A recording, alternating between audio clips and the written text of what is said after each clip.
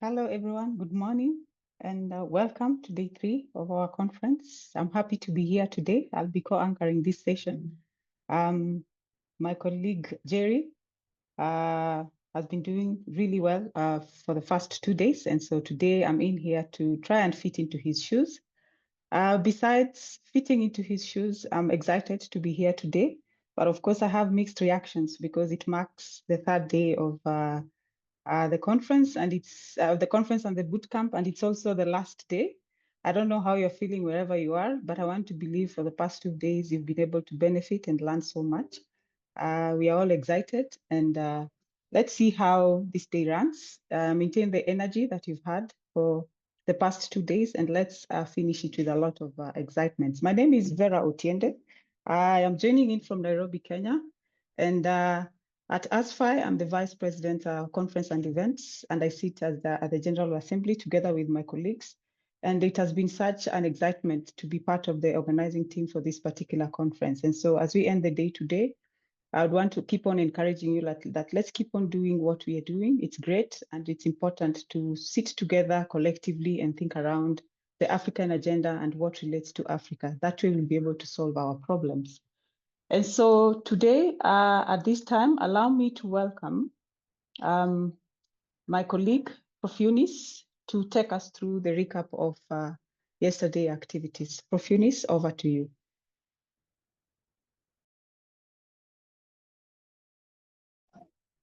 Good morning, everyone.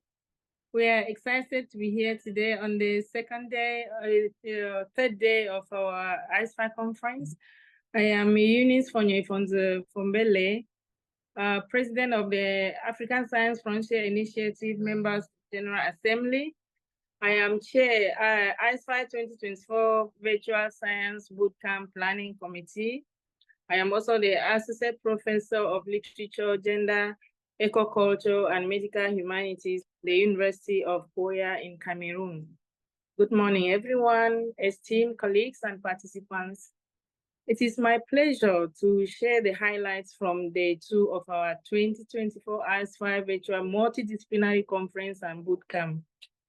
Yesterday was a very remarkable day filled with engaging discussions, insightful presentations, and collaborative opportunities that truly embody the spirit of innovation in African research. We kicked off the day with a Zoom meeting, and Jerry Ukwabai welcomed everyone and set the stage for our activities. Then Dr. Lim Kelly Kufo then provided a recap of day 1, reminding us of the valuable insights we gained and the connections we made. Dr. Eman Sub followed with an evaluation of day 1, sharing of feedback that highlighted our collective engagement and enthusiasm. And this evaluation was helped by it helped us to understand our strengths and areas for growth as we move forward. Then the highlight of the morning was our panel discussion titled Ethical Innovation, Respecting the Respectables. And this was moderated by our very own Prof. Bright Nwaru. We had distinguished panelists, including Prof. Gichoro Wainaina. We have Dr. Karina Abeka Atiu and Prof. Daina Shokri. They shared their expertise on ethical practices in innovation across various fields. And these discussions sparked critical dialogue on how we can uphold integrity while pushing the boundaries of research. After a brief break, Dr. Isok Eman presented on ASFI Women today and tomorrow. And she emphasized on the vital role women play in shaping the future of science and innovation in Africa. This was complemented still by Dr. Eman Sob's presentation on ASFI highlights for 2024, outlining exciting programs and initiatives that will drive the mission of ASFI forward in 2025. And then we moved into the membership assembly, which was led by myself.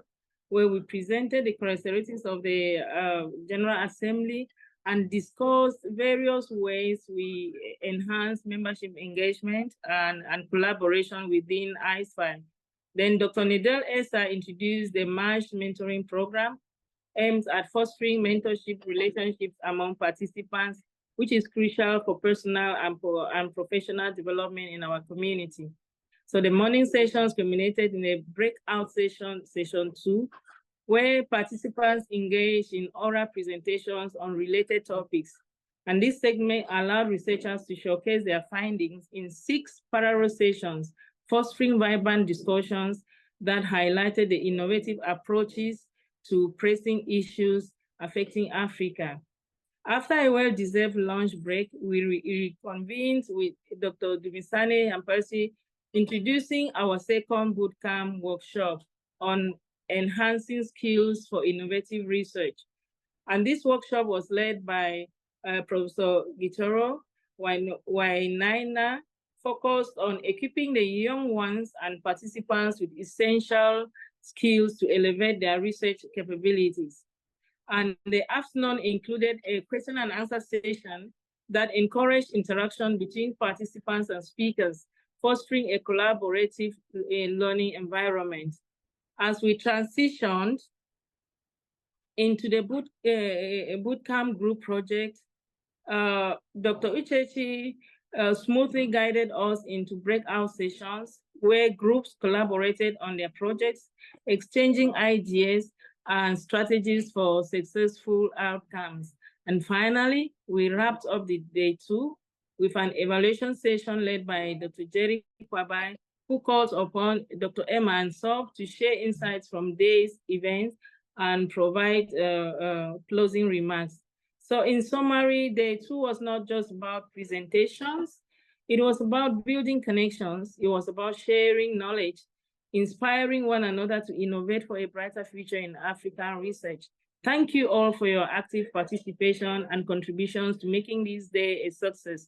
Let's carry this momentum into day 3. Thank you very much. Vera, over to you. Thank you so much, Prof. Eunice, for the very detailed recap of yesterday activities. So I'll invite Prof. Iman now to take us through the results of the evaluation of day 2. Prof. Iman, over to you. Thank you, Vera. Welcome, everyone. It is my pleasure to welcome you all today for the 3rd and last day of ASFI conference. And we hope you are enjoyed and exchanged experiences, communicated and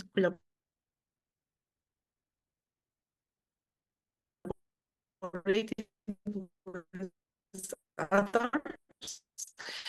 And thanks for all who made the evaluation for day 2. But we are still also disappointed because the responses is still 34 responses only from those who attended yesterday. So please, if you didn't fill the evaluation form, please do so. I will share the link again after my talk. The same, we have female respondents are doing well, 71%. Overall impression of the second day, agree.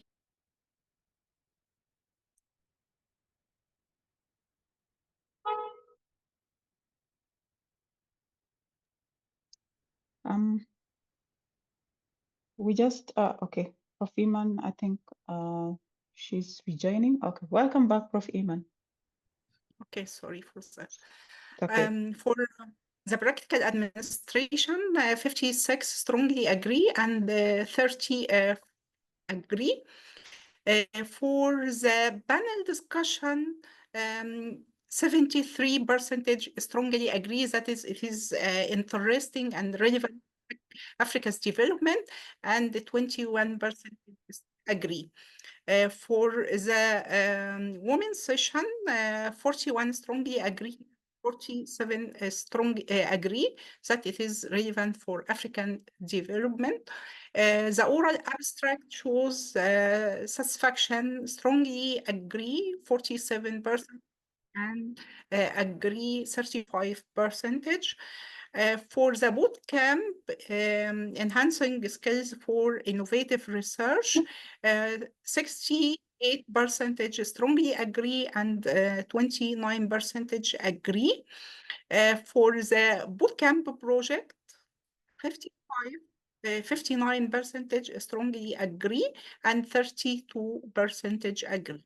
And recommendation for the second day of the conference, how likely they will attend the next year conference. 74% strongly agree that they will attend, and 27% agree they will attend 25 conference. Some of the beautiful words they said, it is amazing, very insightful, except for network issues. And we want to find solution for network issues for future events. I don't know how we can make that, but we can make it area for discussion. Thumbs up to organizers. Come and join learners of high scale. As this is a must attend for African scholars who are interested in leaving a legacy the continent. Their testimonies are proof that ASFI can take an academic from zero to hero in transformative research. It was beautiful inclusion, interest arousing for everyone who has not registered as a member of ASFI or attended any of the training. Thank you for everyone, and we will share with you the full evaluation and the full testimonies after the event. And please, if you don't form evaluation, please do it now. And for those who didn't attend day 1 and day 2, you will find YouTube recording. Thanks, everyone. Thank you so much, Prof. Iman, and colleagues. As you've heard, we really welcome your evaluation feedback, because this is the kind of information we need so that we are able to make this event much better with every other every year as we offer it. So please take some time, as Prof. Iman has requested. And in case you missed out for one reason or another for day 1 and day 2, maybe network challenges that is typical of Africa or whatever, you can be able to check through the recordings on the YouTube channels that were shared. So we are getting into another moment where we want to specially feature some of the activities, or rather the projects that have been happening in ASFI for this particular year.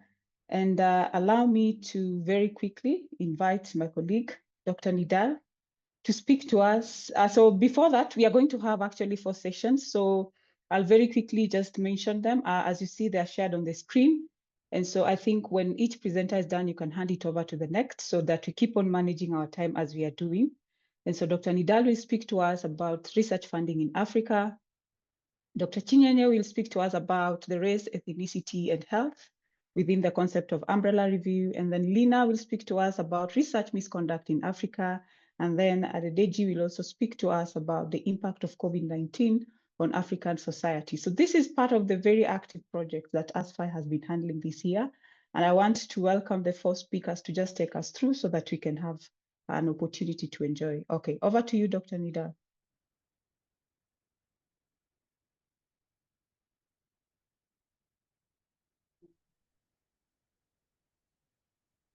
Okay. Dr. Nidal. Yeah, I was Welcome, thank you. muted. Can you hear me? Yes, very clearly. Okay. Good morning and congratulations in making the conference amazing. Thanks, Vera, and the all conference committee.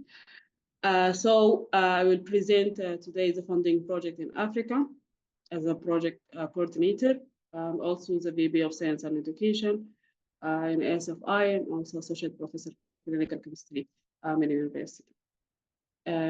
Next slide, please. So project started 2022 to understand and reflect the challenges that the African researchers faced during their research career. We submitted a survey to ASFI databases, and we have today we are disseminating part of the final result. We have it, and now we are on the manuscript have been submitted for publication. Next slide, please. So it will not happen if we didn't have our amazing team, and I take this chance to thank all for their dedication for the last 2 years to make this happening. It was a process. Next slide, please, of learning.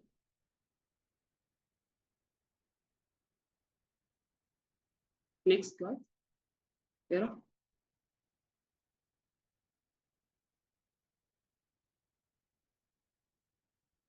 Doesn't change.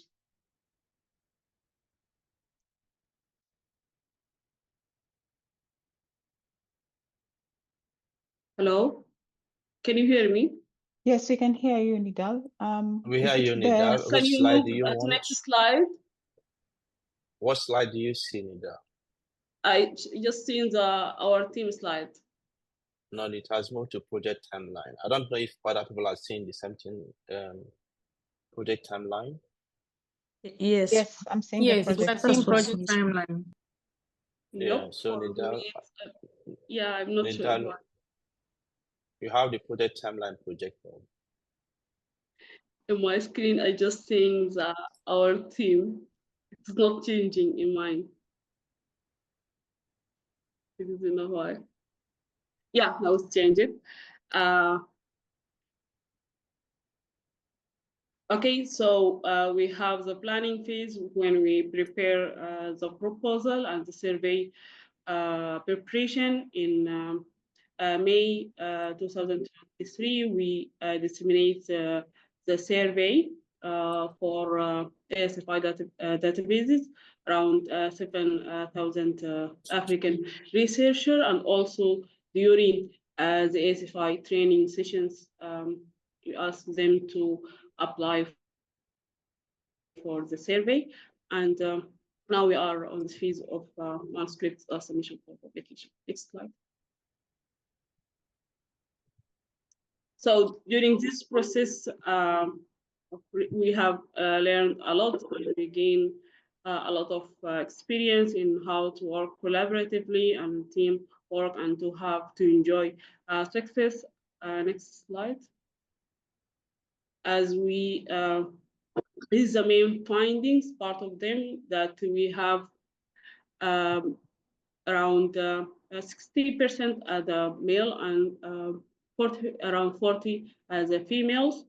We have the majority from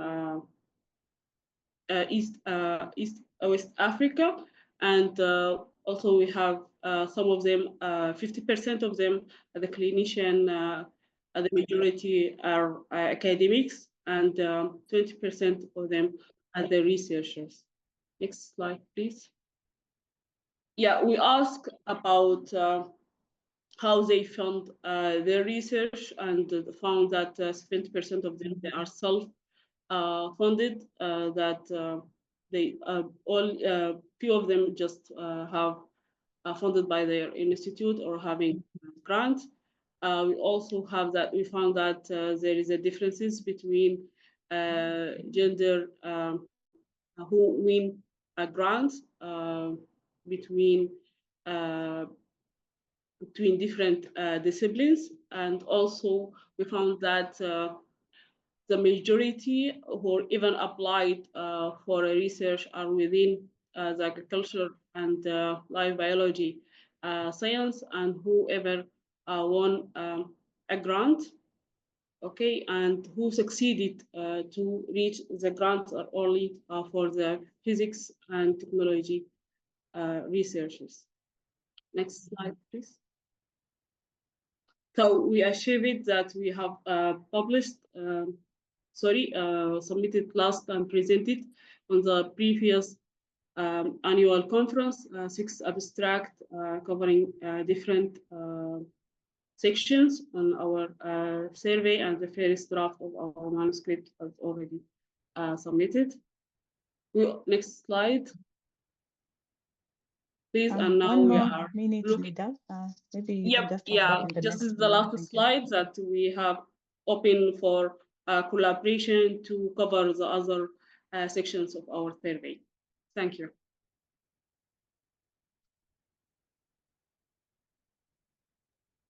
Thank you, Nidal. As Chinenye takes over, please, for the presenters, just note that you have 5 minutes each. Chinenye, you can go ahead. Good morning, everyone. Good morning. My name is Dr. Chinenye Jane, Associate Professor of Pharmacology and Toxicology from Usman University, Sokoto. So, present I'm the coordinator of Umbrella Review Research Group, and our title is Race, Ethnicity, and Multiple Health Outcomes, and Umbrella Review Research Approach. Next slide. So what is the project about? It's an umbrella review.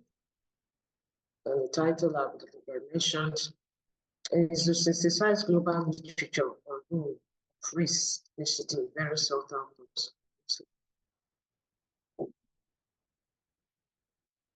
The project started in July 2024, 17th precisely, and the goal is to clarify the role of racial and ethnic disparities in health across different populations worldwide.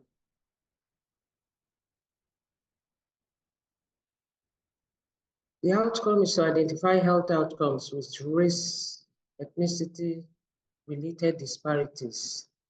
The finding will help to develop targeted strategies to reduce health inequalities, to guide future studies, healthcare practices, policy initiatives. Yes. The project team comprises a diverse group of researchers from various countries.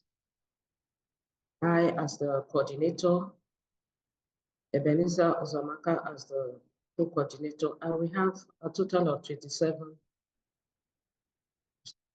co-researchers. Next. The potential for career development, of course, it offers significant career development opportunities. Participants gain expertise in systematic review methodologies, data analysis, and critical analysis. Platform for building international collaborations, enhancing research visibility, and contributing to policy making.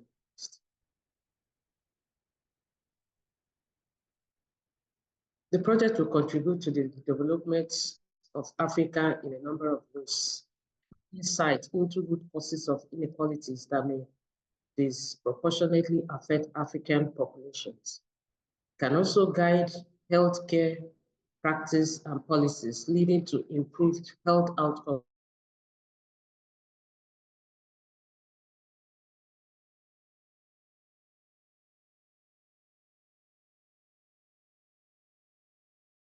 across the continent. Next slide. The current status of the project. Sorry, please, the previous one. Status of the project, yes. We have completed the abstract screening. We have also completed the full test screening. And we have plans now to develop a data extraction form and quality assessment tool to continue with the project. Next.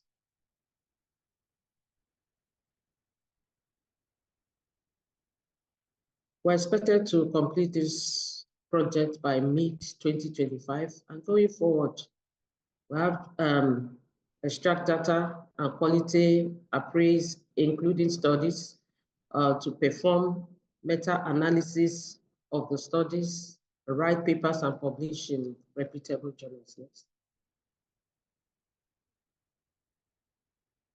This project serves as a foundation for future research on health disparities by identifying gaps in the existing literature.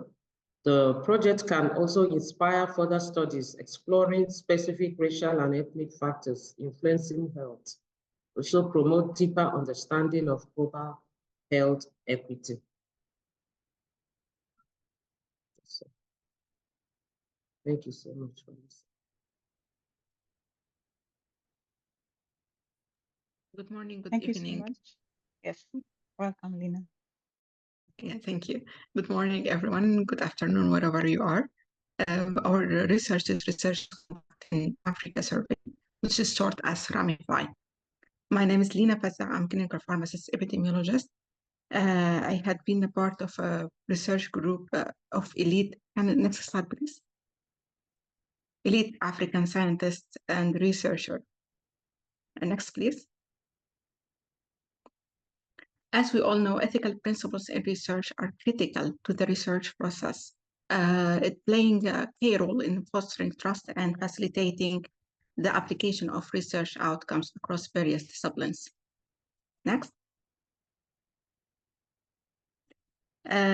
Breaches of these ethical standards, such as conducting a misconduct, can significantly undermine public confidence and negatively impact the society's well-being.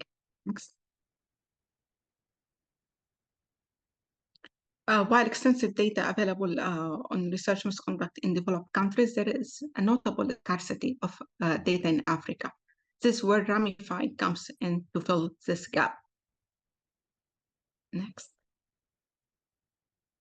RAMIFI was launched in June 2024, as part of ASFI's vision, which is aimed to enhance the competencies of African scientists, empowering them to drive Africa's developmental and transformational agenda through innovative scientific research. Next. It accomplishes this by assessing the current state of research ethics and exploring the behavior of African scientists. Next, please.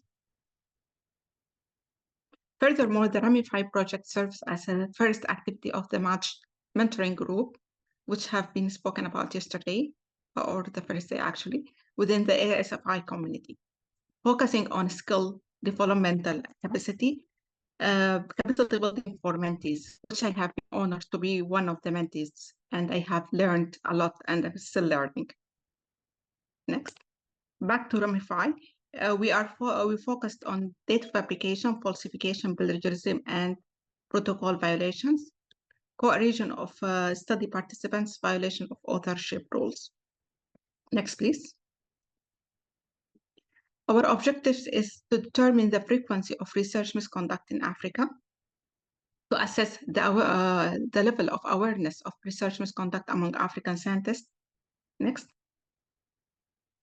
To examine the perception of African scientists on how the workplace environment influences research misconduct, to explore the attitude and beliefs about research misconduct among African scientists. Next, please. Currently, we are in the data analysis process, and the project will continue to analyze data, preparing manuscript, and publish it. Next. In RAMIFI, we contributed by highlighting the current state of research misconduct in Africa, establishing a foundation for stakeholder and policymaker to identify areas requiring improvement and to reinforce existing strengths. Next. Also, this approach aimed to support the advancement of and resilience of African nations in the global scientific community. Next. In conclusion, it is a still ongoing project. We are aiming to have a robust result and analysis to help in changing the skewed practice and empower the ethical research practice among our continent and African scientists by highlighting our weakness and strength in research practice. Next, thank you.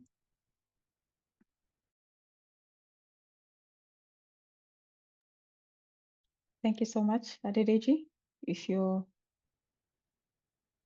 joined in, you can go ahead. Adedeji? Good morning, fellow participants at the second ASFI virtual conference and bootcamp. And I believe you are all having a great time as much as I'm doing here. My name is Ibukunluwa Adedeji, and I have the honor of making this presentation on the impact of COVID-19 on African society. Next slide. You all agree with me that the entire globe experienced the pandemic, the COVID-19 pandemic, and it was as if the world had come to a standstill. For at least, thank God, we all made it. We survived it. So this project was born out of the positive and negative effects of the pandemic on the lives of Africans, which involves you and I. We realized that the negative effects seem to be more pronounced because the people who would otherwise have spent most of their time alone or outdoor were forced to stay together due to the lockdown measures put in place. So there were issues such as isolation, being in isolation, being under lockdown for a period of time. Next slide. Okay, the African countries with demographic health surveys and malaria indicator survey for pre and post-COVID were used for the study. So in the course of the project, we had to look for African countries that had data on a COVID-19 or on a health survey so that we can at least draw some of the information that we need for the project. Next slide. 28 countries have been identified to have both DHS and either DHS or MIS data for the study. So the 28 countries were as outlined in this on the slide. Next. So the project commenced on the 14th of August, 2024. With 33 participants from 7 African countries. So the goal of the project was to assess the extent of the impact of the pandemic on African society in 5 thematic areas. We considered the prevalence of suicide during the time of COVID, both pre and post. Then the use of mosquito nets and malaria infection. Hygiene practices, which includes water sources, toilet facilities, etc. Then domestic violence, because people were forced to be under the lockdown. Some people that had strain on their relationship prior to that time were forced to at least stay at close range. So it has an effect on domestic violence. The illnesses and symptoms for children below 5 years.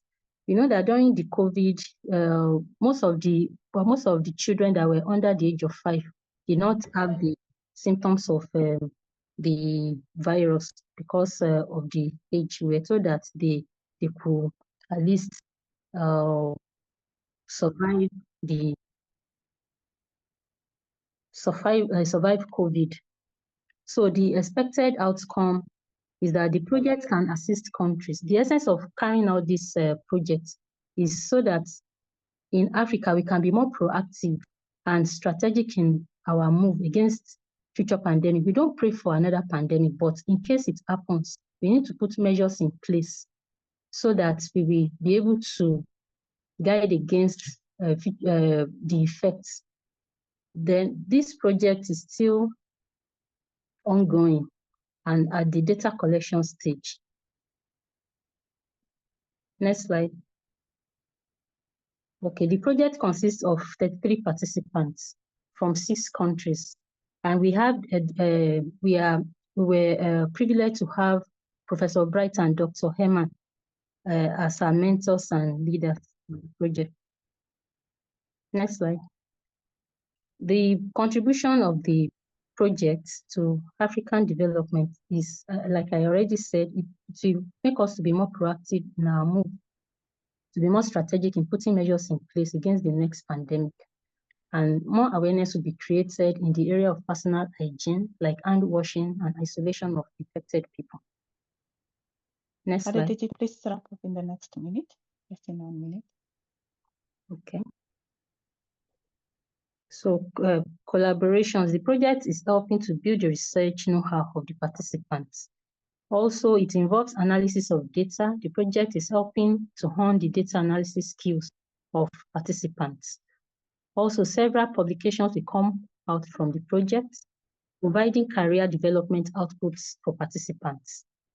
It involves researchers from multiple African countries and disciplines. The project offers opportunities for cross-country and cross-disciplinary collaboration. Next slide. Then the current status of the project is that the project is still ongoing and at the data collection stage. Thank you very much.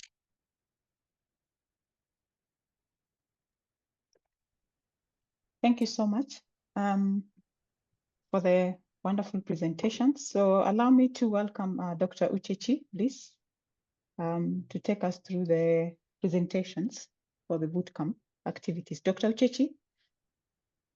And as Dr. Uchechi joins in, please, for each group, you have like 7 minutes only to present. And so I'll share my timer here. And Dr. Uchechi, you guide me. I hope you'll be able to see my timer. So when you hear time is up, we encourage you to just stop. Over to you, Dr. Uchechi. Uchechi, just give me a second to She's not able to unmute. She's not able to unmute. Okay, I will mute her in a minute.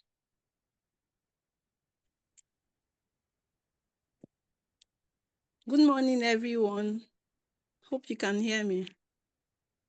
Yes, we hear you. Yes. The time we've all been waiting for has come. Hope we are all ready. Ladies and gentlemen, good morning. My name is Uchechi Bliss Onyedikachi. I am an environmental biochemist from Michael Opera University of Agriculture, Umudike, Nigeria. And I'm pleased again to talk to us again this morning about our ASFI Bootcamp presentation 2024. It's our honor to all have all of us again here on the third day. And so today we have an incredible lineup of presentations, each one showcasing groundbreaking projects that have potentials to make significant impacts in their respective fields. Each participant will have 7 minutes to pitch their projects, which will also be part of the assessments. So you make sure you keep to the time. It's just 7 minutes, everyone. We are thrilled to announce that 3 winners will emerge, just like what we've said earlier. And in addition to these prizes, every project presented today will be developed for free publication on our prestigious ASFI journal. So do well to continue your project after now. This is a fantastic opportunity for our participants to share their research with wider audience and as well contribute to the advancement of knowledge in their various fields. So I want all of us to know that we have independent judges who have been carefully selected to evaluate the presentations using the criteria we had already shared with us. These judges bring a wealth of experience and expertise, ensuring a fair and thorough assessment of each project presented. Therefore, I encourage all participants to make the most of their 7 minutes showcasing the hard work, the dedication you are putting into this project these 3 days. Remember, this is not just a competition, but also a celebration of our achievements and also a platform to inspire others to do and to build the Africa that we all want. So let us just begin with group 1. I hope they are ready. Yeah, so just to thank you, I will encourage those who are presenting for the groups, put your group number to your name and then raise your hand. Just keep your hand raising so that you'll be muted accordingly. So who is presenting for group number 1? Can I see your hand? so that you can be muted. I mean, unmuted.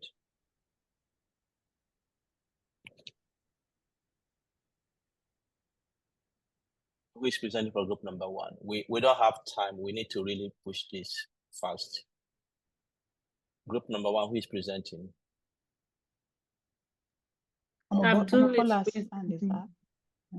So go ahead and let me know when you want me to move the slide. Good morning, everybody. We are welcome to this awful presentation. I'm Abdul Hamidu, representing Group 1. Our boot camp is on Capstone Chi-Squares platform. Next slide, please. Yeah, these are members of my group. Next slide. Yeah, the Capstone, the bootcamp project is a Chi-Squares platform, and this is a platform that is invented by a Nigerian called Professor Israel Agaku. He's based in US. Next slide. Now, what is the innovation all about?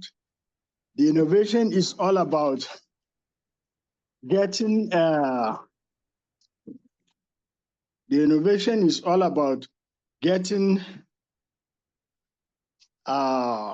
survey design that is specific, easy to use tool that is going to be used for sample size, data collection, automated data processing, and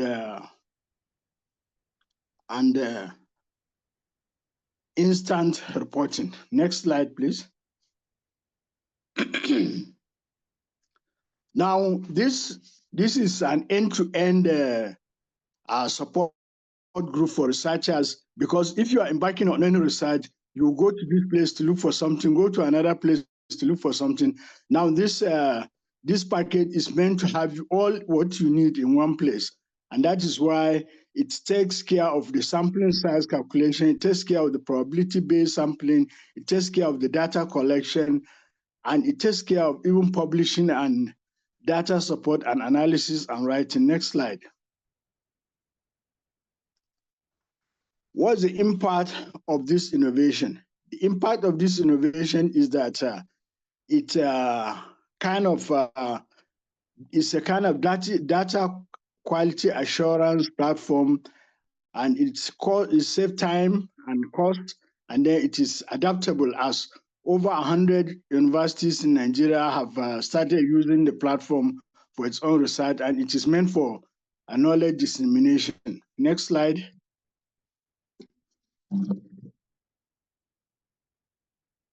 Next slide. Now, it is efficient it shows efficiency in research, it shows accessibility, and it has practical application that when used, you can be able to gain a lot about it. Next slide. That's the impact. Now, in terms of success and failure, this package, since the universities in Nigeria have started adopting it and other universities all over the world, that is why the University Commission in Nigeria has suggested that universities in Nigeria should adopt the platform. And failure, so far, it has not been detected, or available data has not shown whether it has failed. But all we know is that it's an ongoing project, and as such, it is as we are using it, we are also experimenting and finding areas of improvement. Next slide. Now, what is the current status of this platform? The current status of this platform is that it has what is called AI toolkit. With the AI toolkit, you can generate research proposal, you can craft personalized manuscript, cover letters, you can develop ethical consent form, and then you can create impactful research question. Now, apart from that, it also have oncoming features. The oncoming features include Collobo Write, that is automated manuscript writing for faster completion, And then it has one-click data analysis for all study type, and its own team is working to roll out more features. So this is what the platform is working on. Next slide. Now, factors contributing to success. The factors contributing to the success is that it is user-centric design, comprehensive features, and worldwide accessibility. Next slide. Now, motivation for choosing this. Our motivation is that it is an indigenous invention, and then there's a testimony to the fact that it is contributing to research and it has a potential to shape the future of data-driven research in Africa. And it has global scalability across African universities and even beyond. Next slide. Now, potential for improvement. It has also potential for improvement because of its scalability and data analytic features and the enhanced reporting system. Next slide. Now, lesson learned. The lesson learned from this project is that it's providing integration in key areas of research. It is accessible and then it's automated time-saving period. Next slide. Now, it's very important that we understand, because the chi-square is AI-driven, and as such, it's the founder said to generate content is easier, but users have to customize and refine AI for ethical use, and then AI make errors, and as such, anybody who's using AI must also be very align himself to the set of rules and regulation of using AI. Next slide. Next slide. Next slide. Now, play the video, please, sir. It's just a few seconds video.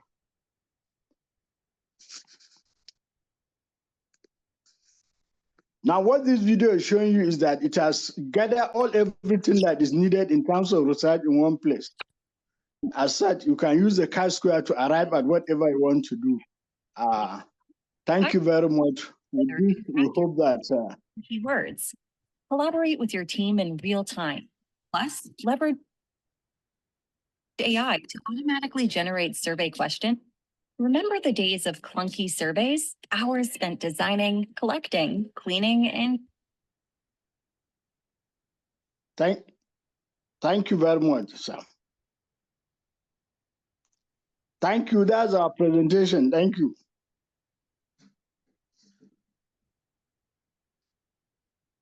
Thank you. That's our presentation, sir. Okay, so we have, thanks Group 1 for managing time. Group 2.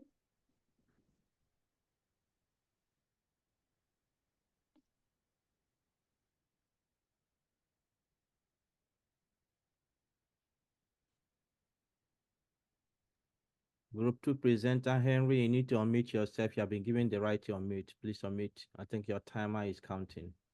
Okay, good morning, everyone. We are grateful to have the opportunity to present this project. We have our group members, featured on the screen. We have Dr. Lim Kiel, who is the group leader, Dr. Engineer Ochom Emmanuel, Solomi, Dr. Henry Osuji, my humble self, Dr. Binwane, Dr. Iman, Dr. Jibola, and Mr. Joel Wadri Dema. Next slide, please. So the name of our innovation or project study is the Egyptian Knowledge Bank with the acronym EKB, with a full access launch on January 23rd, 2016. Next slide. Now, how we jointly choose the project. Initially, it was difficult because nobody preempted that we were going to be asked to present a project either in our locality or elsewhere in Africa. But after deep thought, Dr. Iman suggested the Egyptian Knowledge Bank. Then we quickly acquainted ourselves with the project and then collectively agreed to accept the project for our group. Now, what is the project about? The Egyptian Knowledge Bank is an online library archive and resource that provides access to learning learning resources and tools for educators, researchers, students, and the public of Egypt in particular, and eventually to the whole world. It is one of the world's largest digital libraries, granting unlimited resources. Slide. We choose this particular innovation. We did that because we had to go into the profile, the significance, the symbolism, and the outreach of the impact of the project. So it's an online library archive, which is therefore open. It has an open access for learning, for getting resource tools, for educators, researchers, students, and the public of Egypt. It provides high quality resource to supplement the curricula the universities and the secondary schools had in order to improve education outcomes. And therefore, it's a sort of opportunity to increase investment in research and development. It permits users to search across various platforms to get the various and diverse information they needed.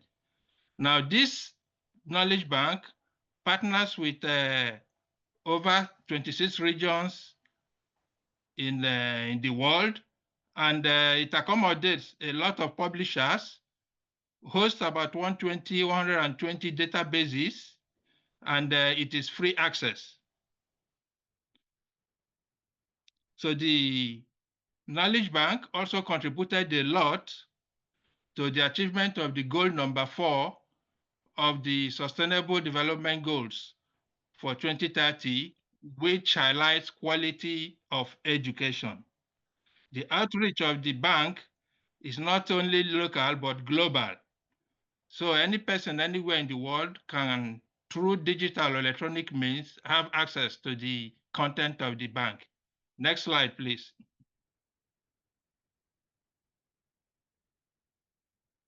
So the bank demonstrates how Egypt, that is an African country, was able to advance through innovation from the era of the papyrus and hieroglyphic writing to this modern age and digital era of information acquisition, storage, retrieval, and sharing. The mere fact that the creator of the project is an African Nobel Prize winner in science already elevates the status of Africa as a continent that is able to produce a Nobel Prize winner. As it is located in Egypt, the project perpetuates the popularity and the importance of Egypt as a country in Africa, a knowledge-based country that is known to be the birthplace or the cradle of civilization. Africa, therefore, has genuine legitimacy in discussing science and civilization. Acclaiming Africa's contribution as pioneer of civilization and producer of a Nobel Prize winner in science and sensitizing African youth on this issue inculcates hope and confidence to African youths, and we can therefore stand firm and do innovative projects and inventions, even if the initial steps tend to falter. So this project gives us confidence that Africa can move forward and claim its own right of place in the Committee of Nations. This is a cross-cutting or a multi-sectorial project because both the physical structure and the digital platform constitute a depository of multidisciplinary knowledge from which any discipline can draw to drive innovation and inventions. So it is a project that concerns everybody, and every locality can take advantage of it. It's not just a standalone project that has investment or money sunk into it. It is a developmental platform which... Your time is up. Okay.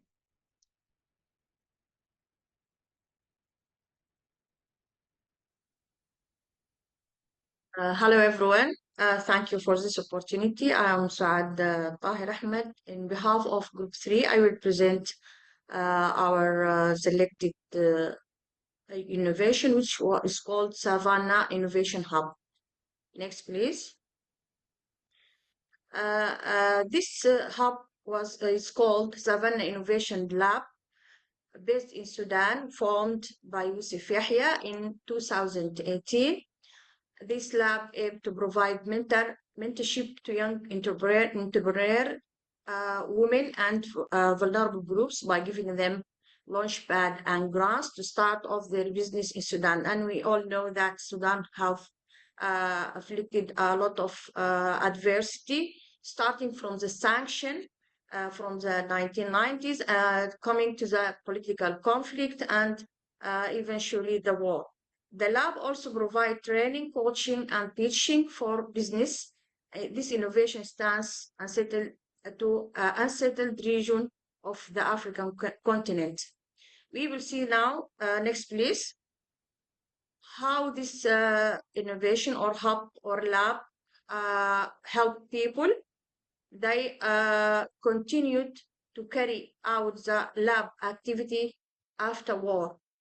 Then so far, 300 business startups have benefited from the financial aid, not just giving money, but also trained, coaching, and empowering these groups with economic stability, including young women and men. The innovation also positively impacted the economic and social lives of the young population, including male and female. Next, please. The major milestone they have done, they provide the support for the young who were unable to leave the country during the war. So they were, most of them were displaced to other safer states. Continuous displacement occurred for most of the population, and this innovation has successfully provided training, funding, and develop their services, and with 3 months incubation project. And the main activities that was done by the hub or the lab was capacity building, research, advocacy, and networking. They make this in collaboration with donors. They also make conduct a community activity, even for those who was not part of the project. Next, please.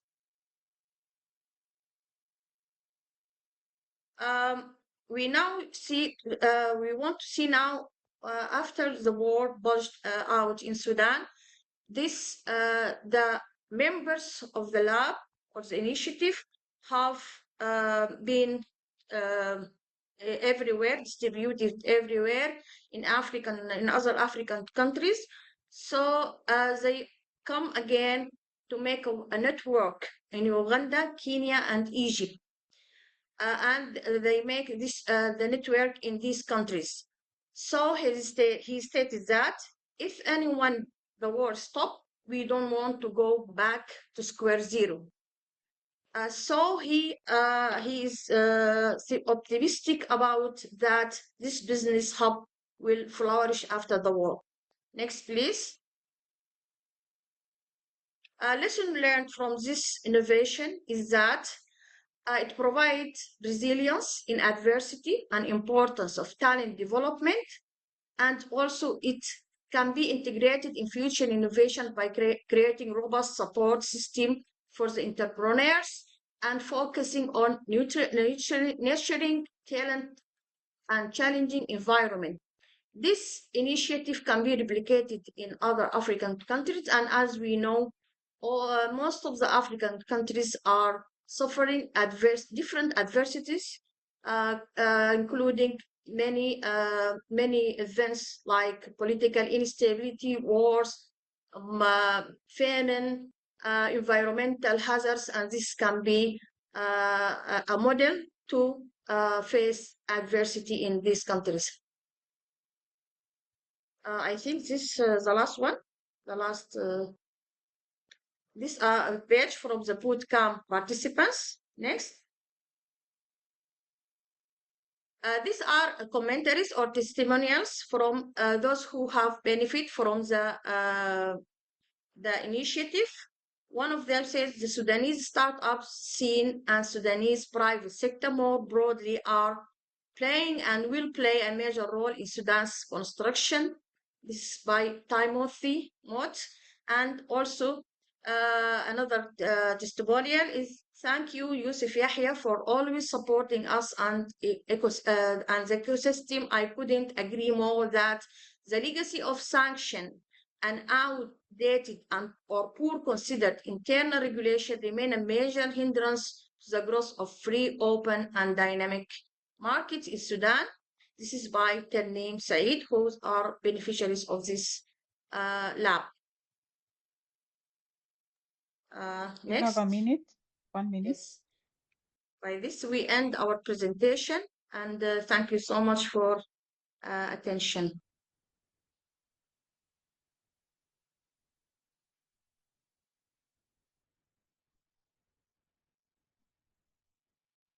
Thank you. Thank you. This is group 4. And I'm representing members as shown. Next slide. Our innovation is about low cost and non-electric ventilator. The ventilator was innovated by a biomedical engineer, Yusuf Balsenami, and his team in the UK.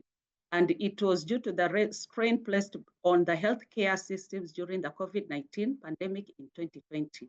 It uses the principles of continuous positive airway pressure, and it helps patients to breathe by themselves after supplying oxygen. Next slide, please. The picture shows the Shivent innovator. This is Yusuf and some of his colleagues, and we can see the ventilator demonstration, how it can be used. Next slide, please. The impact of the innovation is the fact that it is a low-cost, non-electric ventilator that is useful for patients who have respiratory difficulties. Another impact is that it is easy to install and oxygen efficient. It's also non-invasive. It is very simple to use, and it can even be used by average health workers, and they only require 30 minutes of training.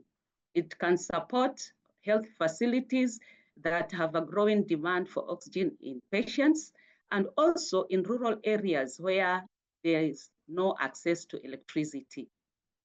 Next slide, please. The successes is that it requires 150 to 200 liters of oxygen a day at a rate of 5 to 12 liters of oxygen per minute. And it's said, like in Lagos state government, they currently use 400 cylinders of oxygen a day at 15 liters per minute. The fact that it is low cost and non-electric, it is simple to use.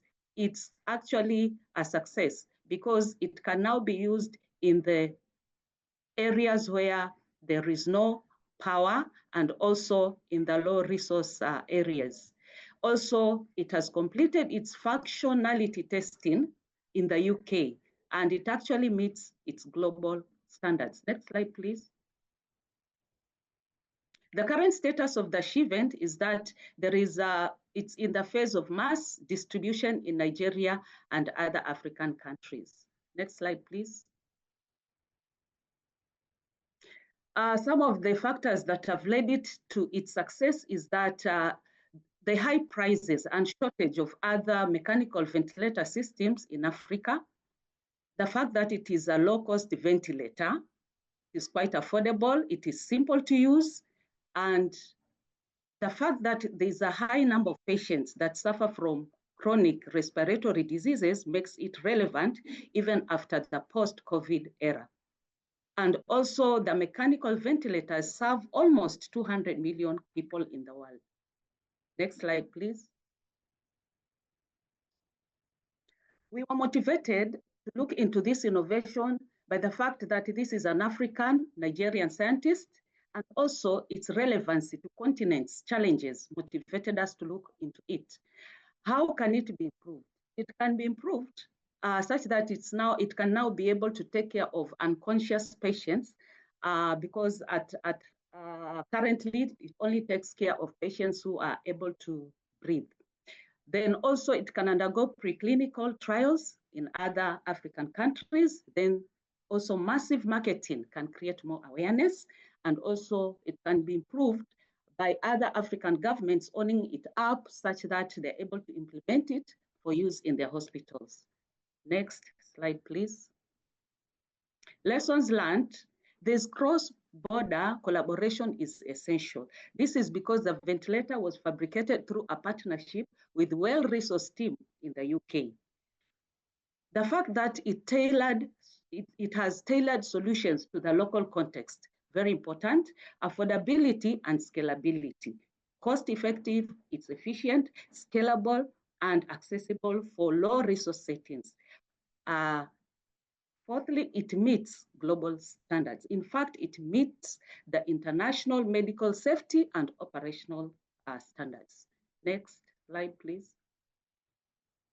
Other aspects that can help to understand and appreciate the innovation, future innovations must address challenges within the African communities in all aspects of life. Innovators should also foster multidisciplinary and cross-border collaboration. They should also ensure that the innovations are affordable without compromising the quality. Like in this case, the quality has not been compromised at all. Also, they should establish crisis-driven innovation systems. The governments should support innovators through policies and also infrastructure. Next slide, please. Thank you.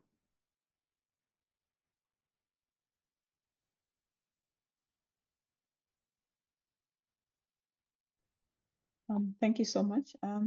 Group 5. I think Adetutu is presenting. Good morning, moderators, ladies and gentlemen. I'm Dr. Adetutu Adefisayo, and I'll be presenting for Group 5. Our topic is Baobab Circle, telemedicine empowering patients and advancing sustainable healthcare solutions.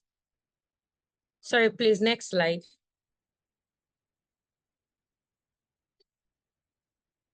Sorry, our topic is Baobab Circle, telemedicine empowering patients and advancing sustainable healthcare solutions. Can you please move to this slide? We're on that slide. Perhaps your end is slow. Okay, so I'll just continue then. This is Group 6 slide, I think. This is Group 6 slide. It's showing overview Group of 5. pedigree. Group 5 do not have their PowerPoints, I think. No, Group 5 has. Let me check that. Just a minute. Thank you so much.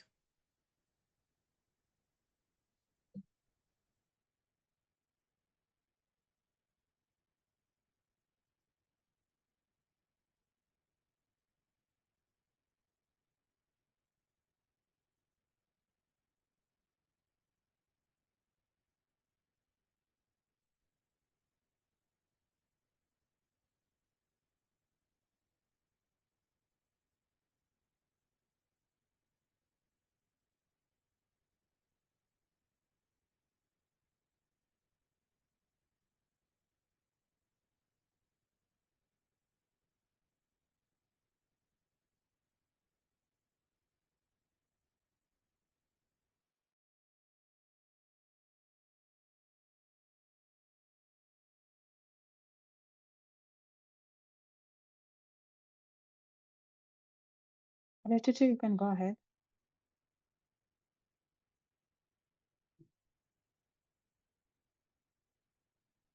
Adetutu, if you can hear me. All right, I was just unmuted now. Okay, thank you so much. I'm Dr. Adetutu Adefisayo, and I'll be presenting on behalf of Group 5. Our topic today is Baobab Circle, telemedicine, empowering patients, and advancing sustainable healthcare solutions. Next slide, please. So these are my group members. Next slide, please. Africa is yet to attain the required access to quality healthcare, especially in rural areas. Chronic diseases like hypertension and diabetes are on the rise, coupled with inadequate infrastructure and socioeconomic disparities. Traditional healthcare models are not fully updated and integrated to cater for patients in remote areas. Now, this is where digital health innovations such as Baobab Circle come in. It has emerged as a promising solution to bridge the healthcare gap. It is the forefront of this movement with transformative impact on patient empowerment and chronic disease management. Next slide, please. Baobab Circle is an innovative telemedicine solution developed specifically for managing chronic diseases in Africa. It was founded in 2018 by Dr. Precious Lunga, a Zimbabwean entrepreneur. And our motivation stemmed from the need to tackle the growing challenge of chronic disease in Africa, particularly in remote and underserved areas. This inspired her to seek a solution that could empower individuals to take control of their health. Next slide, please. Now, what is the project justification? There are several telemedicine platforms, but we settled for Baobab Circle because Baobab Circle has empowered communities through knowledge. It has shifted the approach from a reactive to a proactive form, fostering independence and improving the quality of life. It also addresses a growing public health crisis that is non-communicable diseases in Africa. Tackling this gap by leveraging mobile technology, a widely accessible platform to bring life-saving support to those in need. It is culturally sensitive by emphasizing on providing services in local languages. And this level of care, we found it very personalizing and inspiring. It also has a subscription-based platform that is affordable and demonstrates how innovation can be sustainable, making it a blueprint for socially impactful ventures. It has inspired grassroots changes by encouraging individuals to take control of their health, creating a ripple of change, and has embodied the belief that innovation can and should be inclusive, reaching the most marginalized areas such that not a single person is left behind in the journey towards sustainable development. Next slide, please. So its objective was to improve chronic care support and bridge information access and remote patient monitoring gap. And through its digital platform, AFIA app, it has not only improved direct doctor to patient monitoring, it has also improved information access and empowered communities and each individuals with the willingness to adhere to their drug and non-drug therapies.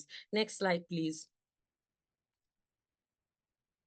Baobab has built a uniquely scalable technology, leading to increased market penetration in other African countries like Kenya, Uganda, Nigeria, and Zambia. And it has also successfully reached millions of users. It also won the $50,000 2021 Team Fund Global Health Innovator Award. Next slide, please. And among other achievements, it has had positive impact on chronic disease care in Africa, reaching the hard-to-reach group. It empowers individuals to manage their conditions independently, avoiding the long-term health complication, contributing to the reduction of disease burden on health system. It has also improved population health outcomes and awareness. And more so, it is in alignment with our bootcamp team, Innovation to Development, Inventory of Africa's Yesterday and Today. Next slide, please. Now, Baobab Circle, just like other telemedicine platforms, are not without its limitations. And some of the challenges it faces are institutional weaknesses, ethical issues, financial barriers, and inadequate access to technology. These obstacles hinder economic growth and social improvements. Next slide, please. So, in conclusion, Baobab Circle embodies the idea of innovation to development, demonstrating how a simple yet localized innovation can have a profound impact on Africa's development, particularly in areas like healthcare, education, and empowerment. This success story serves as an inspiration for designing solutions that are community-focused, scalable, and sustainable, providing a blueprint for participants to develop impactful innovations in other sectors. Next slide, please. So our recommendations are that policy regulation and expansion, there should be policy regulation and an expansion framework for standardization of telemedicine practices so as to ensure data privacy and security. This would improve its adoption rates in various countries. Also, there should be capacity building of healthcare professionals on telemedicine practices, heightened awareness on telemedicine benefits, fostering public-private partnerships and collaborations with international organizations and relevant Ministry of Health for broader coverage, and also utilization of data analytics and user-centric design. Thank you very much.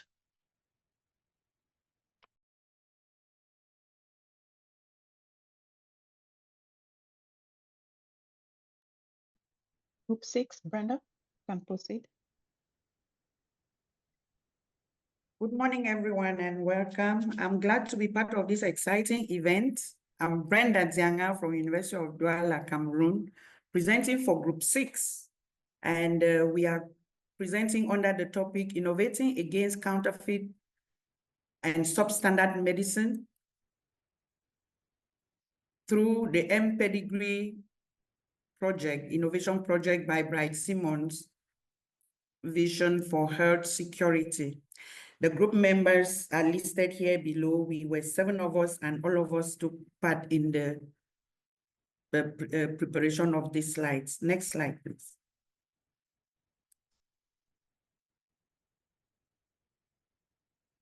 It's lost, please.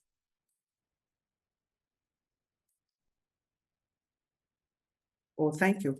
Yes, so the overview of the M-Pedigree project, innovation project, it was created by Bright Simmons, a Ghanaian national, in 2007. And the purpose of this innovation was to combat counterfeit medicines using mobile technology.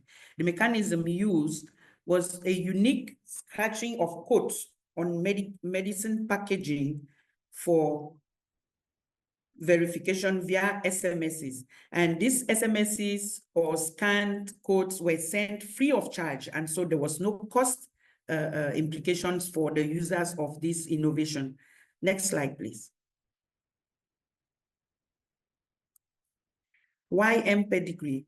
This is because the substandard and falsified medicines are a complex, critical global health issue. And about 23% of medicines in Africa are counterfeit or substandard, according to Mekonnen et al. 2024. In some regions, the prevalence can reach as high as 50% for certain categories of medicines. Next slide, please. This situation presents itself as a threat to the lives of people in the African continent. And so this innovation of the M-Pedigree innovation project promises to be a solution to this problem.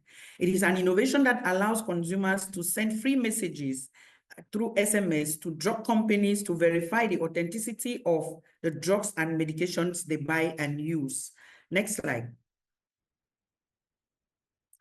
The impact of the M-Pedigree innovation project is seen in 3 perspectives. There is the health improvement. It has reduced counterfeit medication in circulation and has saved lives in Africa. The market is active in 12 countries and over 2 billion products have been authenticated.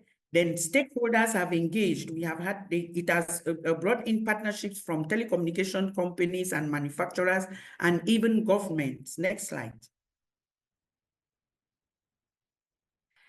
This project has recorded successes as listed below. It has increased consumer trust in pharmacies.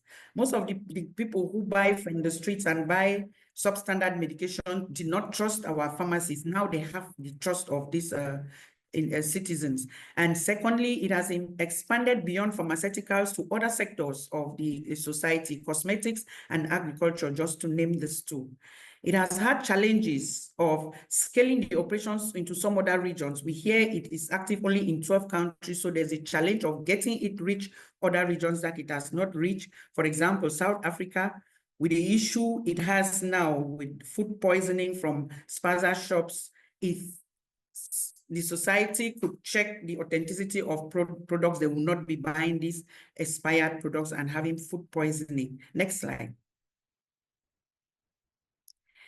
The current status of the project, since it's still ongoing, there is continuous expansion in their services and operations to reach the ends of the African continent where it has not reached. And for as future plans, there are plans to enhance technology for better supply of chain tracking and consumer engagement, since it is strictly an ICT project. Next slide. Factors that contribute to the success of this project include collaboration. There's been strong partnership across sectors, governments, telecoms, companies, and manufacturing companies.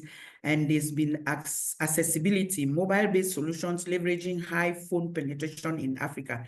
You bear with me that most of our African population own phones, even if they are not Android. And then there's consumer engagement. There is direct involvement of consumers in verifying their products, which makes it very easy because they don't need to consult anybody. Next slide. The lessons learned, we've learned that the collective impact model taught us that there's collaboration amongst diverse stakeholders is very important for the realization of a project like this. Adaptability is also very important, and so solutions must be tailored to local context and infrastructure, so not generalized. And then there should be consumer education with continuous efforts to raise awareness about counterfeit medication use. Next slide. For future improvements, the project needs technological enhancement by integration of advanced data analytics for predictive insights, market expansion strategies, which should focus on consistent deployment across multiple products to build consumer habits that are positive, increase awareness, which could be through integrating this information into the school curriculum so that our youths are informed at earlier ages and they grow up with that awareness. Next slide. In conclusion, we are concluding that the MPD Innovation Project is important as a pioneering model for combating counterfeiting in Africa. And for the vision for the future, since it's an ongoing project, we think it is a healthier marketplace powered by trust and transparency for the African continent. And as such, it will help Africa to develop since we are struggling to go better in the future. Next slide. Thank you all for listening.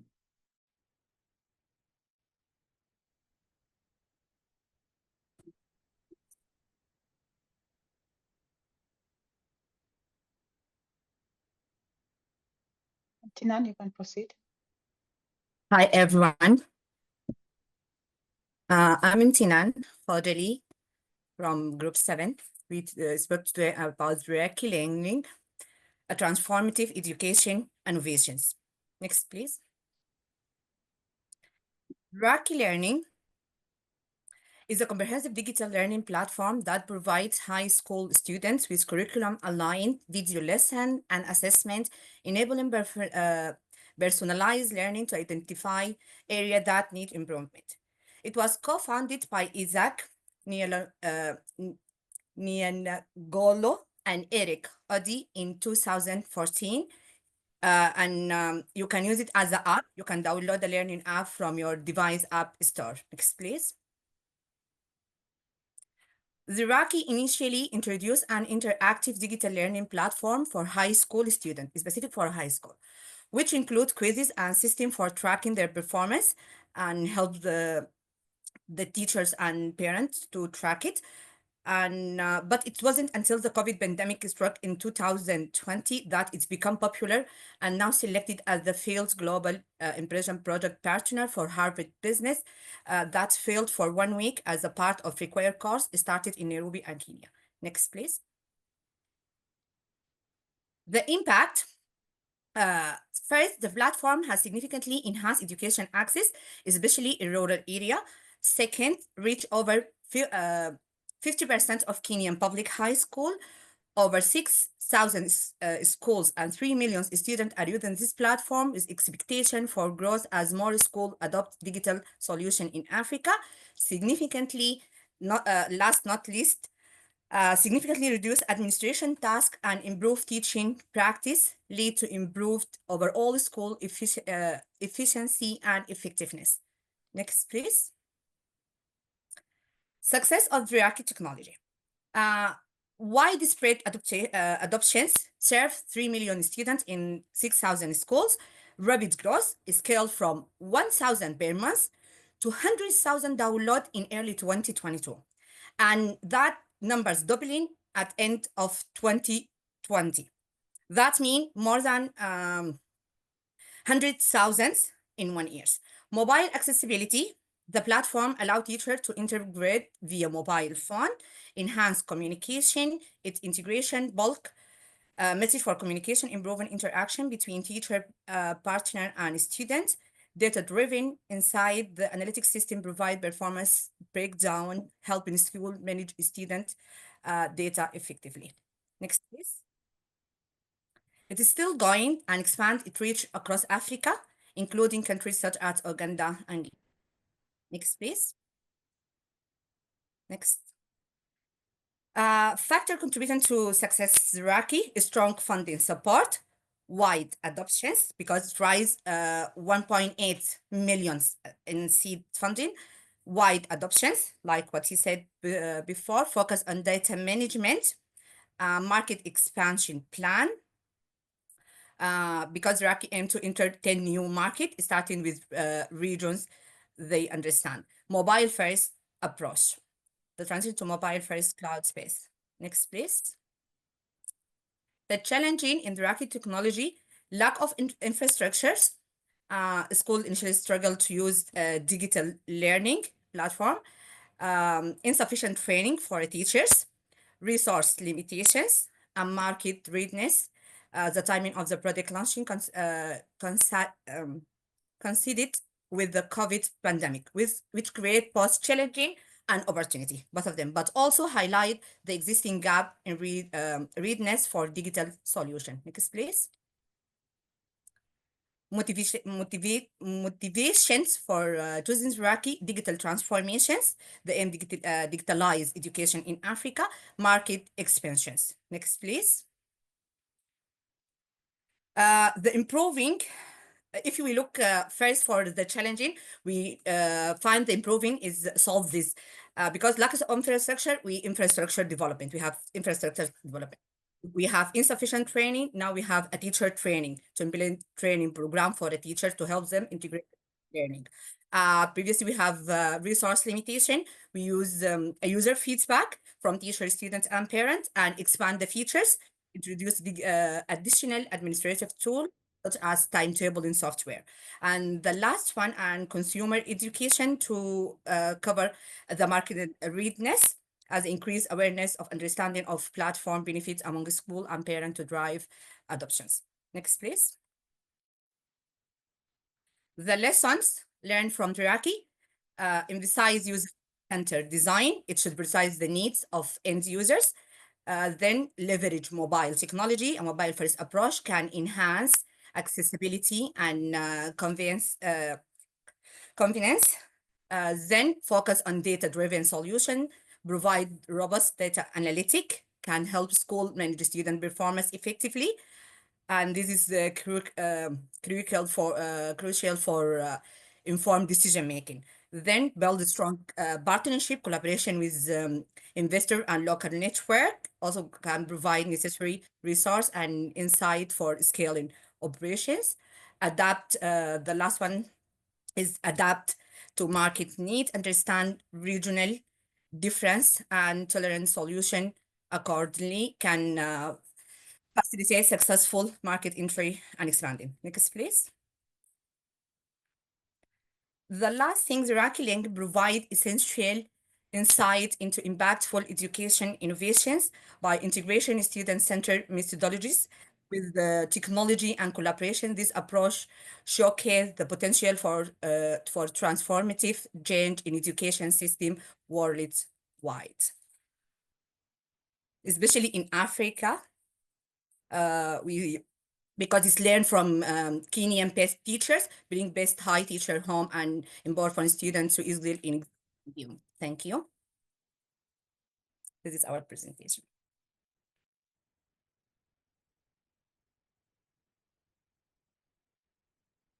All right.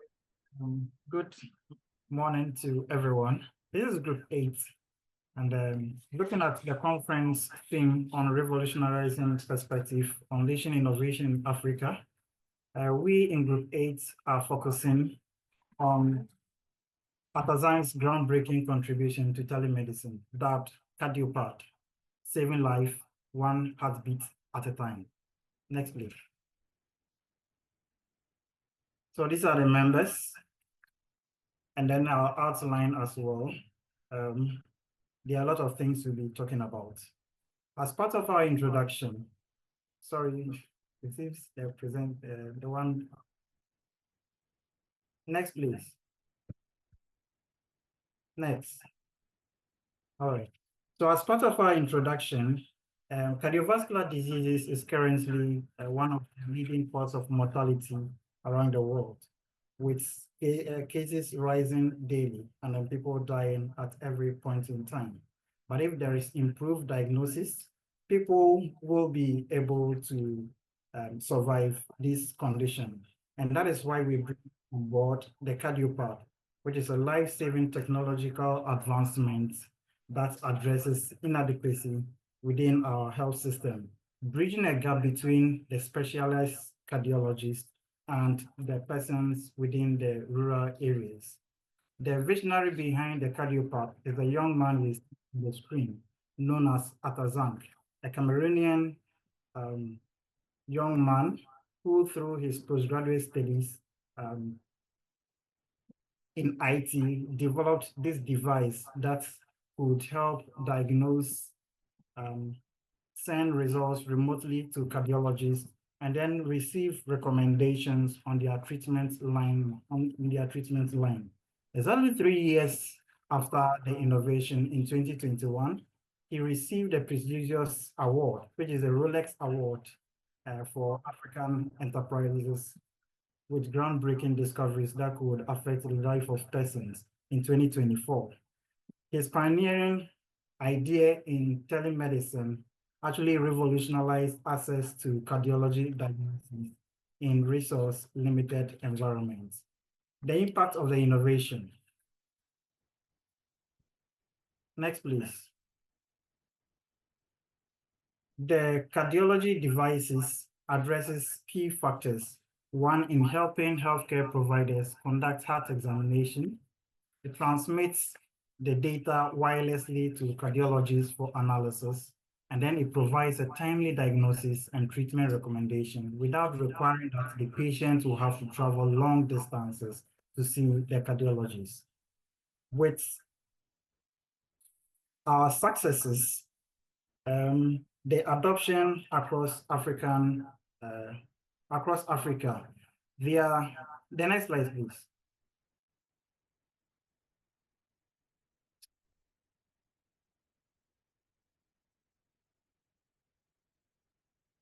The impact of the innovation. The cardio device has had a lot of impact with healthcare accessibility, cost reduction, healthcare equity, as well as economical benefits in Africa and then the rest of the world.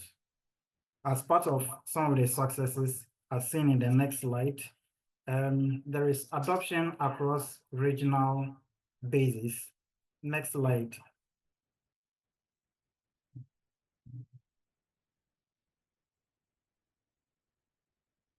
The cardio device has been deployed in Cameroon and neighboring countries, including Kenya, and even with some cases, some samples being sold in India. There is global recognition. That is why he received the Rolex Award on the global scale. There is economic empowerment That is due to the local production and training programs created within the regions. With some of its failures, although the device looked very promising, there are some failures that are associated with it. One is the limited scale. That is, it has faced challenges in scaling up its production and distribution due to resource constraints. There is infrastructure dependence that is entirely dependent on the internet connectivity and constant supply of electricity. And so it is not able to reach some of the deepest areas within our local environment. Current status, as seen in the slide, that's indicated that the CardioPath is an ongoing and operational with continuous improvements being made by Atazang and his company, the Himo Medical. Efforts are underway, however, to reach and improve the functionality. Next slide, please. Next, success stories. It is problem-driven design, received government support during the development of the prototype, is affordable, and then with partnership is able to go a long way. Some of the challenges are seen in the next slide. There's production and distribution costs. That is, speeding up production while keeping device affordable remains some challenges.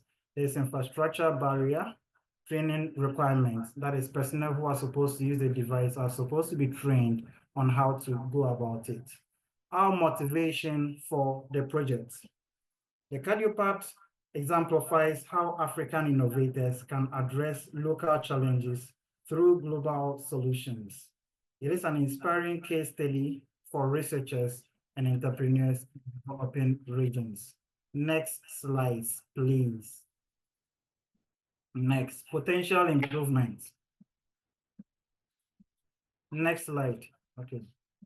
So as part of the potential improvements, what we as Group 8 suggest can be part of the ways of going forward. There's renewable energy integration, AI-powered diagnosis, and a mass production could help avoid these things.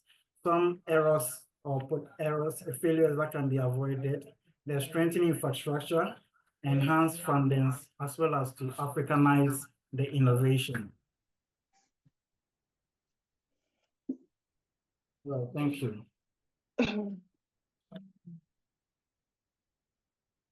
All right, good morning. Thank you so much for the opportunity. My name is Omobola Wapara, and I'll be representing Group 9. The title of our presentation and innovative platform is M-Pesa, Revolutionizing Healthcare Access Through Mobile Innovation. We will be guided by this outline. We have our group members listed there too.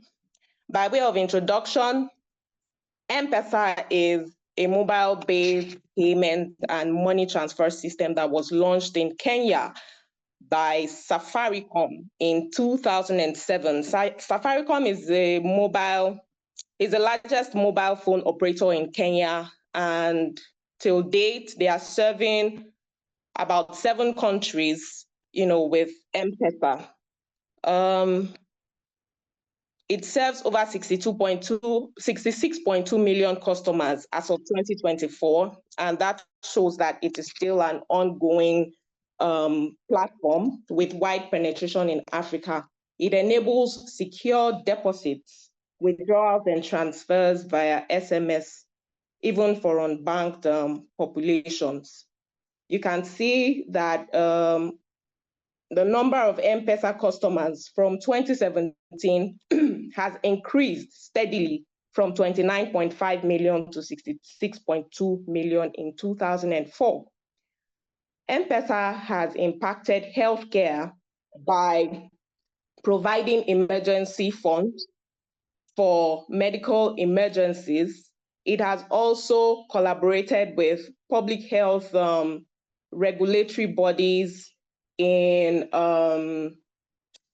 supporting vaccination drives, maternal health, and disease response. And then it's also efficient in, in reducing time and costs for both patients and healthcare providers. Successes of M-Pesa. It is widely referred to as emergency money for urgent treatment. It supports saving for healthcare and financial risk mitigation. And that is why the acronym M-Pesa, the M there stands for mobile, and the Pesa stands for money or payment in Swahili. M-Pesa has challenges and weaknesses, and they include one, limited direct payment to healthcare providers. It doesn't provide a direct way of paying to healthcare providers for medical emergencies.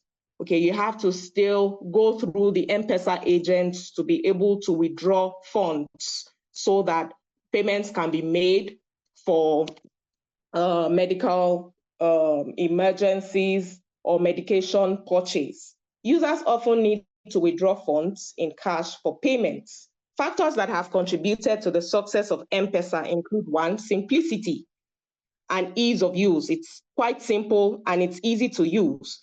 Then they have collaborated with stakeholders like the Central Bank of Kenya to be able to provide a platform whereby funds can be easily accessed for payment of, for easy access to healthcare services. And of course, it is easily affordable. The high literacy rate of the population and the ability to use the service without the need of a bank account gives it, makes it credible to be able to serve the population.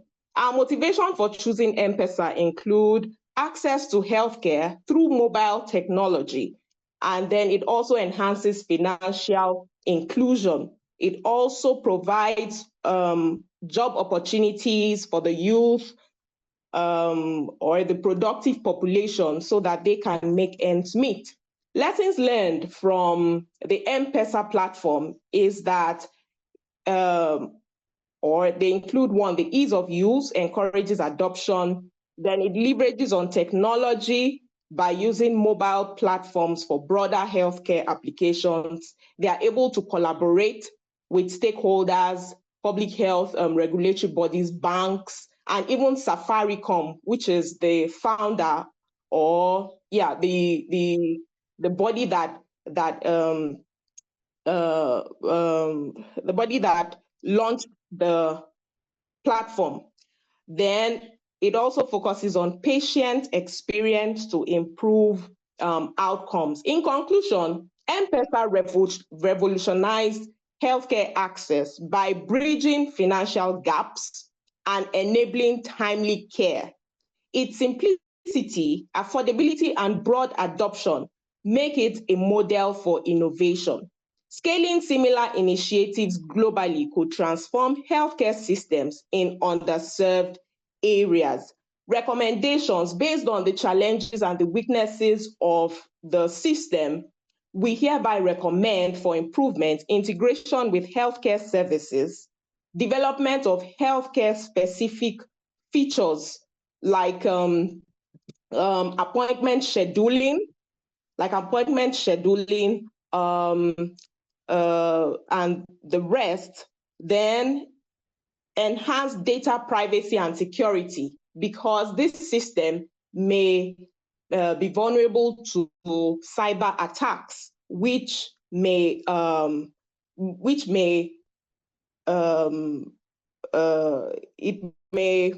make electronic health records to become corrupted. Offline access to essential healthcare services and information too can be enabled, and then expansion of M-Pesa to rural and underserved areas for access to healthcare is also necessary for the system to keep running. Currently, it's still an ongoing platform, and it has served so many countries. It has served so many countries like the Democratic Republic of Congo, Kenya, Lesotho, Ghana, and Tanzania. So it's still an ongoing platform, and it promises to give even more support to the healthcare system. These are our references. Thank you so much for listening.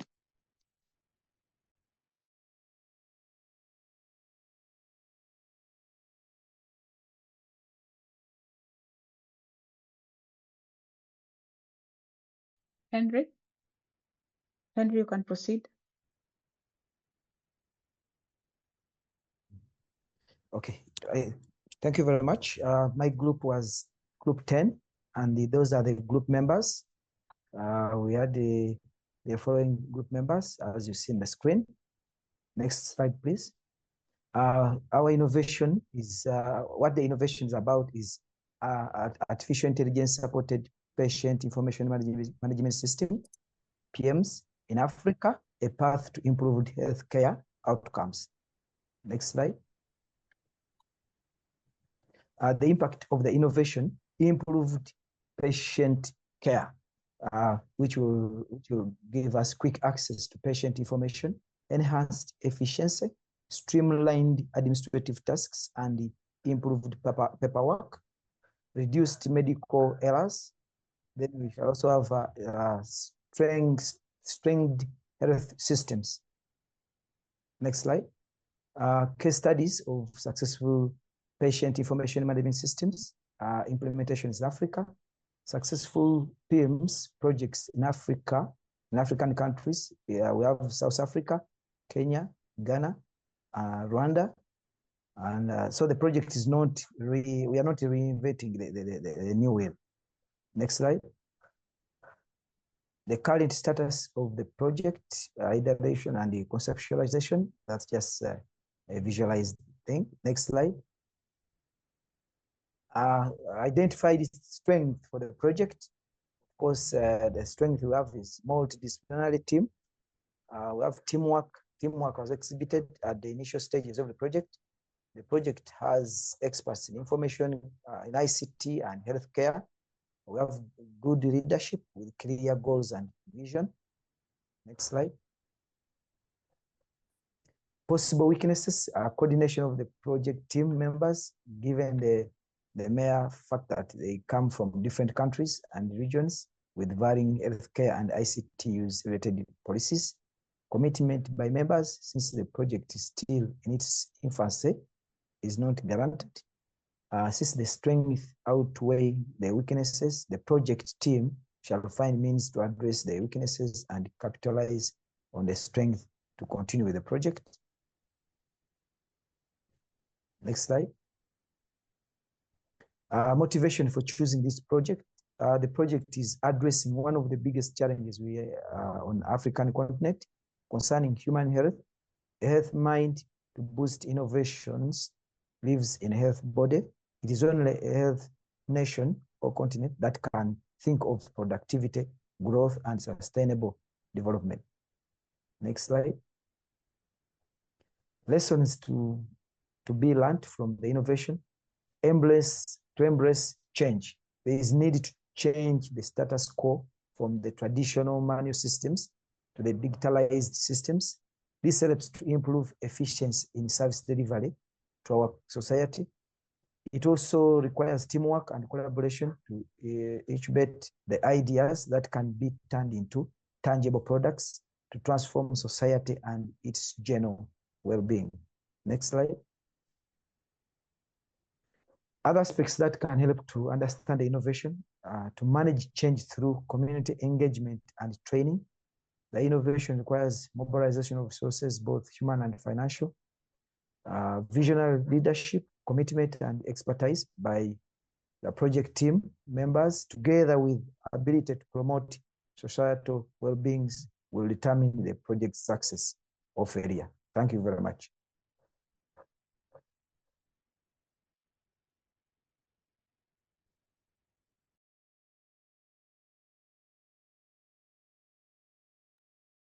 Thank you so much. Uchechi.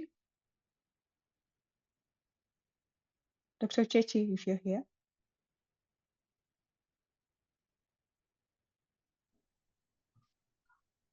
Okay, thank you very much, Chair. In the absence of Dr. Uchechi, I want to thank all the presenters, and I hope that we, at this moment, can have a maybe 2 or 3 minute break, let's stretch out, and then we come back. Okay, thank you so much.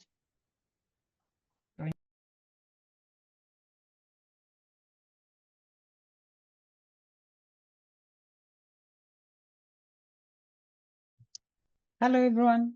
I hope you stretched, you walked a bit, maybe you have a cup of coffee or tea just next to you. As you sip it or as you get back to listen in, I'll invite Dr. Edna Mazaliwa to take us through the next session of poster presentation. Dr. Edna? Dr. Edna, if you can hear me, you can take it on. Hello, Vera. Hello, everyone. Good morning, good evening, good afternoon, ladies and gentlemen, wherever we are. Welcome to the third day of our conference.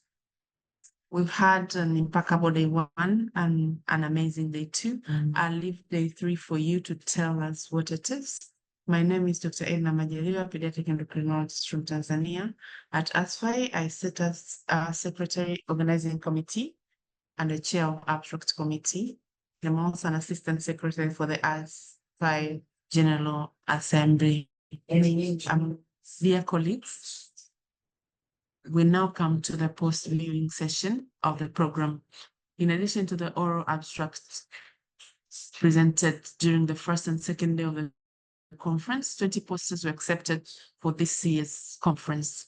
The poster viewing provides us with the opportunity to access what our colleagues have done in order to provide some suggestions for improvement. As viewers, we also learn things from the posters that can help us refine our own research. So I invite you to fully participate in this session. The poster viewing, as we informed earlier through email and here yesterday, will be done via the ASFI video conferencing platform, ASFI Meet. ASFI Meet is a novel platform created by ASFI, although still under final fine-tuning. It facilitates scholastic and professional meeting and engagement beyond video conferencing. ASFI Meeting is integrated with an interactive poster viewing deck, which is the section of the platform we'll be using for the posters today. As we informed yesterday, to be able to get to the ASFI Meet, you would need to first sign up with ASFI Scholar as shown on the screen. ASFI Scholar is ASFI developed platform that allows different tasks to be accomplished by African scientists, particularly a place to connect and collaborate with other scientists. Once you sign up with the ASFI Scholar, you're good to go to the ASFI Meet. If you have not yet signed up with ASFI Scholar, the link is being posted on the chat box. Please do so now. It is simple. Without signing up with ASFI Scholar, you cannot use ASFI Meet. The link is to the ASFI Meet poster viewing deck is being posted on the chat box. Once you click on the link, it takes you out to the posters. In ASFI Meet, you can view posters, rate the posters, like the posters, live chat with each poster presenter. We encourage you to make a full use of the integration the system provides. Grading of the posters will also be determined by the level of interaction that go on. Please engage. We have 1 hour for the poster session. That is from 10 to 11 a.m. GMT. We'll be returning to the main session at 11 a.m. GMT on dot to continue the program. Please take note of the time. I will now like to invite Professor Bright Noaru to give us a minute demonstration of how to navigate through the poster viewing deck. Thank you all, and Professor Bright, the floor is yours. All right, thank you, Edna. So for those who are just joining now, let me post the ASFI Meet link where the poster will be taking place. You can see it there. So once you click that link, it takes you to a place like this you see on my screen now. It brings you to this. These are the posters. But like Edna said, you can't access these posters if you are not, if you have not signed up to the ASFI Scholar. And the link to sign up has been posted yesterday and also this morning. You can see it there. So once you click the ASFI Mix link that has been shared there, you come to this window and you click a poster. You can just click anyone. If you click, what will happen? So now I'm already logged onto the ASFI Scholar. That is why it takes me to this post. If you are not logged on, it will ask you to it will create another window where it asks you to put your ASFI Scholar parameters, your account details, and then it will allow you to come into the system. So here, when you come, you can enlarge the poster, you can make it bigger so that you can see. Sometimes it fills your window more than more than the text, so you can just slide here. So to view, you click just on the poster, and then you can move around. And once that is done, you can do a number of things here. You see here, it shows how many people have viewed this. Now, you can chat with the presenter. If I click this, because this is integrated with the ASFI Scholar, you can see my name, my picture, which has been extracted from the ASFI Scholar. I can chat with the poster presenter with time. So I can type my message here and type and chat with the presenter. You can close this and come back to this. You can like, you can dislike, all right? So things like that. You can also download this if you want to save it into your system. And importantly, you can rate this post. After reading, you can rate. And now because this is integrated into the ASFI Scholar, it allows you can rate just once. So that's because the award committee is taking this into account in preparing their report for the best winning poster. These are the number of things you can do here. And now once you have finished viewing a particular poster, if you want to see the others, they are listed below. So the one I'm viewing now is here. I can go to the next one and click it. It opens. Once you are logged in, it continues to do that. And then you can continue to navigate until you are done with the poster viewing session. So we encourage you, please make use of this, and let's return. We have around I think 52 minutes more to return. I believe that you'll be able to go through all this and then interact with the poster presenters. Okay, happy viewing. And if any question, please just type it on the chat box and we'll be able to respond to you.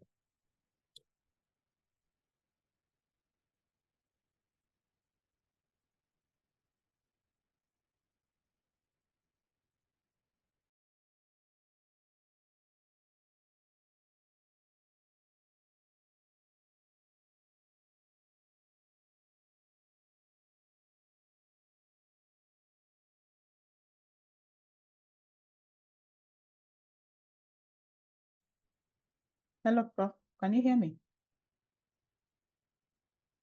Yes, Vera, I can hear you. Okay.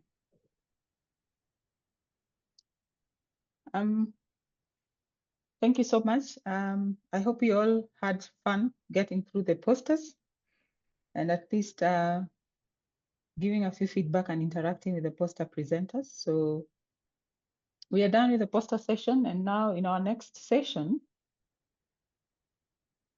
we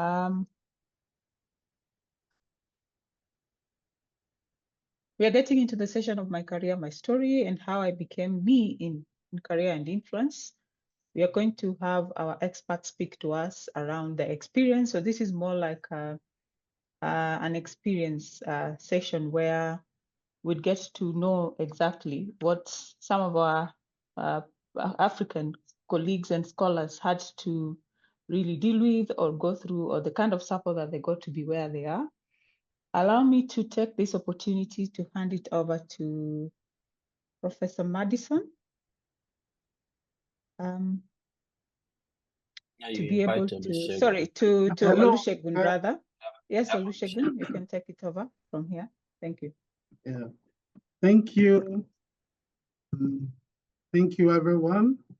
I am Olusegun Iwemoje, an associate professor of statistics at University of Botswana, here in Botswana. It's a great privilege for me to introduce and then the citation of Professor Madison Ngafaso. Professor Madison Ngafaso is a professor and a director of business data analytics at Palm Beach Atlantic University in Florida, USA.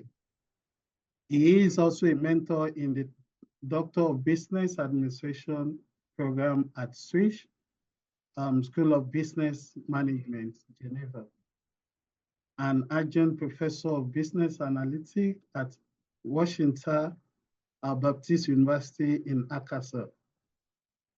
Professor Ngafaso holds a PhD in information science system from University of Texas, a master's degree in information system from Southern University at New Orleans, and a Bachelor of Science in Biochemistry from University of Buea in Cameroon.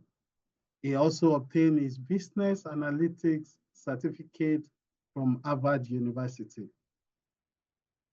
He began his early career in medical laboratory sciences and dentistry. He later transitioned to the nonprofit management sector before joining academia. His research interest lies in the intersection of technology implementation and human behavior concerning subjects like resistance to technology and the impact of digitalization. His publications appear in reputable international conferences as well as journal outlets. In the past few years, he has won multiple awards for his contribution to research, innovation, and leadership. Professor Ngafaso is equally a speaker, author, and a Maxwell Leadership Certified Leadership Coach. He is the CEO of Superior Lead and the president of Lead Mission International, both of which are leadership development organizations that emphasize value-based leadership. In the past 8 years, he has trained over 20,000 leaders from over 55 countries of the world through his organization. He is a convener of several leadership conferences, seminars, and masterminds for leaders in various countries, including Canada, Ghana, Nigeria, Britain, Cameroon, Germany, and the USA. Professor Ngafason's latest book, The Day Before Tomorrow, How to Make Today Count, has been read around the world and is currently available in English, French, and German languages. It has a book on self-leadership. The Day Before Tomorrow is being used in masterminds and courses to prepare career professionals and students to lead intentional lives. He believes that personal leadership is the key to leading a successful life. Therefore, I present to you Professor Ngafaso, who will be sharing with us today his story of career in diaspora, how I became me in research, in career and influence. Please join me in welcoming Professor Ngavaso. You're welcome, Prof.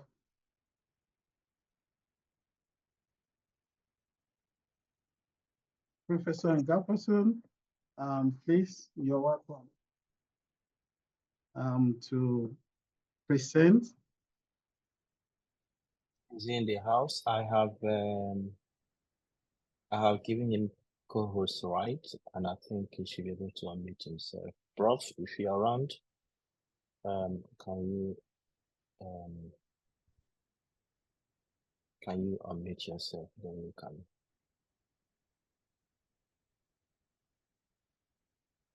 This one. Yeah, I can see him here. Is there?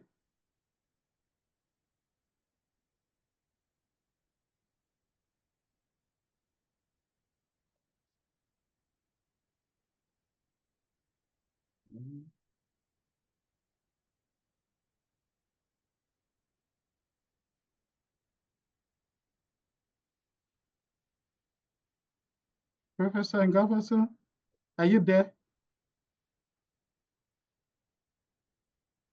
I'm here. Yes, please, you can make your presentation. You're welcome. Thank you, sir. So, thank you. You're welcome. Thank you. Is it possible for me to? Okay, good. I can share. Okay. Yes, yes, you can.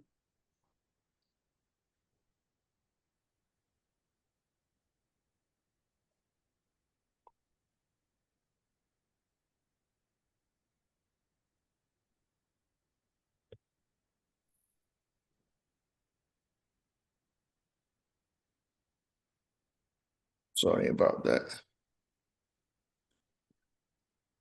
So are you able to see my screen? Yes, we see you. We see your screen. All right, good. So good morning, everyone. My name is Madison Gafison, and I am excited to be here today and just to share with you my journey. I want to first of all just thank Professor Bright Nwaru and the entire team for organizing such an awesome conference. I think I've been greatly just blessed being part of this. And I really want to thank everybody who is part of the organization of this program. I also want to thank Dr. John Juma, who a connection to this forum. And so I thank you for making me part of this. And I just want to thank all of the other speakers and presenters and people that have been doing a great work to make this program a really big one. I will be sharing with you my journey, and I will take some time also to just share some lessons that I have learned in the journey. So I am a professor and chair of business data analytics here at the Rinker School of Business at Palm Beach Atlantic University. And that's really where I live and work. So, but I also have assignments at Ouachita Baptist University in Arkansas, United States. I also am a doctoral mentor at the Swiss Business School of Management in Geneva. Outside of the academic arena, I do run two organizations, my wife and I. Lead Missions International, which is one of the organizations that is really dear to me. It does leadership training around the world, especially in the developing countries. I also run a for-profit organization called Superior Lead, which also does leadership development, but in the for-profit arena. And then I serve also on multiple boards.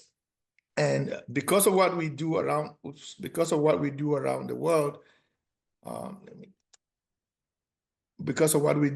world, I've had the opportunity to, be back and forth around in Africa and here in the US. So I started my journey actually in Cameroon. I did my bachelor's in biochemistry and laboratory technology, and that was in the University of Boya. I see there are some Cameroonians here. They'll be familiar with that. But I left from there and worked in the nonprofit world for about 10 years. I went back to graduate school and I did a master's in management information systems from Southern University at New Orleans in New Orleans, Louisiana. And later on, I joined the University of Texas, Rio Grande Valley in Texas, for my PhD in computer information systems. And then after working for some time, I decided to work on my skills in analytics. So I did my graduate certificate of analytics from Harvard Business School. So this is the area in which I really serve. So in general, a little bit about me is that, of course, I've said I'm a business professor. I am a Cameroonian and a proud one at that. I am also an author. My book, The Day Before Tomorrow, How to Make Today Count, is available now in 3 languages, in German, English, and in French. And it's just a book that challenges people to take today seriously and to not procrastinate and to be able to do what they need to do to be successful in life. I'm also an entrepreneur. I talked to you about the small business that we own. I'm a man of faith and I'm a family man. But the way I look at my life in general is that I'm a leader, and I lead in my family, I lead in my career, I lead in the world. That's how I look at myself. And because of the work that we do, we have been able to train over 20,000 leaders in 55 countries of the world in the past 9 years. And we really emphasize the developing countries and especially Africa. So that's why I love what Professor Nwaru is doing through ASFI. Because of the work too, have some couple recognitions last year. The University of Texas awarded to me the Distinguished Alumnus Award from the PhD in Information Systems department. And also my former university, Northern Michigan University, where I taught last before coming to Florida, also awarded me the Individual Innovation Award for building the analytics program at the university. And in the leadership world, I got recognized, that was last year. This is Maxwell Leadership Organization, which is one of the biggest speaking, coaching, leadership development company in the world. It has literally coaches, more than 50,000 coaches from all countries of the world. And I was honored to be the top 20, top 10, and the first. Lastly, but certainly not the least, just a few months ago, I was also recognized by Akaba World Network as part of the Global 100 Leading Black Professionals.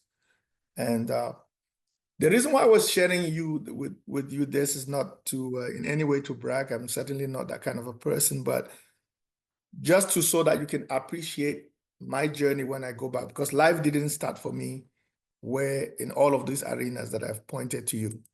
Life started for me professionally right about 1997 when I graduated from the University of Boya with a degree in biochemistry and laboratory technology. I started working in the lab in Cameroon and then decided that it was not as challenging for me, so I went into dentistry. So I've worked as a dental assistant with the Cameroon Health Board, Cameroon Baptist Convention Health Board for about 5 years. And then I decided that that was not challenging for me. I quit that one. And I decided to go into nonprofits. And especially, I was burdened about the young people and the future of the young people in my country. So I joined an organization that was faith-based, and that was aimed at pulling young people out of the streets and so that they can lead a meaningful life. And so for 6 years of my life, I worked full-time with an organization called Cameroon Youth for Jesus.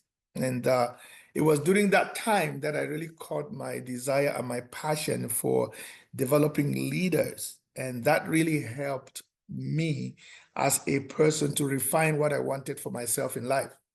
And it was actually doing that, one of my big brothers came around and said, Madison, what do you want to do after this? And then I said, I want to get some training that will help me to be able to do, leadership development around the world. And then he said to me, okay, while you are still thinking about what to do, can I just get you an admission in my school so that as you come, you can change your major any day, anytime as if you want. And so he got me admission into a master's program in information system, and the rest is history. I've stayed in information systems ever since. So from ministry to management information systems. So in 2007, I left my home country, Cameroon, came to the United States to pursue a master's in information systems at Southern University at New Orleans. But I would like to mention that I had never done anything in computer prior to that time.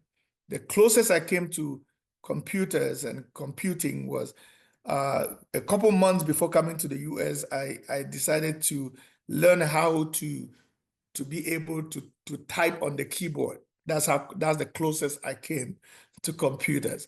So imagine me sitting in a master's of information systems class with students who were born with computers, and then I had literally never sat down there and done anything on computing. Knew nothing about programming, knew nothing about how to really actively use a computer beyond maybe the internet, and maybe beyond Word documents, PowerPoint, and all of that. But that is how my life started in the technology world. So I had to do extra to learn. I had to meet friends and do after classroom kind of tutoring and all of that to get me up to speed as a business major. So after that, getting my master in information systems, I was encouraged by my professors to pursue the PhD program. And so I became part of the PhD program in information systems at the University of Texas, Rio Grande Valley. So during that time, by the way, if you remember, I went there, it was end of 2008. If you can remember what was happening in the world in 2008, is that there was a global economic crisis that hit the United States of America. And that's when President Obama was president of the United States. And one of the big changes that happened around that time is that the United States itself was trying to become more efficient, knowing that there were a serious economic crisis in the nation. And so the Affordable Care Act of America was signed around that period. So as someone who was in the computer information systems arena, therefore, I decided to take advantage of that. And knowing that I started in the healthcare, I decided that I would combine my passion for healthcare and computers and computer information systems. So I decided to specialize in the area of health information system, and then take advantage of that new wave that America was experiencing, transitioning from paper records to electronic health record. So that made me help me to build my research in that track and build my practice in that track. And it landed me my first job as an assistant professor at Northern Michigan University, where they took me in to actually build an informatics program.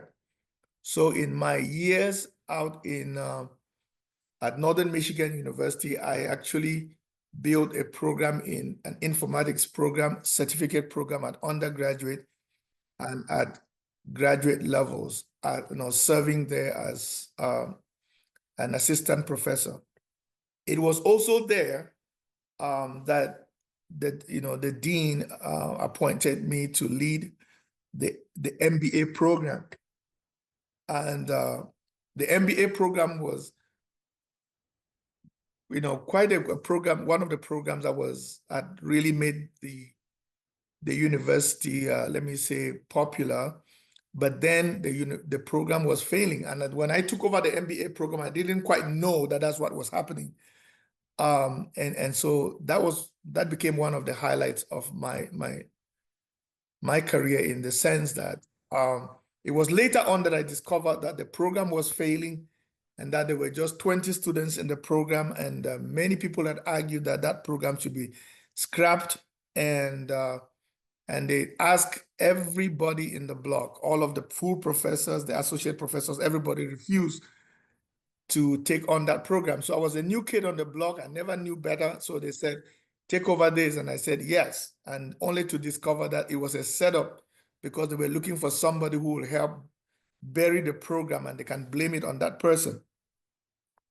But maybe I should say that fast forward a couple of years afterwards, not only the program blossomed, but the program, even by the time I left in 2022, the program was hiring faculty just for the MBA program and not even for undergraduate programs. So that shows how the program had grown. One of the other privileges that I had was to really design the graduate certificate program in informatics. And then I started dabbling into grant writing and got some couple of grants within the institution. And with the grants within the institution, it also helped me to also write a grant to try to connect Northern Michigan University with especially universities in Africa. Again, I love Africa and I believe in the future of Africa. In fact, that's the reason why I'm at this conference, because again, the emphasis is Africa. So through my work with Northern Michigan University, we're able to establish MOUs with universities like in Cameroon, in Rwanda. I actually, right about that time, I met with all the vice chancellors of universities in Rwanda, right about that time. And so that is one of the things that I found fun doing, which was to be part of all of that which was happening in the other universities. And I was planning to go into even to more places, except for that the funding for that particular program, did not continue.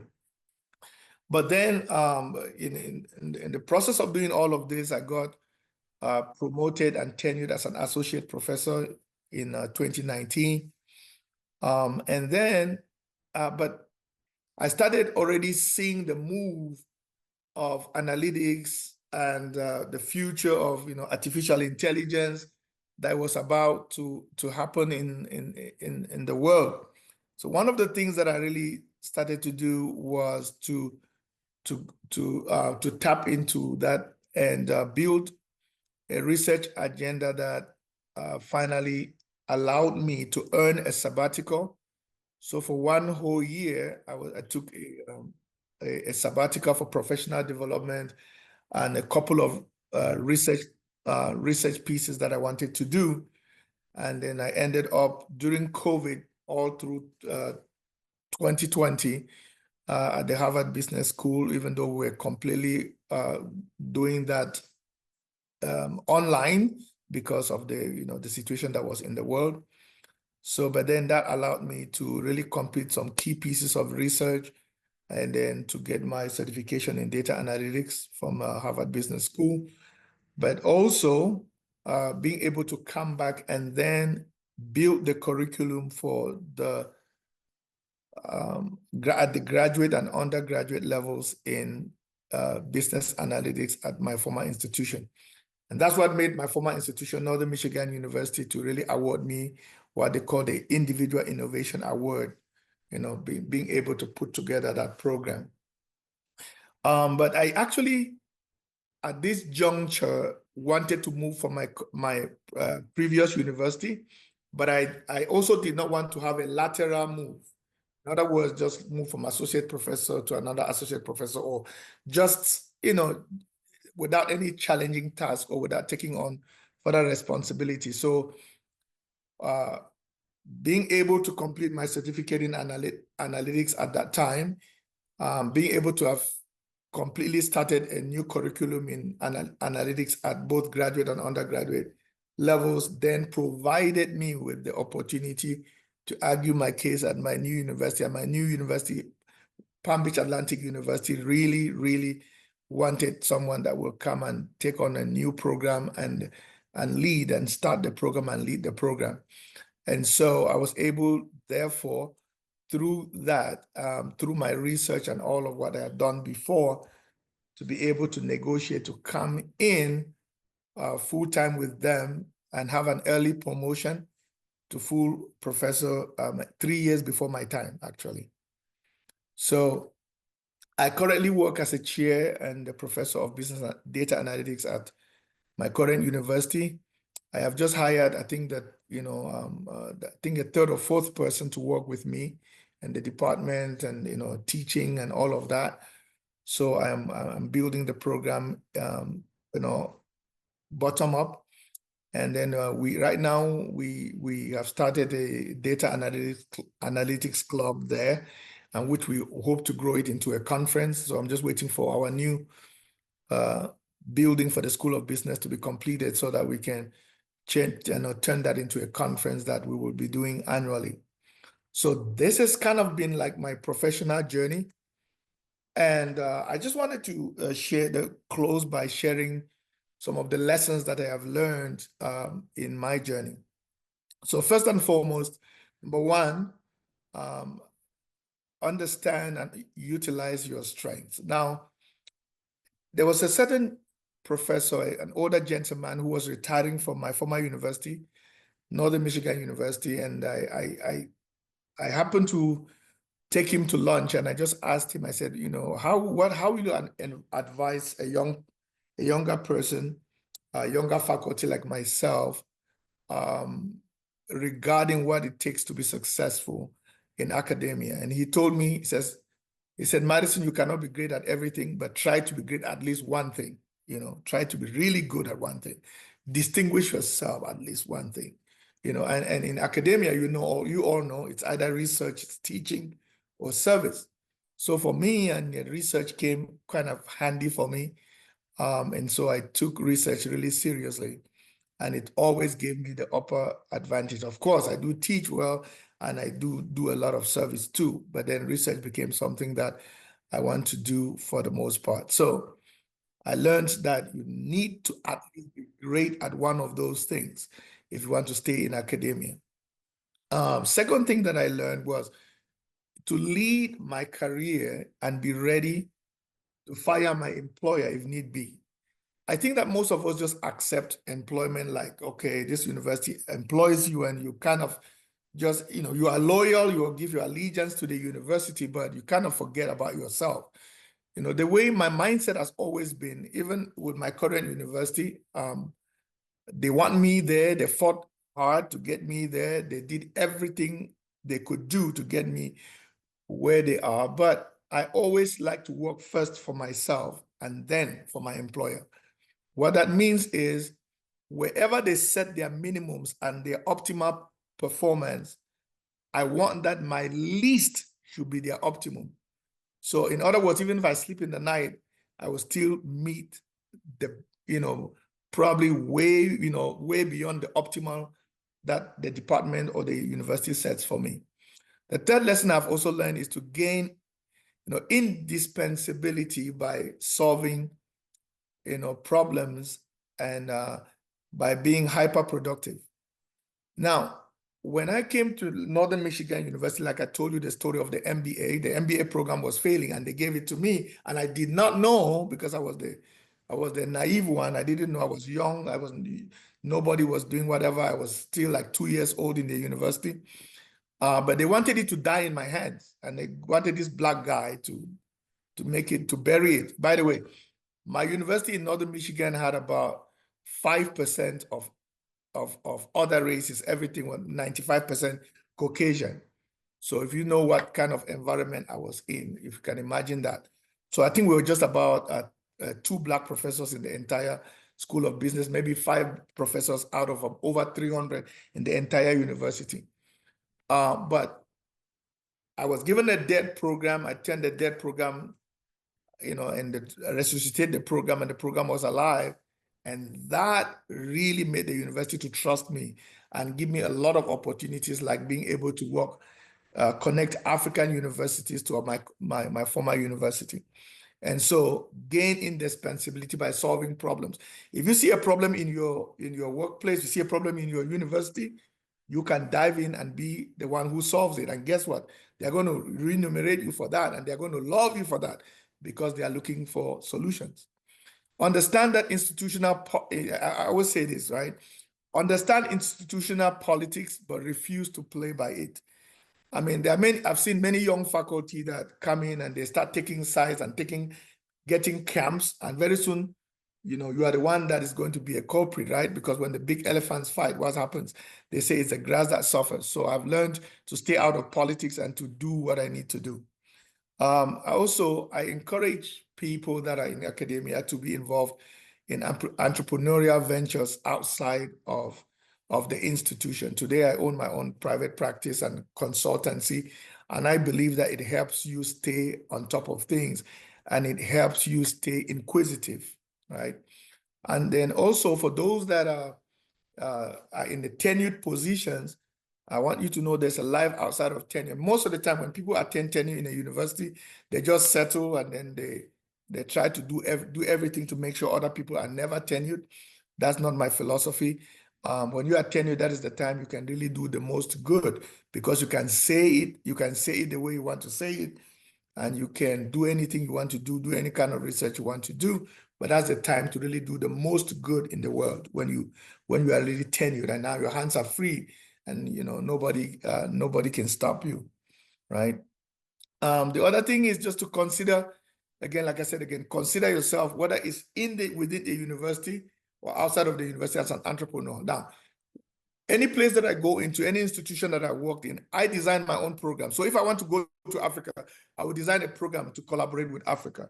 If I want to do something in the industry, I design my own program, look for funding that help me do something in the industry. So that way, you are not putting your dreams aside and you are still living your dreams. I love to travel. I love to meet new cultures. And so what do I do? Therefore, I do the things that make me, give me the fulfillment of what I want to do. I want to see transformation, especially in developing countries of the world. So I build programs that help me achieve those. And, just between the beginning of the year and now, I think I've been to no less than 10 countries now, and running conferences and workshops and programs, and sometimes just for leisure. But find what you like to do and see how you can fit it into your academic life. Do not forget why you are striving for success and significance. For me, my drive comes from my children. I want to see my children. I want to be a good example for my children and for my wife.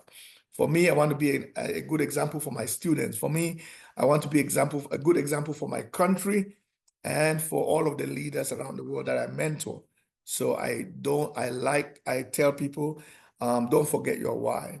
And lastly, but certainly not the least, it is your responsibility to grow yourself. So I'm always telling myself, I need to grow, I need to grow. So every professional development, I want to be at the forefront of my own growth. Remember, that it's only through growth that tomorrow, we can guarantee that tomorrow is going to be better than today. And so this has been kind of my professional journey I wanted to share with you. This is my family. These are the people that I work for. This is my employer. And so I make sure that I do the very best so that I can take care of them. I would like to stop here so that maybe hopefully we can have some kind of interaction and questions, and I'll be more than happy to have those. Thank you.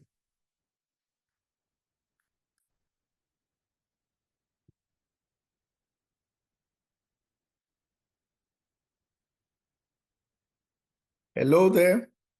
Yeah, thank you so much, Prof. Madison. Oh, sorry, I was talking. I didn't know I was on mute. Thank you, Prof. We really appreciate you. Thank you for this inspiring story about yourself. I could see Prof. Bright and there. Before I just do a kind of summary, let me allow Professor Bright to speak. Thank you, Prof. Yes, yes, Prof. Madison, thanks a lot. Do you hear me? Yeah. Yeah, thank you for this inspiring journey you have really made. Sometimes when I speak with my colleagues down there in Africa, and we interact, I get the impression that they feel that my position is good. I mean, I am at an advantage, being in this part of the world. But something you have described here, that you were in the midst of 95% Caucasians as an African. Perhaps sometimes, those of us who are at home don't understand that we are actually in a thick forest. And you can be the black sheep at any time, and things can go wrong. And but it seems that you were set out to make a difference, and you were able to navigate and rose above the circumstances around you. So I have two questions. One is, what was your underlying motivation? I mean, what kind of preparation did you have to do that? Because I also know, I'm not sure how many percentage of people who come from Africa and have such aspirations, but it's not many of us who actually rise to the top. So that could be something that really makes a difference between those who eventually succeed and those who don't succeed. So one is, what was your underlying motivation to have the principles and philosophies you had and the associated successes? The second thing I have is that I was quite impressed, because one of the things I saw in your presentation was transitions. You had transitions. You moved from biochemistry, and today you are business analytics. So you crossed these general lines. And then you had transitions moving from a rural context to very developed context. And in ASFI here, we call it a multidisciplinary platform. So we don't speak disciplines. Those who know what we do, we don't speak this. We don't say, well, I am a humanities person or that, because we believe that we need everyone to make a difference. So not everybody is motivated to make these transitions, disciplinary or other types of transitions. How did you do this? Why did you do this? Because I really want to know how this came through for you. Well, I think number one, when I was 19 years old, something really fundamental happened in my life, which is that I decided as a young man that I was going to turn my life back to God. And that gave me a very strong sense of purpose, because then I was drinking alcohol and smoking cigarettes and all of that. And I just came to this place where I said, I want to make something out of my life. And I really meant it. And so that strong sense of purpose led me on to almost to everything that followed later on, where I decided that when I found out that anytime I find out that this is where I'm supposed to be, or this is what I'm supposed to do, then I really plug in with everything that I had. I came to the United States with $600 to my name, honestly. And that was borrowed money that my mom borrowed from a certain credit union back in the city in my country. I lived in this country for the first, I mean, it's strange, but with thousands and thousands of dollars of school tuition that I needed to pay, I had no money. I came just like that. And I had a mentor who, when I told him about my situation, he looked at me and he said, if God brought you here, make no small plans. And that changed my life, right? He said, God brought you here, make no small plans. And that's the way I've lived. I say, oh, God brought me here, so I'll make no small plans. So the world is, I'll make God-sized plans for my life, if you will. And so that drive to fulfill purpose, I moved from healthcare to nonprofit, in fact, ministry, then to information systems, and then to quantitative methods, and then to analytics, and for me, and then to owning a leadership organization that is literally, touching the globe. it's just that drive and also to see transformation in the lives of others. I'm glad that I'm able to go back home to my own country, sit with my prime minister, do training within my government, and do things like that. I love to do those great things, but it comes from that centeredness of trying to achieve my purpose, the reason for why I'm here, and then the drive to see that vision happens and that others are transformed as a consequence. So I'm always for Africa. I'm always for seeing how I can bridge that gap and help my fellow brothers and sisters so that they can achieve the same things too. I forgot what your second question was. I said what caused me to do that, and what was the second question?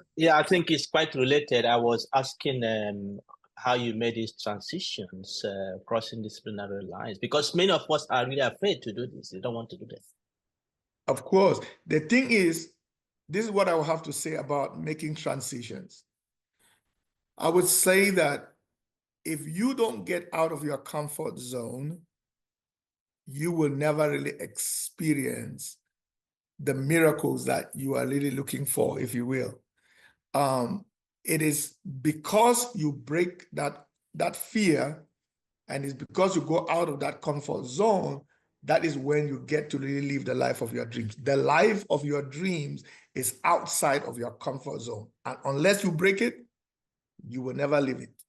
And so I just challenge you that when you feel in your heart that this is what you need to do, don't be afraid to start all over again. I've started all over in my life a couple of times, but it was worthy of it. And even where I am today, I don't, if tomorrow I feel like the next step is something else, I will still do it. Why? Because every time you want to get to that next level, you will need to unfreeze your current situation, and then you have to make a move. Thank you. Thank you, Prof. We really appreciate you. For our time, I would have loved to take more people, but I can see indeed that you are a proud Cameroonian and you love Africa from this discussion. We really appreciate you. And you made a statement. You said it is your responsibility to grow yourself. And I think this is important for us all. So if we really want to make that change, we need to grow ourselves. And we really appreciate you for being with us here today.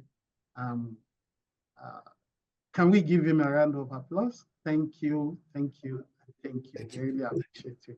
Yeah, can we give him a hand? Vera?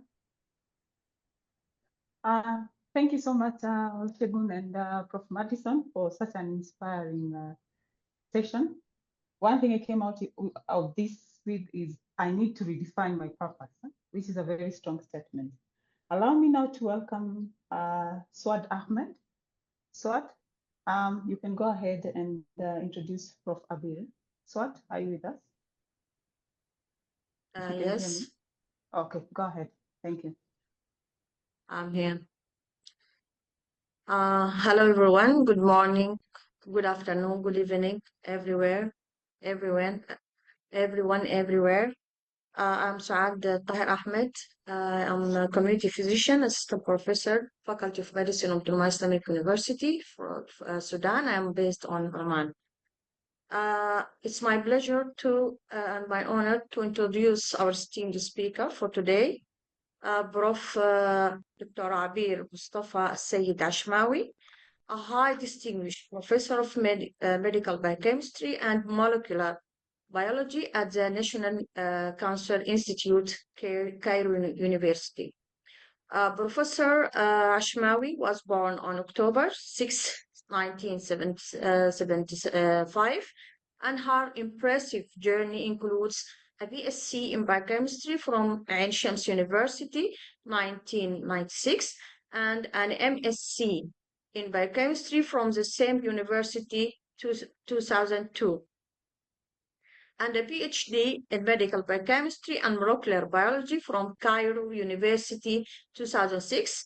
Since starting as a teaching assistant in 1998, she has advanced to become a full professor in 2018, making a significant contribution to teaching and research at the National Cancer Institute. Her key contributions include designing and teaching postgraduate courses in medical biochemistry and tumor biology, and she spearheading the proposal for a master's program in the Department of Cancer Biology, approved in 2022-2023. Professor Ashmawi has held critical positions such as head of the electron microscope unit, crisis management committee, and occupational safety and health committee, and has been champion for community service and environmental development initiative. Her extensive research and innovation work includes numerous publications in international and local journals, supervision of award-winning theses, and securing funded research projects. Notably, she was granted a U.S. patent number US 1199708B1 in 2024.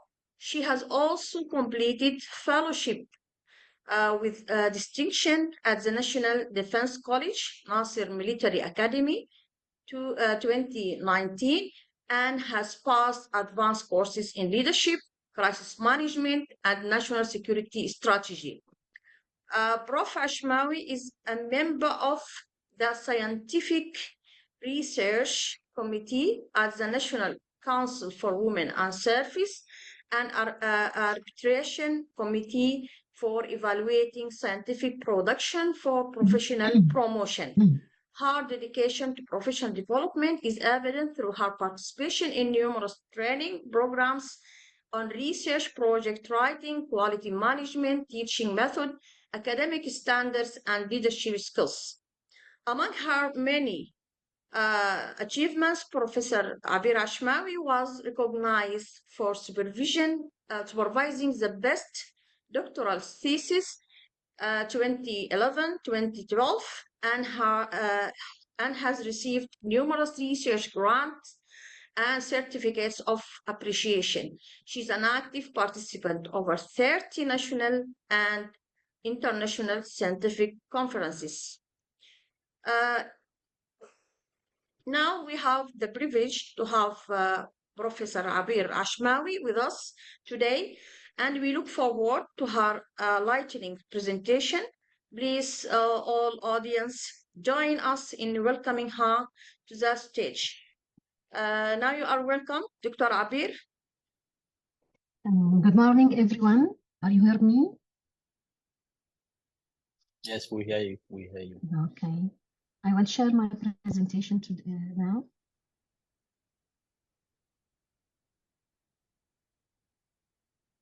Welcome, Dr. Abir. Welcome. Good morning, everybody. It's an absolute honor to me to stand before you today and share the story of my career. First, my message, please keep a smile during this journey and remember that after every challenge is just another opportunity. First, I want to thank Professor Dr. Bryce Noora and Professor Dr. Iman Soubeh for kind invitation, and thank you, Dr. Suad Ahmed from the country, sister country Sudan, from Oman Islamic University for her kind introducing me. And I'm excited to take you through the milestones, challenges, and triumphs that have defined my career. And I hope that by the end of this presentation, you will not only learn more about my story, but also I hope to gain some insights and inspiration for your journey. As said Dr. Suad, my name is Abira Shmawi. I am a professor of medical biochemistry and molecular biology, Department of Cancer Biology, National Cancer Institute, Cairo University. And my first stages in my life, starting from my born 1975, as you said, followed by joining the elementary and middle schools, and then received a baccalaureate degree in biochemistry from Faculty of Science and Chance University by 1996. So the graduation is not the end of this first stage, but the start of another stage in my journey, and starts how to achieve my dream. It's starting by the appointing to the National Cancer Institute, Cairo University, by 1998 as an administrator. And I followed to start my preliminary study for master degree in medical biochemistry from Faculty of Science and Shams University by 1997, and then obtained my PhD in medical biochemistry and molecular biology from the same department as the National Cancer Institute by 2006. Sorry, Dr. Abir, can you raise your voice a bit little? Okay. Okay. That's okay. Are you hear me, Dr. Suad? Are you hear me? I think you need to raise the voice a bit little. I see that they say it's not clear. Okay, okay. That's right. Go ahead. Are you with me? Go ahead, speak, then we'll see. Okay. Okay, I progressed in academic career status from teaching assistant by 1998 as a until I became a professor at the National Cancer Institute by 2018. This is many several administrative rules, as Dr. Saad said, that I do during journey at the National Cancer Institute, and this is my official website that can reach my international publications, my thesis that I supervise, and my projects and my patency.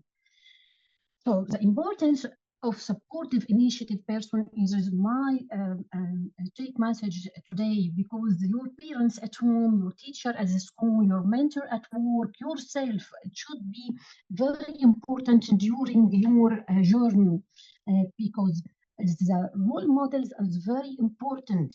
Why? Because it is instilling values and ethics. And also is very important for motivation, guidance, and skill development. Also very important to the role models for building self-confidence and community building. So from here, I thank every person who was for me a role model during my journey, starting from my parents at home, my teacher at school, and my mentor at work.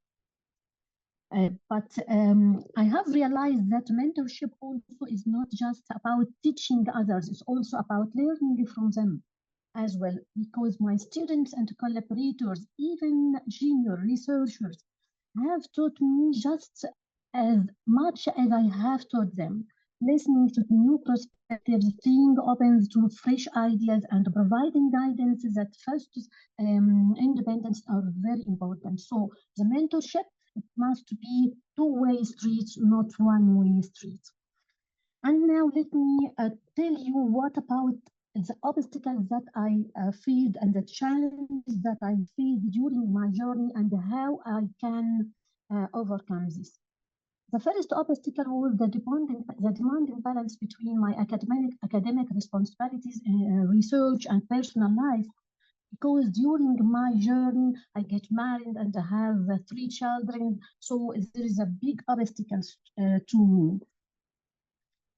This is learning me that how to prioritize and delegate, manage my life effectively, and became essential in overcoming this challenge. It was also a valuable lesson in the importance of work-life balance for sustaining long-term productivity and well-being. So please all younger students, younger researchers learn how to make your time adjusted and learn how to manage your time. Taking time to recharge and care for personal relationships ultimately enhances your productivity and creativity at work. The second obstacle that I faced is the limited resources available for research, and particularly in early stages of my career. Because it is in early stages of my career, I struggled with finding balance between the conductive advances in the molecular biology, especially in specialized areas like cancer research, which require the funding and access. And this requires securing grants and establishing collaboration with other institutions. All of this is the solution for the solve for these obstacles. Please establish collaboration with other institutions, with other universities, with other organizations, help to overcome these limited resources which faced. One of the most pivotal moments in my journey was my involvement in research projects during postgraduate years, working closely with mentors and collaborating on cutting-edge research in molecular biology. The power of collaboration here, whether it through the interdisciplinary research for partnerships with colleagues in other institutions, helped me in sharing ideas, sharing knowledge and resources, has not only advanced my own research, but also fostered a sense of community with the scientific field. It is thought teamwork that we can tackle complex problems such as those found in cancer research. So working in collaboration is very, very important, and working in a teamwork is very important. Also, other obstacles that I faced is a rapid pace of technological advancement and which requires continuous learning and adaptation. The rapid pace, there's staying current with new research, methodology, and technology has sometimes self-overwhelming, but it has also pushed me to grow professionally and personally. And it can be overcome these obstacles by continuous learning, rather by presentation and presenting in international conferences, which being invited to present my research at international conferences has been another source of pride, because this experience not only allowed me to share my work with global audience, but also enabled me to represent my institution, my country, and my international stages. Also, helped me in engaging with other experts and exchanging ideas and become more updating, showing that our research is recognized and respected worldwide. Not only presenting in international conferences make you updated and follow your continuous educations. Also, during my journey, I joined the Academy of Military Higher Studies and Strategy. And this journey, I'm learning a lot of knowledge. And I started by enrolling in a course of crisis management and negotiation, which provided me with a very valuable skills in handling complex situations, fostering cooperations, and finding solutions during high pressure time. And also, I was honored to receive the fellowship from the National Defense Colleague of the Higher Military Studies and Strategy. Which it was enriching in my experiences that allowed me to explore complex military and security challenges, not only in the national safety field, but also around my life and my all the challenges during my life.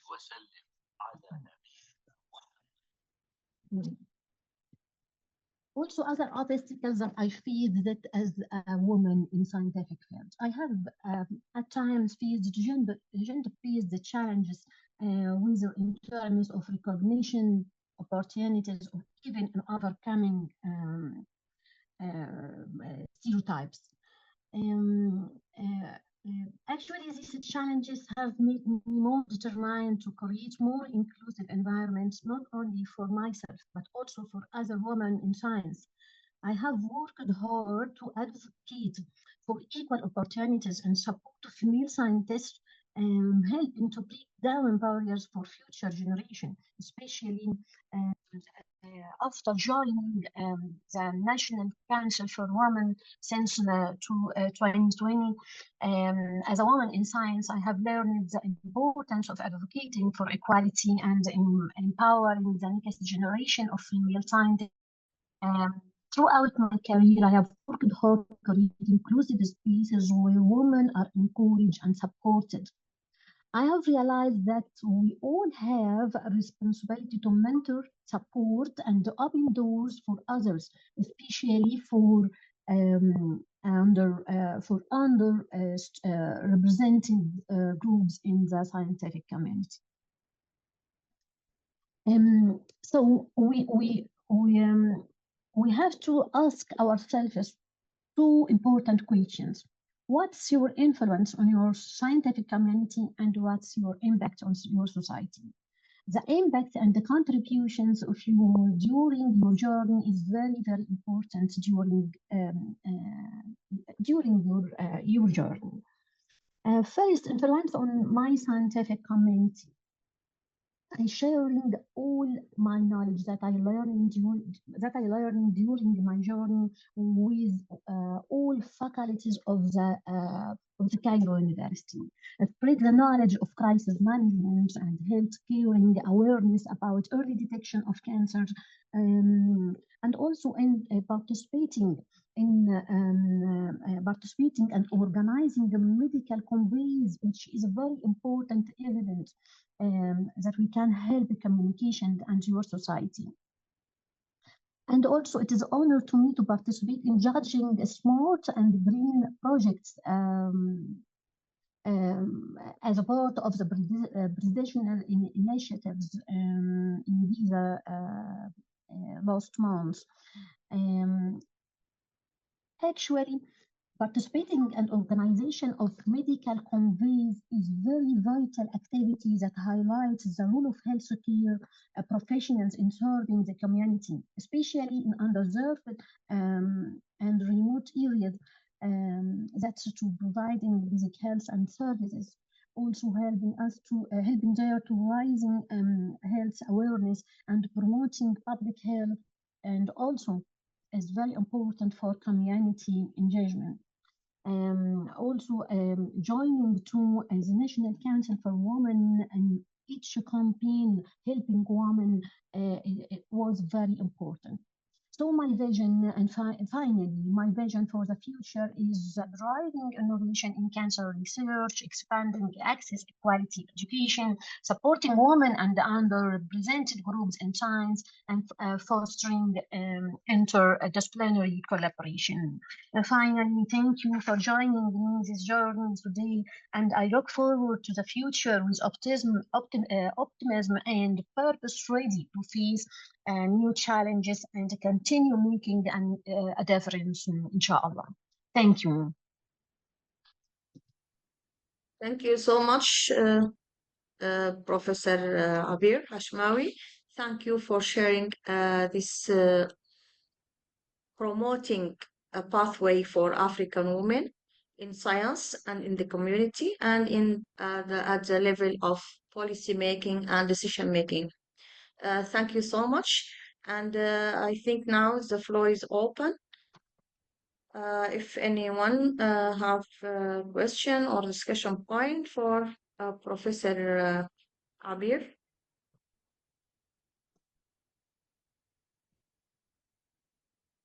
I think there are a lot of stories for women who have challenges.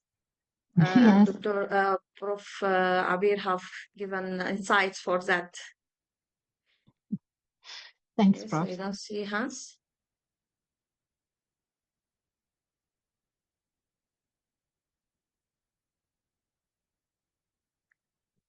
If no one want to initiate discussion, I can initiate some discussion point that can Professor Abir lead our participants, especially those African females or women, and in that enumerate or have a list of challenges versus solutions can be adopted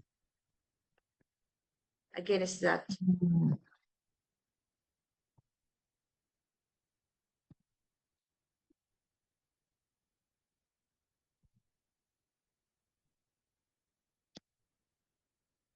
Is my voice clear?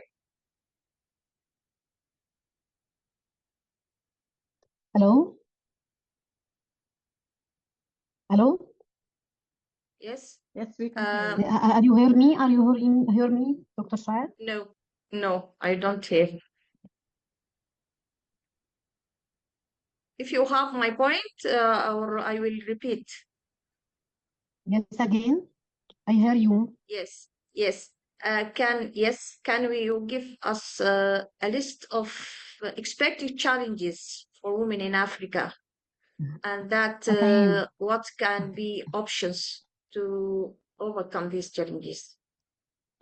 Okay, first, this is the gender inequality challenges. This is very challenges that we're facing in Africa. Women often face unequal treatment in areas like empowerment, during environment and during education and access resources. This includes fewer leadership opportunities and gender stereotypes that limit their roles. So overcoming this, we can overcome these challenges by advocating for implementing policies promoting gender equality, such as equal pay for equal work, more women in leadership positions, and eliminating gender-based discriminations, education, society to challenge traditional gender and empowering women through leadership and mentorship programs. Other challenge is violence and harassment. It's also gender-based, including domestic abuse for women, and we can overcome it by strengthening laws against gender-based violence.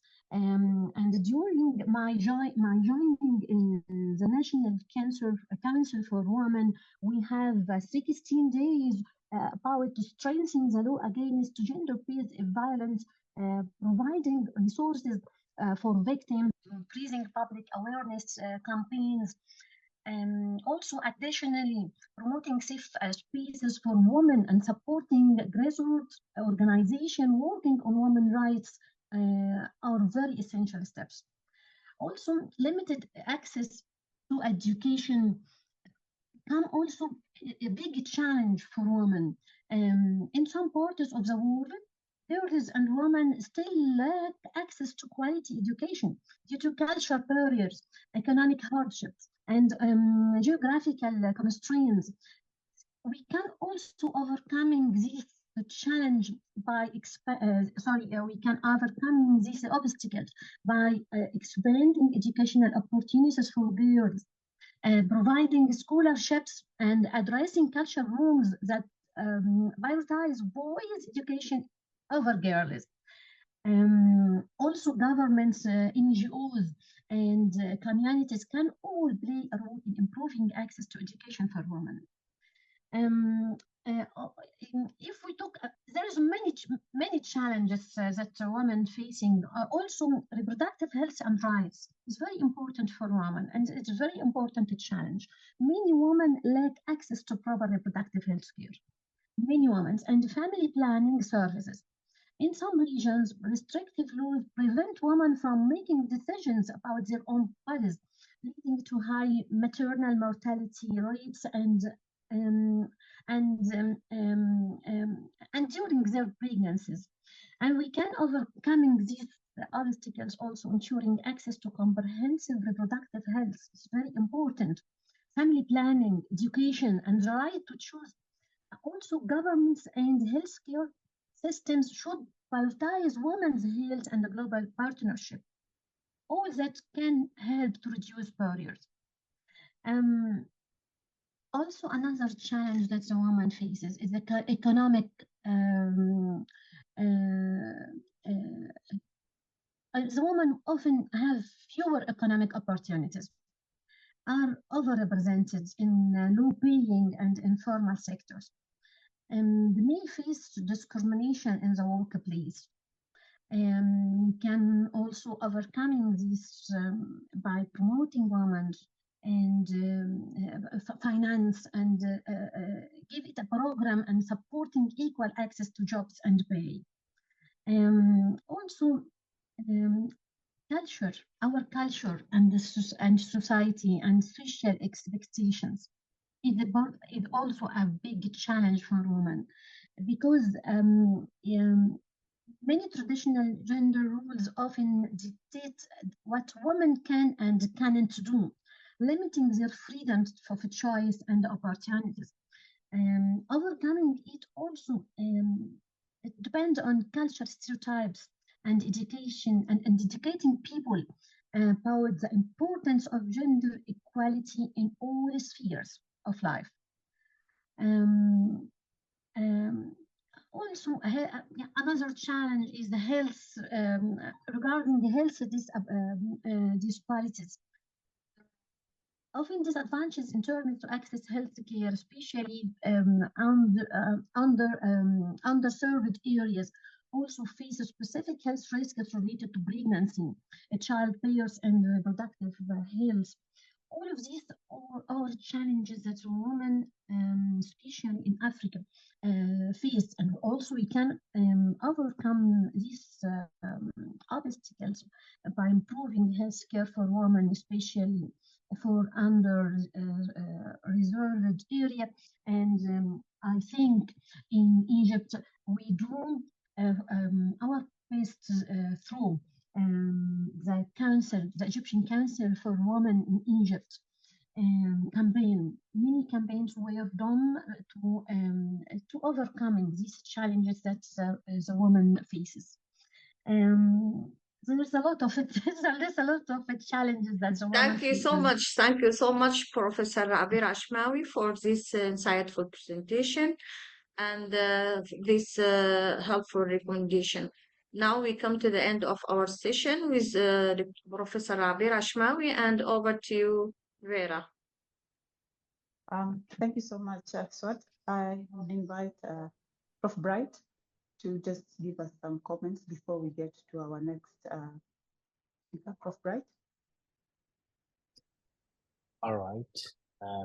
Yes, thank you, Professor Abir Ashmawi. First of all, responding positively to our invite. It is challenging much of the time for African women to thrive, but you have shown an example that despite the circumstances, there is always a way. So thank you for sharing your story this afternoon with us. This is one of the things we encourage in ASFI, and that is why we have recently, after launching our journal, the ASFI Research Journal, we have recently announced a special issue which focuses on African women. And I encourage the women here to take advantage of that opportunity. Many times it appears that the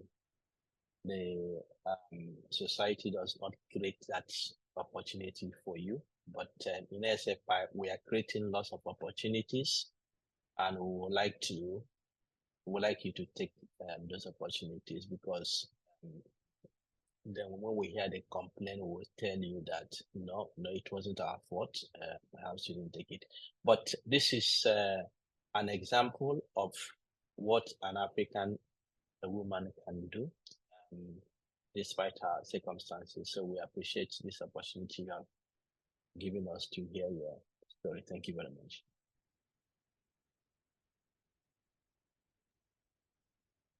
Thanks so much, Prof. Bright, for your response to the same. I think where I sit, I believe being a woman and an African woman specifically, you're already superhuman because you have to really measure to a lot of parameters, whether they're cultural, whether it's career and all that, so that you fit into the society. So that's a great insight of Prof. Thanks so much. So now I'd like to invite Dr. John Juma to introduce to us our next speaker, Prof. John. Thank you very much, Dr. Vera. Good afternoon once more to everyone, and it's a pleasure to be the one to profile our distinguished son of Africa, a brother, a friend, Professor Willie Chinamurenzi, popularly called Willie by his students and colleagues. So briefly, I want to say that it has been a good day, and I hope everyone is enjoying the experience the second edition of the ASFI Virtual Conference and Bootcamp is bringing to us. I want to thank you all again for joining. Yes, I'm Dr. John Jumali-Gbeya, and I'm an epidemiologist working with the Ministry of Public Health in Yaoundé, Cameroon. Presently, I'm on a short training course at the University of Tampere in Finland on healthcare management. Well, I want to say that Professor Willie's domain is something we all need today in the world, especially where humans have become something else. We are really privileged to have somebody like Professor Willie today, who is a distinguished professor in human and organizational psychology. But before he takes the floor, who really is the son of Africa? So let's revisit his mouth sketch together. We are told that he is a National Research Foundation rated researcher, category C2, working at the University of Fort Hare as a professor within the Department of Business Management, Eastern Cape, South Africa. I'll take a year's outstanding educational career, and I'll just give you a brief about it. He completed the primary school a few decades ago in Zimbabwe before moving to the University of Port Elizabeth, now known as Nelson Mandela University in South Africa, where he obtained his bachelor's degree. He later moved on to the United Kingdom and Ireland, where he worked as an academic and completed his postgraduate studies. With this background, he has so many accomplishments. The notable ones, I would say, receiving several awards from professional bodies such as the South African Board for People, Practices, and the Psychological Society. He has served as an executive or still serving as executive member of the South African Young Academy of Science, being a National Research Foundation rated researcher, Y2.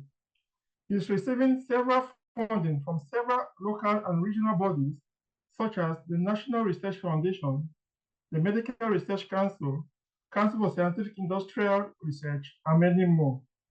He is being recommended as a national CHE for excellence in teaching and higher education in South Africa. Also, he's a guest editor for local and international journals, including a South African Journal of Human Resources, South African Journal of Industrial Psychology, and lots more. He's a winner of the Zimbabwe Achievers South Africa Academic Excellence Award in 2019. Moreover, he is the authorship of chapters in 3 national prescribed management books.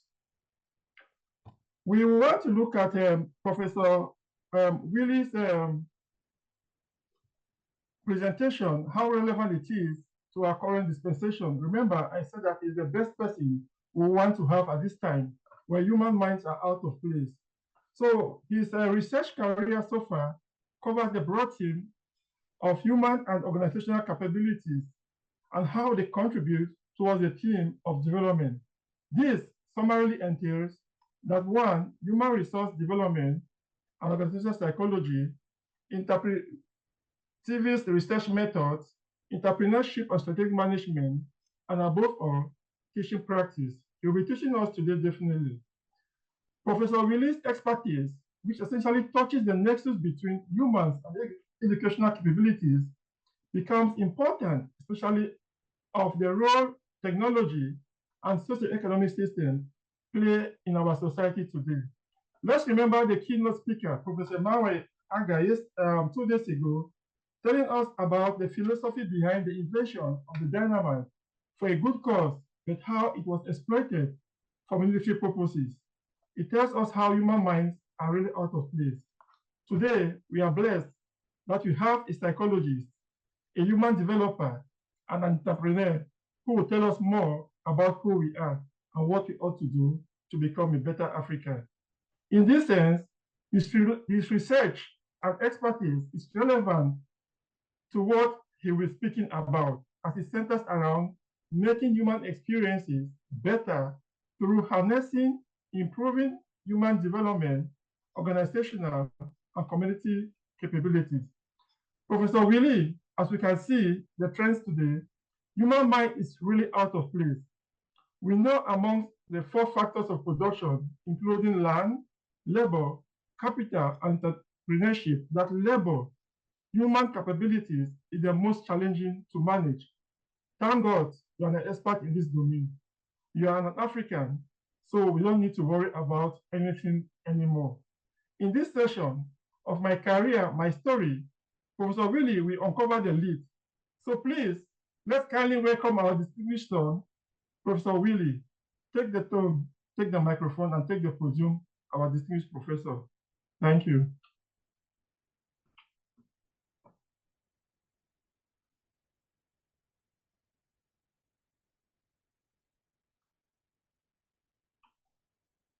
Please, is Professor Willie there?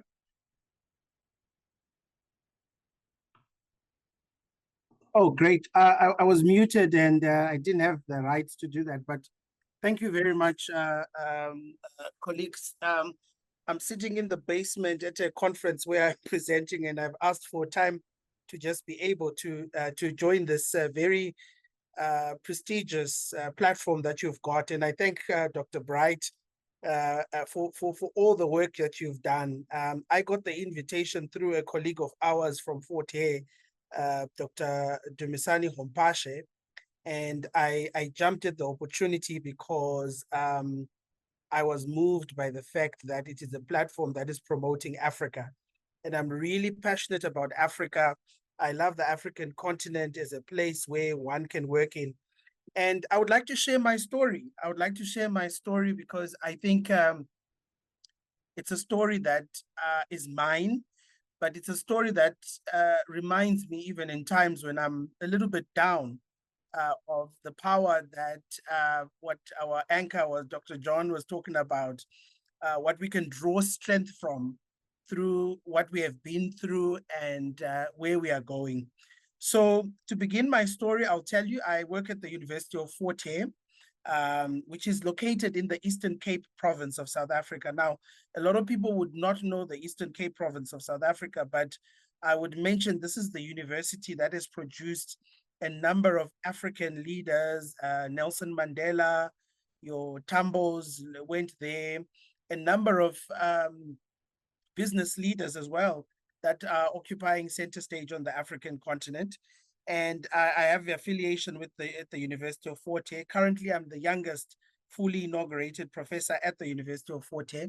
And I will mention issues such as age deliberately, because they will feature predominantly as how I've navigated through structural constraints such as age, even my race, even my nationality to be where I am, which I'll talk about a little bit later on. I'm also excited to also inform you that I have visiting professor status at the United Arab Emirates University. I spent a good 6 months during my sabbatical, somewhere I really loved to be part of that interface. And I work with a number of African universities as well. So some of this information has been mentioned, so I'll definitely skip it. In terms of the interests, I am more what they would call a work psychologist, but I've managed to also fuse aspects such as strategic management to how do we make humans and organizations become better. And I think this is quite fascinating, a question for me, particularly on the African continent, where you know, my wish and dream is we could have models of African companies that are being replicated globally as part of global companies, rather than what we are seeing as a reverse, where we see a lot of European, Chinese enterprises coming and setting up shop in the African continent. And that's really going to speak to the heart of some of the issues that I would like to talk about, which is a mind shift change. And I think this is where capability development becomes quite crucial. I thought before I get into some tips from my career, I'll show you some of my career in pictures. Just recently, I got a recognition through our Vice Chancellor and Deputy Vice Chancellor for the NRF rating, which is a big thing for us here in South Africa, because it's how fellow scholars receive and view the scholarship that you practice as a scholar.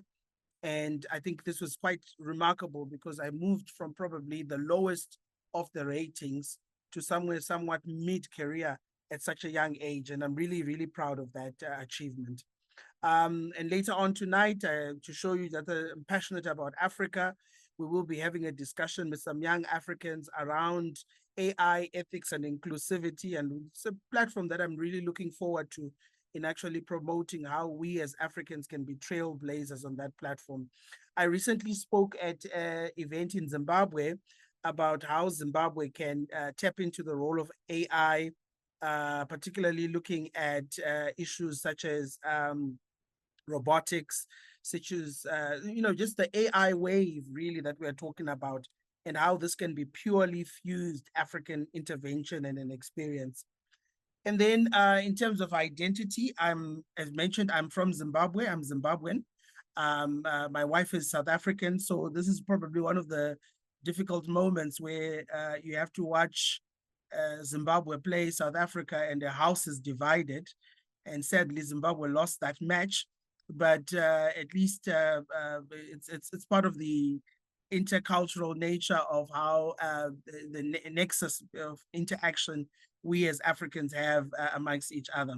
One of my favorite individuals, I don't know if anybody would know this gentleman here, is Professor Robert Hinson.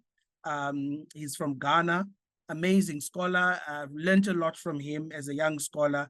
And I always jump at the opportunity when Prof. Hinson comes around in Johannesburg to meet up with him. And I'm just trying to also illustrate here the value that mentorship has in trying to shape the work that we do. I also am very active in writing. I think it's not just academic writing. I love writing for African news titles, newspapers. And I think one of the most widely cited papers is a column I wrote for the Cape Times, which was titled, "Now is the Time for Africa to Influence Global Matters." And the picture, obviously, that you would see there is the picture of Kwame Nkrumah. And we pay homage to illustrious leaders such as these. And I'll tell you also an interesting dimension here. When you write about things you're passionate about, you shouldn't always expect everybody to be excited about what you are excited about. I got a newspaper response of an old white gentleman, and race becomes an important proxy here in South Africa, who wrote criticizing why are we extolling Nkrumah? You know, most of these African countries are a waste in themselves. And I think you welcome the diversity of opinion, but you also would realize also that not everybody sees Africa the same way we do. And other people have given up, and others still have this great hope and excitement about what the continent is about. During COVID, I'll share with you another exciting little passion I developed. I actually learned how to make mocktails. So this is something I always try to do, especially at home, you know, make some mocktails. And I think this was self-taught. And I think they always say the biggest room in the house is the room for improvement.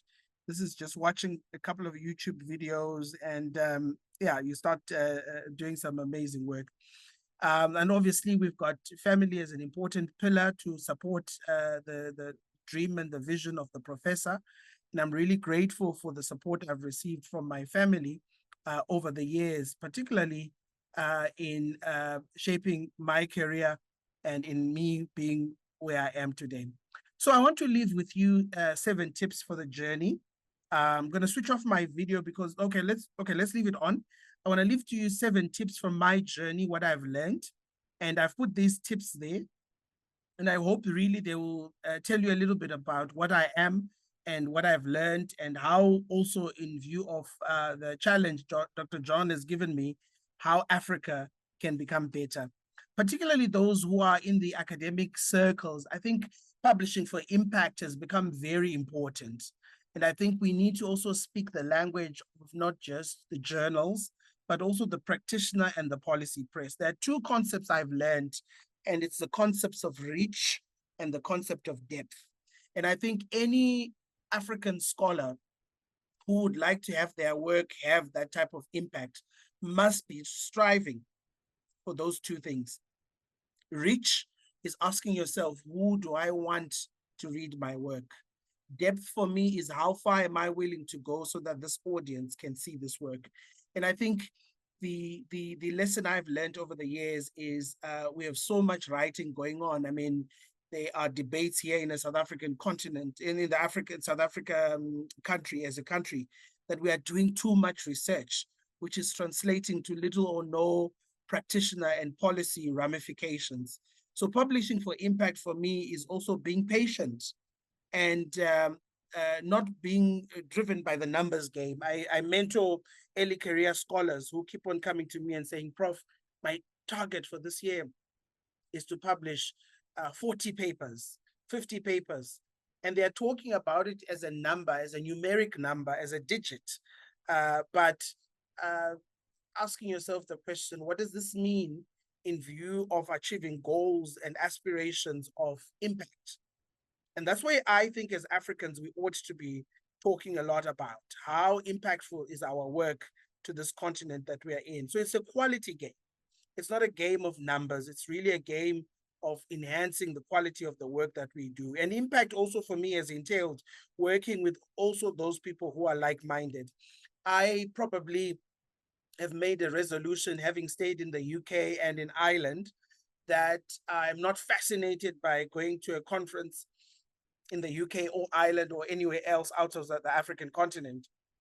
I'm finding my travels on the African continent to be very productive. I'll give you examples of working with colleagues in Uganda, current projects that we are doing, and how beautiful it is when you arrive in Entebbe and to drive from Entebbe to Kampala and witnessing the change that has happened in that stretch of road and seeing progress. I will tell you about arriving in Lagos, in places like Kenya, Ethiopia, and having to just connect with fellow Africans, and which is one thing I'm very passionate about. Finding fellow Africans who love to be driven by this mantra of impact, finding ways in which our work arrives to the African Union. You know, I'm probably that type of person who would probably CC or tag someone in the African Union to say, we've just done some work on decent work, and we really think that the African Union needs to be looking at this work so that our work arrives to the people that matter the most, not just work that ends up in journals and is not translating to actual practitioner and policy press ramifications. The second thing I've learned in my journey is about tuning into the right station. And again, I'll tell you about one of the things I love doing when I travel the African continent. I love listening to talk radio in the different countries. If you're here in South Africa, SAFM 702.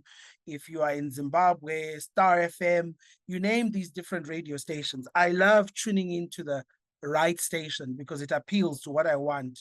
And I think the right station is when you surround yourself with the people in the right places that aim and fulfill this ideal of development. And I think the right station can be anything such as this platform that we are on. I've been looking at the work that is being done by Dr. Bright and the colleagues. It's amazing what such a platform has managed to achieve. And you were narrating on the first day of the conference how it started off. And I was amazed by that. And I think all of us need to be finding the right station. And the station could really be a conference that supports and builds your career. workshops that supports and builds your career. I'm part of the African Academy of Management. And one of the things I enjoy about being part of the African Academy of Management, I'm exposed to amazing scholars on the African continent and in the African diaspora, who are people that I'm currently working with and interacting with as part of my work. So the right station are people that support and build your career. Take up, if you can, responsibilities where you also can support and build someone else's career. I mean, this idea that the pull him down, pull her down syndrome should really stop. We should be finding ways and platforms of expression that allow us to be able to promote each other's work, promote each other's careers. Intentionality here becomes crucial, because if you are intentional about building someone else, others will also be intentional about building you. And that's what I've learned. It's a law of reciprocation. The energy you build in others comes back to you as a person. And so what I've done is I get approached all the time to be a mentor, to assist people, and also I get to approach people themselves, other people, to be able to ask them to be able to assist and mentor me, so that I surround myself to the right station to help my development. Number two, I think it is important, and we would call this mentorship, to create a pipeline. And I think we can call it a pipeline because of its term in referring to the students we work with. But these are people that I'm noticing, my honors, masters, postdoctoral fellows. They are people who I am now working with as colleagues now, people who I would have started working with as honors students 10 years ago, master students. So the pipeline becomes important. The pipeline is really people who you work with. Respect those people. And I think here in South Africa, we have a phenomenon where we are struggling, where postdoctoral fellows are the most abused people. I mean, a mentor can meet a fellow in the hallway, and instead of asking how you are, how's the family, all they want to know, where are my publications? You should be sitting at your desk producing publications. So make sure that all the work that we do is a measure of respect and decorum to the other person. Remember, the pipeline potentially assists our development. So if you create a pipeline of different people you work with in different African continents, it's as good as that parable that is told of the farmer who spreads their seed across the field, because you're widening your reach. And it must be, and I do repeat, I'm not arguing for relationships of exploitation. It must be mutually beneficial to the other party as well. Number four, I think as Africans, we should be applying for research funding, big research grants, and we need to make sense of the sense. I think we need to consider widening our pots. I've got a grant application I'm finalizing for the Spencer Foundation, which is an international funder, closing next week. And part of that, it's a collaborative project I hope to do in South Africa, Zimbabwe.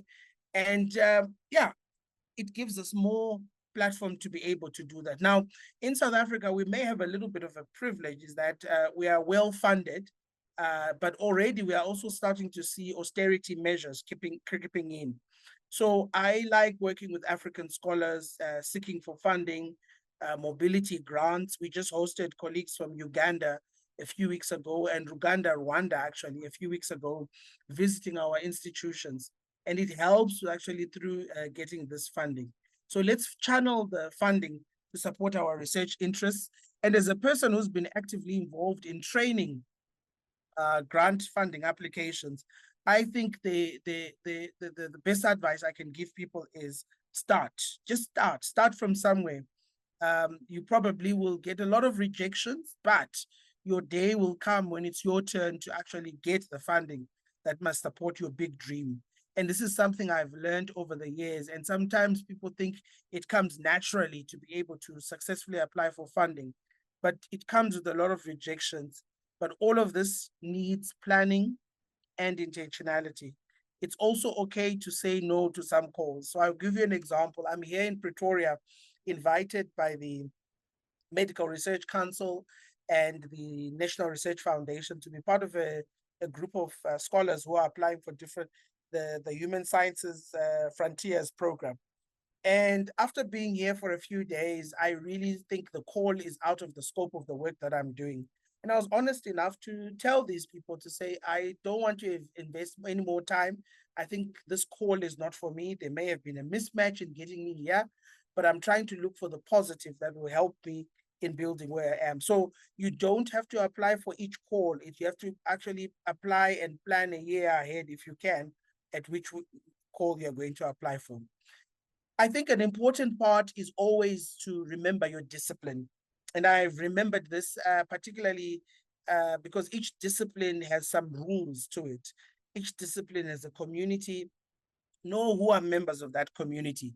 I mean, when I started off, I probably was not considered a member of the community because at least nobody knew who I was. But it's also nice to also see that there's a change and a shift in terms of the roles and the responsibilities, moving from really now being seen as a member of the community whose voice equally deserves to be heard. The discipline has expectations, nuances. Please study these and know what these are. Conventions that are expected in the discipline, respect those conventions, adhere to them. The discipline also has a busy readership. So if you're going to find ways of getting your work noticed in that readership, you have to learn tools of the trade. Your discipline expects really a fair balance between critique, descriptive analysis, and critique. Be able to differentiate the two. Your discipline has talking points. There's nothing so bad like trying to contribute to your discipline using a topic that's outdated and no longer relevant. Your discipline expects you to make a contribution. And this is what I am trying to do. I am trying to get more African stories of experience to get into mainstream journals, case-based analysis.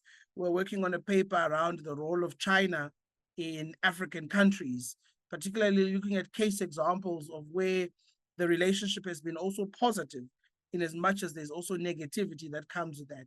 And it really expects one to be part of a discipline and an awareness of that discipline.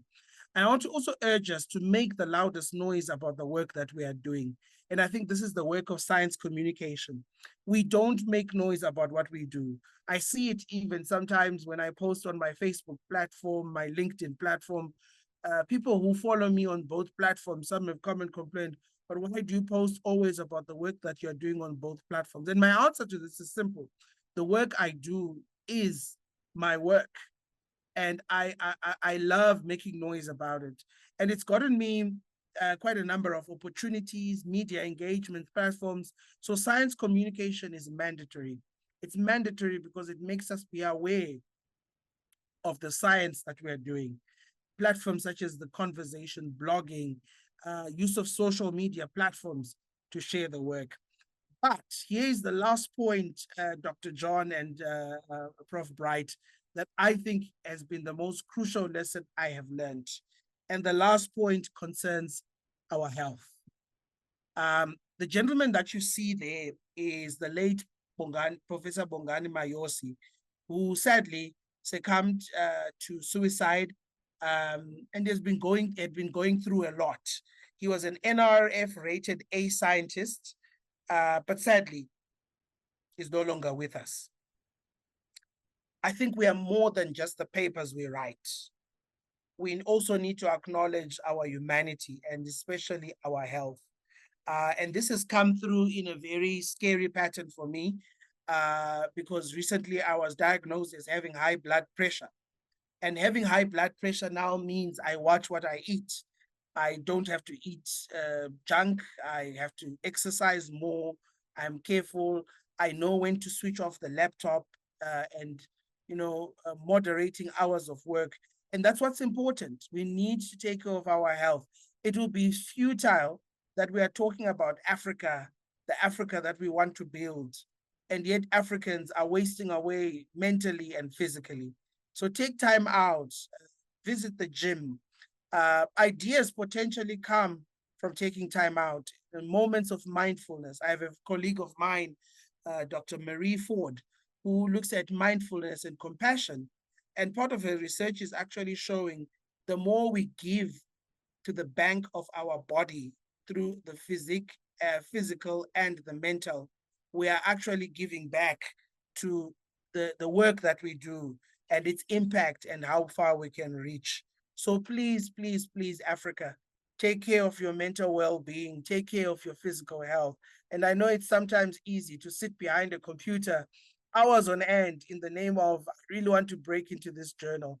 But I think really our health is really a currency that we have to building this better Africa that we want. So there are the points that I've learned, that I've used in my journey. And I think, Dr. John, these are also points I would urge is if we are going to build capabilities for the future to have an Africa that works, these are points that I would urge, especially African intelligentsia, people that are gathered on this call can use to be able to advance their career. Thank you very much for this platform and really appreciate this opportunity. Thank you. Wow. Let's give a hand of applause to our distinguished son of Africa, Professor Willie. It's quite inspiring. What a journey. And the conclusion blows off my mind, mindfulness. And it tells a lot where the way is today because humans have lost their mind. Humans have not taken time out to recharge.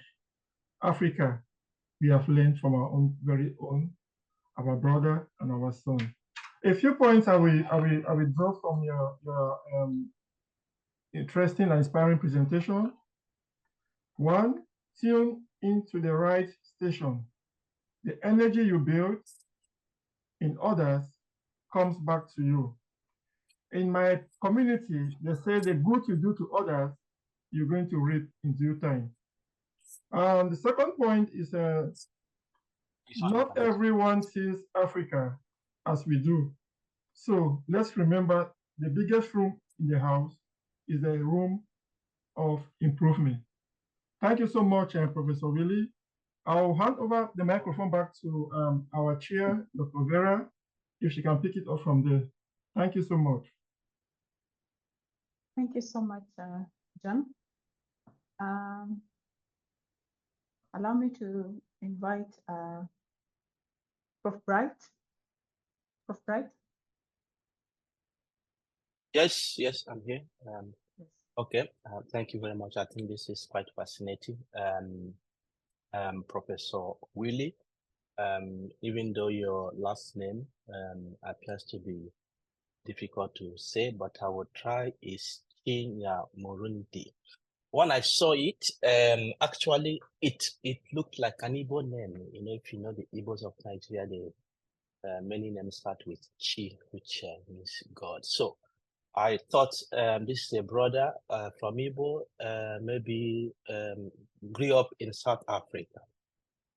But yes, your presentation has actually reinforced that because what I see going around your presentation is the African brotherhood.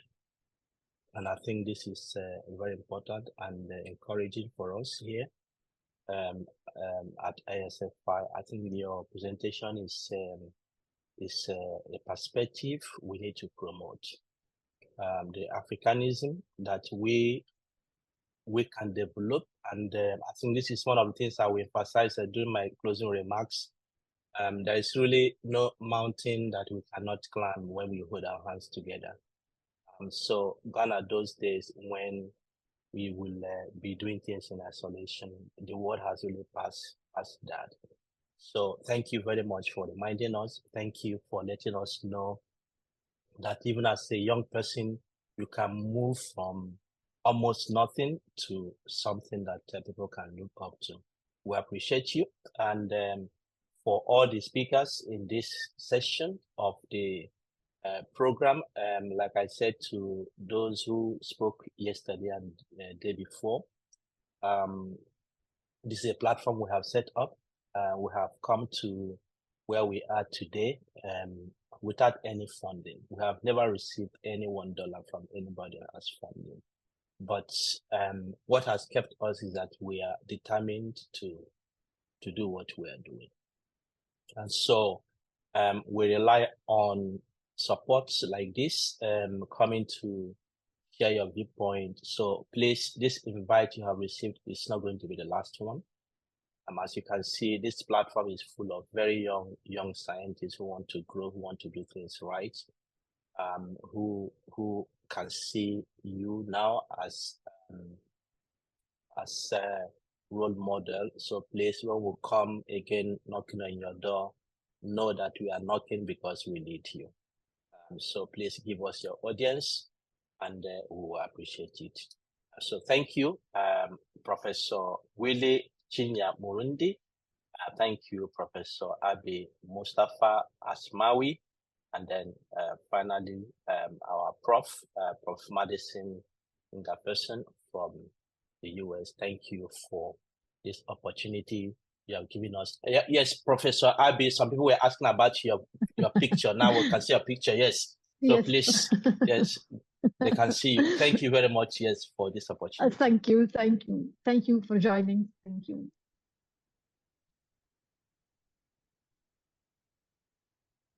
Over to you, Bella. Okay. Thank you so much to our speakers. Thank you for sharing your stories. So we are getting to lunch for the next 30 minutes. We've managed our time nicely, so let's take a break. We come back at 1:25 p.m. Thank you.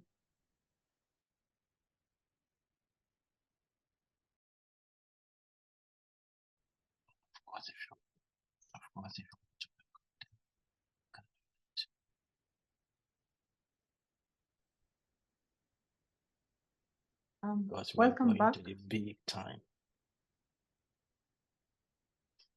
Welcome back, everyone. I hope you enjoyed your lunch, and beyond enjoying your lunch, I hope you're also looking forward to our next session. So we are doing so well with time. This is really good. So just to ensure we manage our time wisely so that we don't miss these last sessions that are much more enjoyable and interesting for us. Just to confirm, Dr. Samuel, are you with us?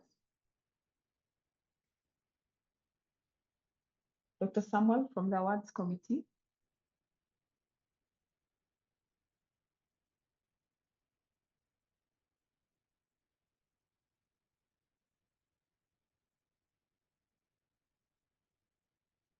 Prof. Bright, I think Dr. Samuel needs to unmute.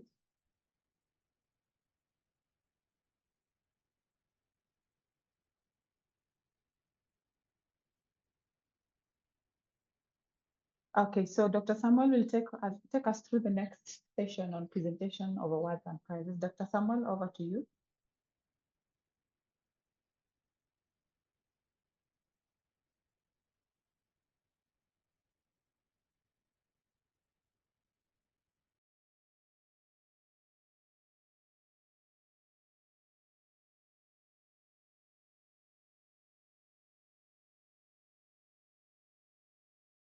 Okay. Good afternoon. Good afternoon, everyone. Yeah, it's been a nice journey. So far, so good in this conference in the last 3 days. And I'm very sure that all of us are excited. I'm having a lot of excitement in doing this in the last 3 days. Yes, we have the award ready. We have the winners ready. And of course, we cannot but say that the journey has been so interesting, but we will sail with it. Now, the prizes and the awards are in this category, as seen on this slide here. We have the best oral abstracts, poster presentations, paper in our maiden issue of research journal, and the bootcamp group projects. And all of this comes with the plaque. The next slide, please.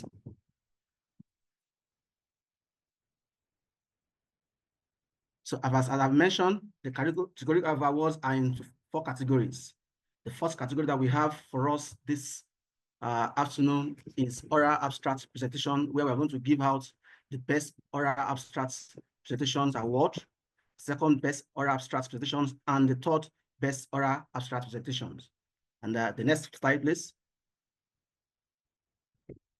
And the second category is poster abstract presentations, where we also have in that three subcategories: the best posters abstract presentation, the second best poster abstract presentation, and the third best poster abstract presentation.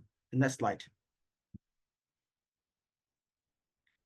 The third category of awards that we're going to release out this afternoon is the published paper in ASFI Research Journal in 2024. And we have that also in three categories: the best published paper, second best published paper, and the third best published paper. Next category. Next slide. Now, this is the last category of award that we're going to present this afternoon.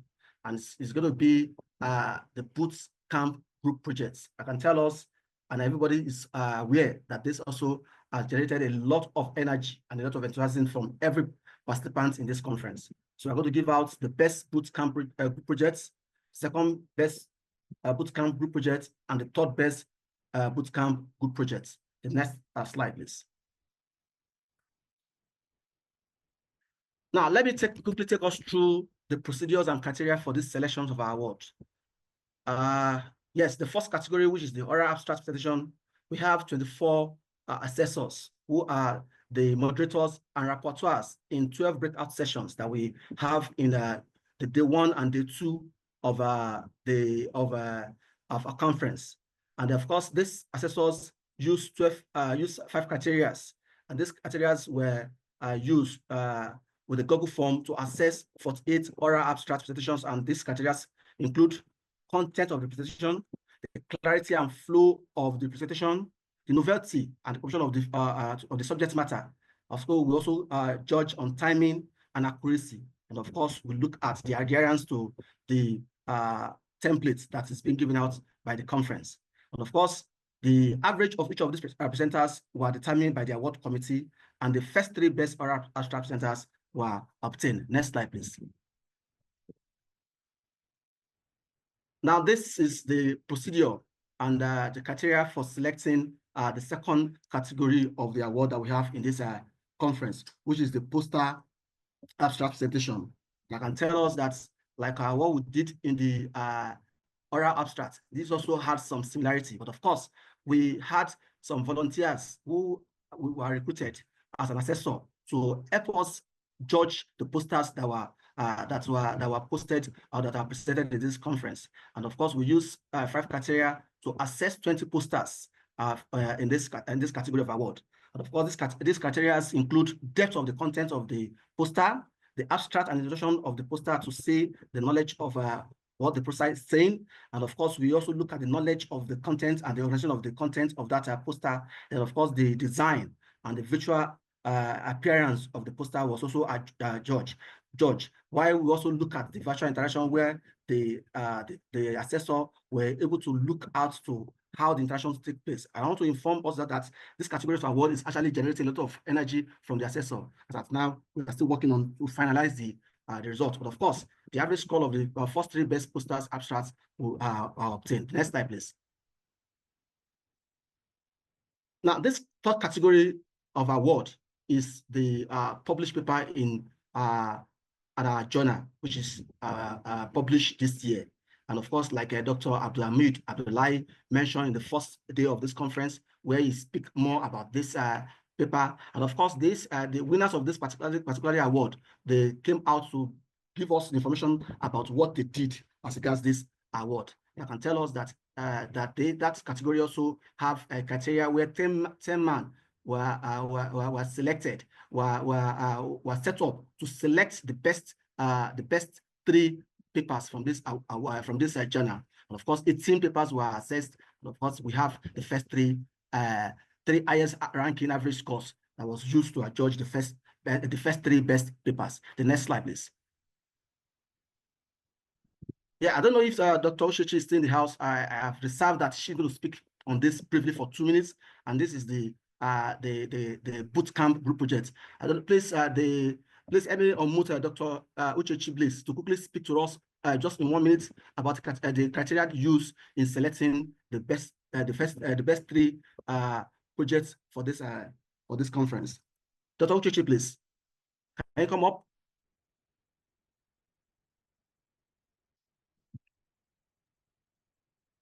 I can't see her in, I can't see her in the room. In the room, okay. While we're waiting for her, let's go to the next slide so that I can take us through the next item. Now, the award itself. The award itself. The award itself. For the first category of the award, the best oral abstract presentation for this conference this year is going to go home with a good prize, which is very noble. That prize, this prize are things that will actually shaping the life and the understanding and the knowledge of our members of this particular winner of this category of award. So the best oral abstract presentation award will go home with free ASFI membership registration in 2025, and you have also access to attend 2 courses of SFI in year 2025.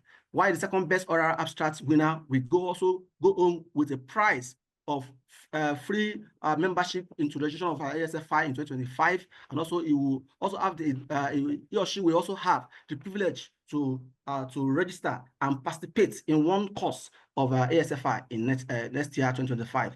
While the third best oral abstract awardee we go with a prize of being having the privilege to enter into SFI membership for next year free of charge. These are awesome prize to be won today. Now let's go to the next slide, please.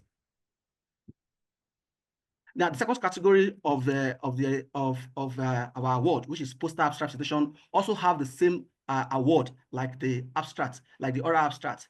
That the best poster will also be the member of the SFI in 2025 with 2 courses of his choice, and also the second best will also be a member of the ASFI in 2025. Also, we're having an agenda, an addition of having a 1 course to attend in next year. While the third best also we also go home with the prize of membership of ASFI in 2025. These are also an award. Let's go to the next slide, please.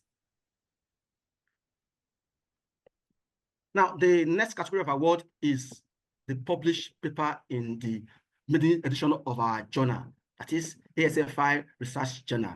And like I've said earlier, we have 18 papers that were published in that edition. And of course, 3 winners are going home with a free ASFI membership edition for this year, 2025. But of course, the best published paper, we have an addition of 2 choice papers, 2 choice courses that we attend. While the second best, we have the opportunity to attend, at least to join, to attend 1 course in next year ASFI courses. These are awesome award. Let's go to the next slide, please.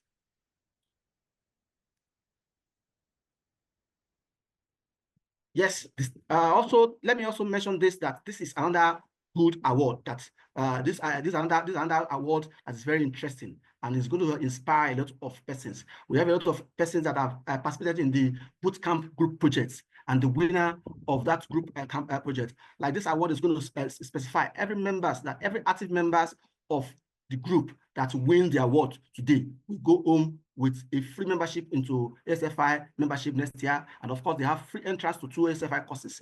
And of course, the second best also, we have that membership privilege next year with just one course to attend next year for all members of the group that will win this award. While we also have the third best also will be a member of ASFI next year. One good thing about this award also is that every person, every group, we have about 10 to 11 groups, if I'm not mistaken, that are participated in this year bootcamp project. So the organization is opening a window for every group to please put all their papers into work and try to develop a perspective paper from it. And of course, this will be published free of charge next year edition, January 2025. This is an awesome award. So let's go to the next slide, please. Yes. I'm delighted to show us and to inform us that after a rigorous work that we have put in place all of this month, and of course, in the last 2 days, the first 2 days, we have about 48 abstracts that were presented in this conference. These are the winner of this year oral abstract presentation. I don't know if you are in this room. The best oral abstracts that have this title, Antibacterial Activity Screening and Pharmacodynamic in Silico Study of New Synthetic Chacones, is being presented by Rahim Mubarak Ahmad. He is the best oral abstract winner for this year. Please, let's use the symbols on the platform to give a very good clap to Rahim Award. He is the best oral abstract presenter for this year, second virtual ASFI conference and bootcamp. Let's clap. Let's celebrate Rahim Mubarak Ahmad. Then the second best oral abstract goes to Emmanuel Onimisi, and this is a presented paper titled Physical Activity, Weight Biases, and Smartphone Addiction Among Undergraduates in a West African University. Let's jam our hands together and let's celebrate Emmanuel Onimisi. He is the second best oral abstract for this year, 2024 ASFI conference. And the third best oral abstract goes to Joel Lee Muro, please pardon me. I'm trying to get out to play that name. Murorunkwere.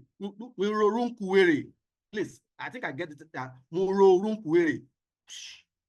Is the paper title is Automating Typhoid Prevention and Management in Rwanda, Innovative Biosensor and Automatic Voices, SMS, Innovas. He is the third best oral abstract awardee for this year conference. Let's put our hands together for this awardee for this year. They have done so well. Out of 48, these are the best 3 that we have for this year. Let's go to the next slide.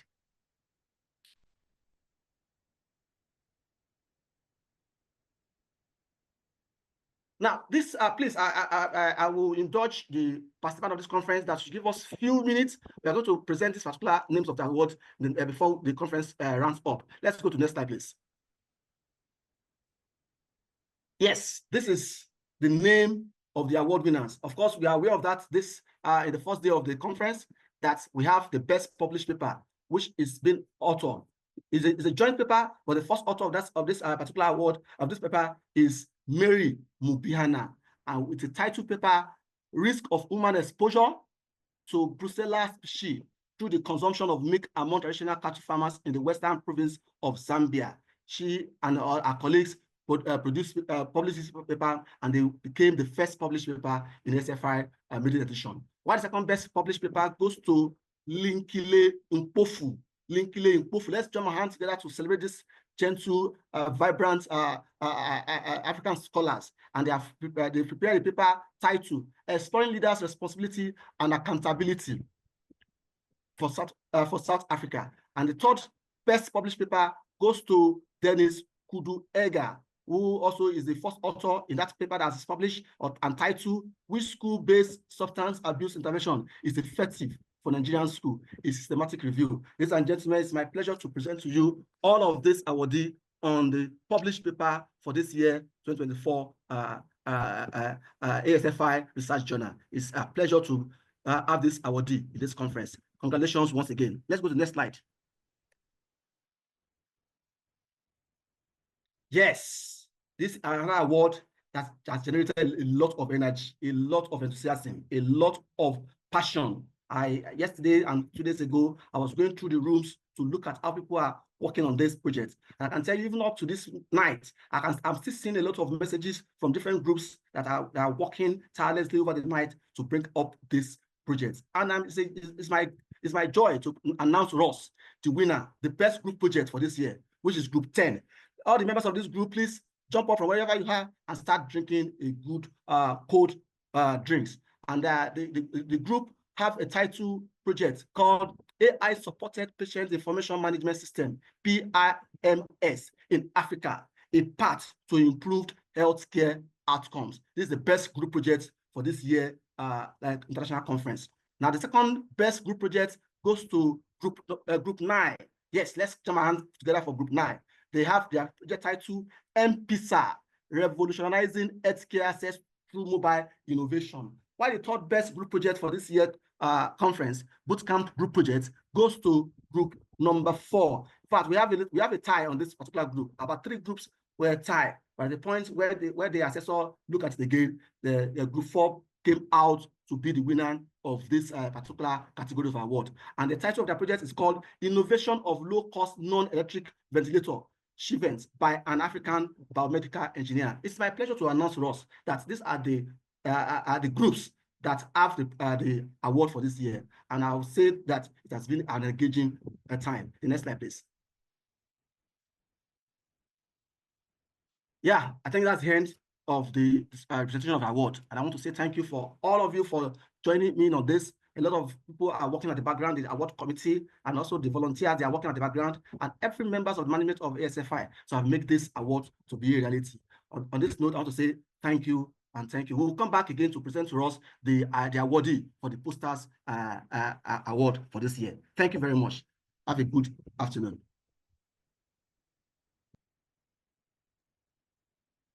Thank you so much, Samuel. And maybe just to quickly mention, one of the hidden secrets of breaking the tie was for the bootcamp presentations of our groups that did manage their time. They were getting bonus scores, and also the groups that were able to show their face, their video, the presenter. So that was how we were able to break the tie, just in case you're trying to figure out. So congratulations to all the groups from wherever you are. This has been that's interesting. That's interesting. That's interesting. Yes. We had to break the tie, so we needed some bonus scores. Yes. So to everyone, whether you are number 1, 2, or 3, in your own efforts, you have done really well presenting your thoughts, which in one way or another significantly contributes to our agenda of Africa. Allow me to take this opportunity to allow Dr. Ajibola to anchor the session, where we will have a moment to listen to our speakers, Prof. Noel, Prof. Omer, and Dr. Toga, all from Sudan, share with us their experiences under the session Voices from Sudan. Dr. Ajibola, if you can hear me, you can take it up from here. And hear you. Thank you great. so much. Thanks so much. Thank you so much, Dr. Vera. Thank you so much, Dr. Sam, and the Bootcamp Committee and the award committee. Thank you so much. I'm sure that was not so easy, but as Dr. Sam has mentioned and as Dr. Vera has mentioned, we are all winners. So congratulations, everyone. So I want to welcome everyone once again to this important segment of the conference, and it is titled Voices from Sudan. And like Dr. Hima mentioned, we invited the Sudanese community into the ASFI family this year. And this came about because of the 2023 Sudanese war that broke out. And this caused a lot of pain to the Sudanese people. Many scientists were displaced internally and externally. Many can no longer do their work, at least not as they used to. And in its pursuit to create an African brotherhood of scientists in pursuit of evidence-based development of our continental research. And as we know what ASFI stands for, ASFI believes that no African scientist should be left in pain. ASFI believes that scientists are at the forefront of the development of the society. Therefore, any society where scientists are displaced from their work leaves a state of hopelessness, both for the scientists and their societies. So in response to the Sudanese war and its effect on the Sudanese science community, and especially the Sudanese people, ASFI in March 2024, this year, put out a call titled ASFI Solidarity with the Sudanese Scientists to invite the Sudanese community to be part of the ASFI family, and not just to be part of the family, but with free membership, free entrance to all courses that were organized this year. They were also granted free entrance to the ongoing ASFI 2024 virtual conference and bootcamp. And it is our belief that these measures of support in our own way of supporting them will provide a platform, or has even provided a platform for Sudanese scientists to be involved in a community that will keep them engaged throughout the year. And I'm sure that we are going to hear from them very soon. So in response to this call, as of today, we have 570 Sudanese scientists that has joined the ASFI community, and several hundreds have taken part in the courses that ASFI had organized or have organized this year. And so in this section of the conference, I would now like to invite 3 Sudanese scientists to tell us in their own voice how their experience has been, being part of the ASFI family. So they will tell us each in maximum 5 minutes how the journey with ASFI has been, the impact our intervention has made in the adaptation through this difficult time of the war. And I have here Prof. Nawal K.N. Alamin, who is from Sudan University of Science and Technology, Khartoum, Sudan. And I also have here Prof. Omar H. Mohammed, University of Jazeera, Wad Medina, Sudan. And I have thirdly, that's Dr. Toga K.M. Gada, who is from University of Medical Science and Technology, Sudan. So I would like to invite first Prof. Nawal, and this presentation will follow in that order. And I would like to invite Prof. Nawal. The floor is yours. Thank you.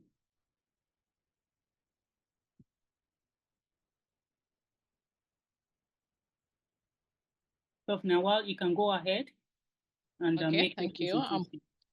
Okay, I would like, thank you very much. 5 minutes is too short to tell a story about what I have with ASFI, but I will do my best to do that. Actually, my name is Nawal.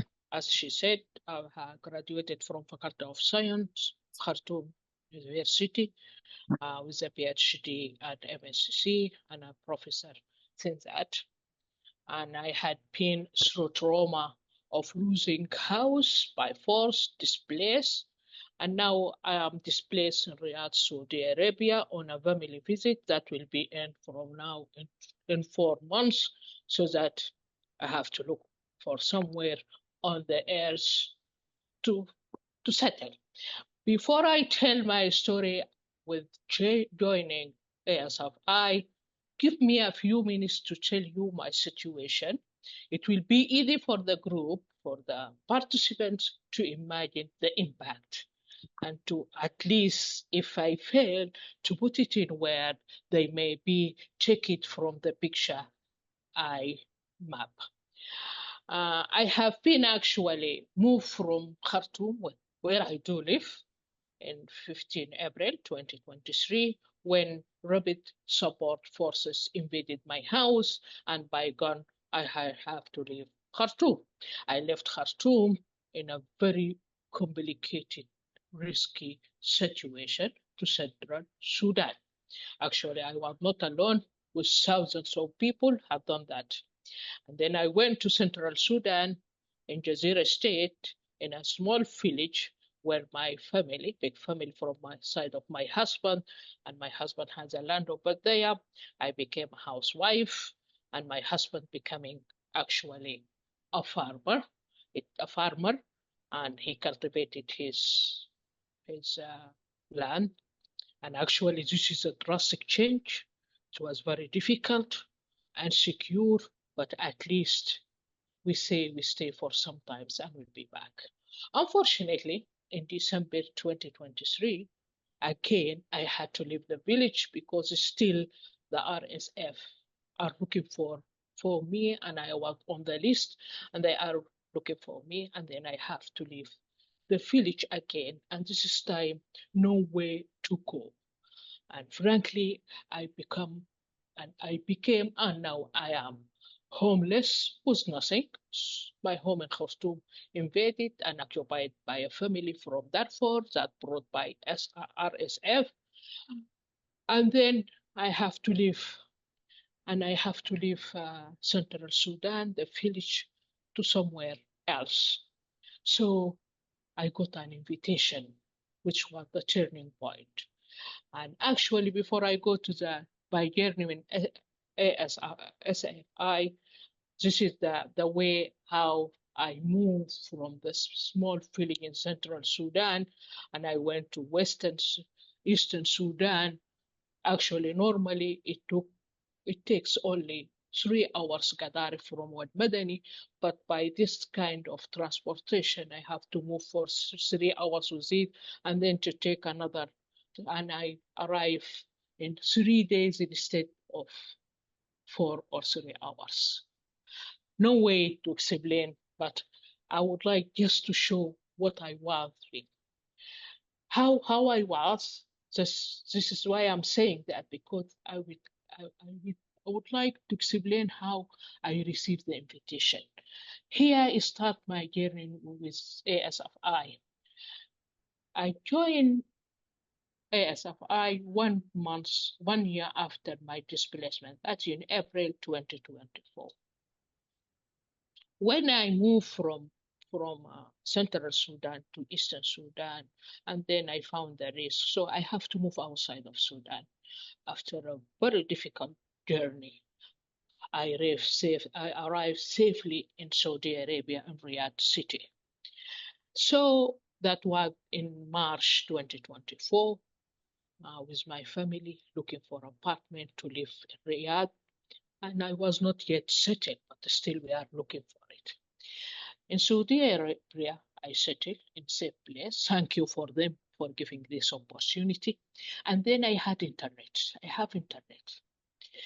The first things I did, I looked for my email, which I missed for almost 3 months because no internet and I was in a very difficult condition. So I opened my email. I found an invitation, an offer. To find an invitation, it is not advertisement, it is an invitation for all Sudanese scientists. I don't know ASFI, I don't know Prof. Bright, I don't know the people. So the invitation, it is not personal, it is for all scientists. This is actually attract my attention. While I was in a very complicated circumstance, to look at this just like a light at the end of a dark corridor. Actually, when I read the invitation and the offer, to me, as a Sudanese woman, I felt that I have to appreciate what they are doing for me or for us as a scientist. And you are in this difficult condition to have an invitation. It is not an easy thing just to look at it. Actually, I was not serious. I was not serious of taking it, but I was serious of I have to respond to this invitation and offer. Should I say thank you and go? I said, let me fill in the form and see what we can do. Just a kind of appreciation, not more than that. That's what I have done, actually. I have done. So when I looked to the invitation, I said, okay, these people are doing good. They are doing very nice things for us. And I look for their objectives. And I said, okay, I have to appreciate that. And actually, to me as a scientist, and actually I like research, I felt this is the people, I should be part of them. This was inside. But really, I was not taking it seriously. Let me be frank. I said, okay, I will fill the form and I will forget it. To fill the form, I have to look for my laptop. Actually, lucky enough that the only thing that I had with me by that time, I managed to bring with me is my laptop. I left everything except my laptop. So it was the first time for almost a year to open my laptop because I need to fill in the form, which it is a little bit difficult to make my telephone mobile. So I said, okay, the target, the objective, the people they are doing, it looks, it is something attracts you, needs you, inside you, you have to join them. But me, I said, oh, I'm not in a condition to do that, but let me just to do that for them. Then after I filled the form and joined ASFI, then the real story started. What happened? Actually, I start now calling it is not joining ASFI.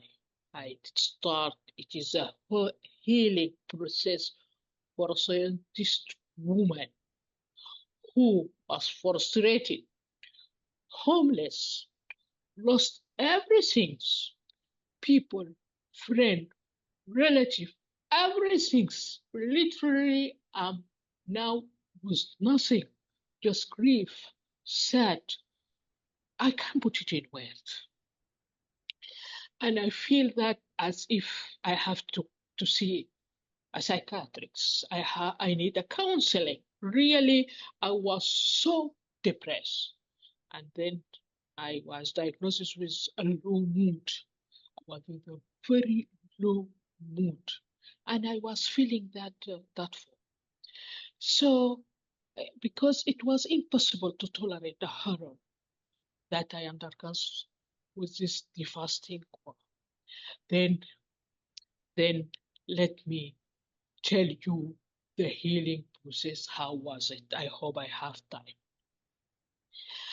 The very things when I filled the form, I joined the scientific community.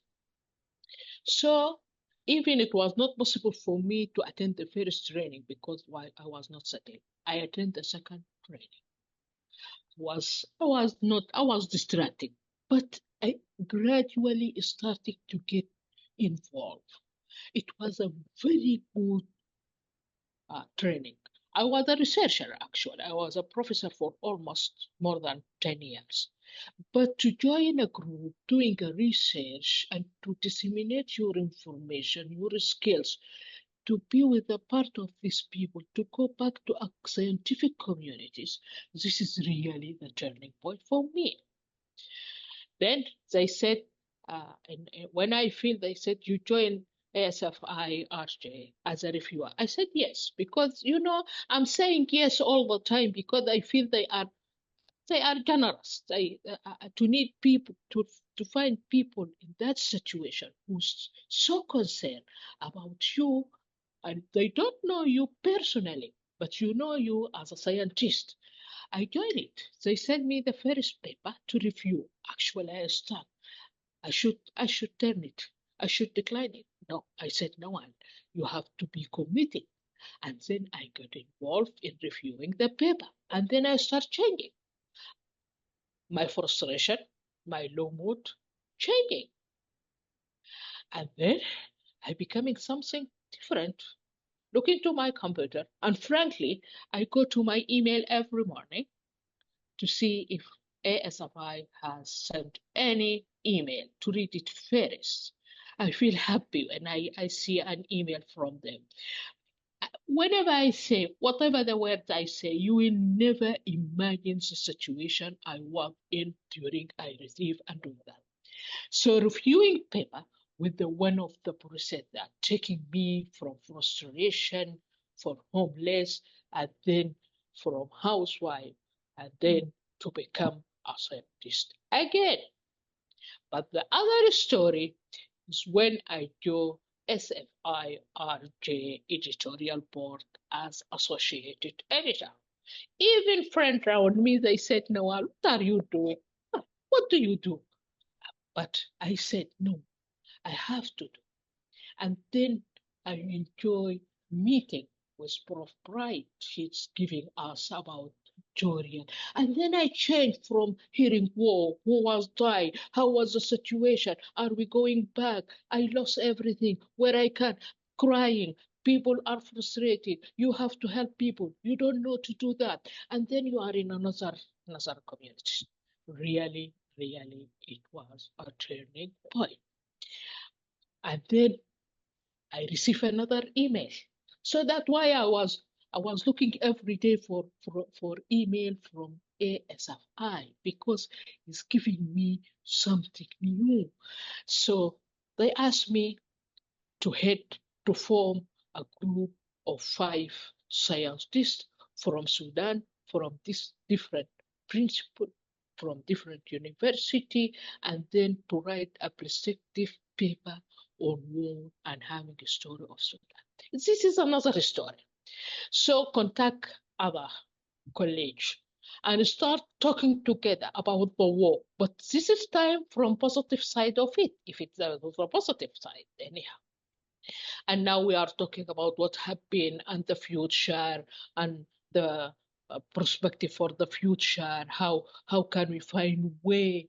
And this is community, this is group doing that for 2 months. Really, it was a healing process. So that actually the healing process I'm calling, actually, even if I think if I were with a counselor, I don't think I will be get off over all this. They have done that for me. Actually, I don't know how to put it in words, but actually what is happening to me is like that. What is the impact? I'm still trying to say it in words. It's not easy to say it in words. And sorry, Mr. Bright and your colleague and your team, if I'm not giving every details, but inspiring, join them. How? Now I'm attending the conference. Do you know I was waiting it so excited. I just sitting the 3 days with the scientific community, nothing except, and then there's another, I was homeless, but now I have hope. Really, I have hope. It's very difficult to be homeless. No word can describe the situation. But to be in a conference with a scientific community, this is a home. Just imagine it. Just look at it. So all this is a healing process. And now you may laugh if I'm telling you that I'm becoming so ambitious. You know what am I doing now? Now I start thinking how can I find a research institute to join and to carry on my research, my hobby, the things I like. So the healing, it is not the process. It ends by I healed, and now I'm another person. So my journey with ASFI, I haven't touched anything with science because this is by default is known and clear. But what you cannot imagine and you cannot expect it, this what had happened to me. I haven't touched anything with science because this is obvious and by default everyone knows, and I have a lot from that. But my emotion, myself, to be consolidated, to be back to myself as a scientist, this is not an easy thing. So what I am now, I was not expecting. It's more than expecting it. It is, I don't know how to put it. So thank is not enough. I thank God. I thank the people from ASFI, from ASFI RJ, for the people in the conference, for the people who give a presentation, the nice 3 very beautiful days in my life since April 2023. So I'm happy now. And before I say thanks for everyone, I would like to say a word to Professor Madison presentation this morning. I like it. I like his presentation of other people. It was nice. But he said what? It is your responsibility to grow yourself. Professor, I agree with you. This is my idea before. That's what I was doing before. But it is not absolute to say that it is your responsibility. Actually, the environment, inclusive environment that will help you to grow. And I think one of the obstacles that hinder about African scientists if the environment, conducive environment, most of the time it's not. Most of the time it's not. I'm not saying that you shouldn't be responsible for you to grow, but sometimes it is out of your control, out of your hands to do it. Thank you very much. I'm back home, and thank you very much for all of you. And I'm happy to join ASFI. Thank you very much. Thank you so much. Thank you so much, Prof. Nawal. You know, I could not just stop your presentation because, you know, it was very emotional. And I also realized that it was also a medium for you to heal. It's a healing process. And may I dare to say that ASFI magic of restoring people's dignity is not even only in terms of the Sudanese community, but everyone who is deeply integrated in all of ASFI programs. We see that this is really true of ASFI. So Prof. Nawal, I really want to say thank you so much for, you know, really, you were really vulnerable with that. And I really want to appreciate that. And I pray that, you know, you are properly restored and thoroughly healed in the Amen. I don't want to start saying that. Okay, so please let me invite Prof. Omar to please give his presentation. Thank you.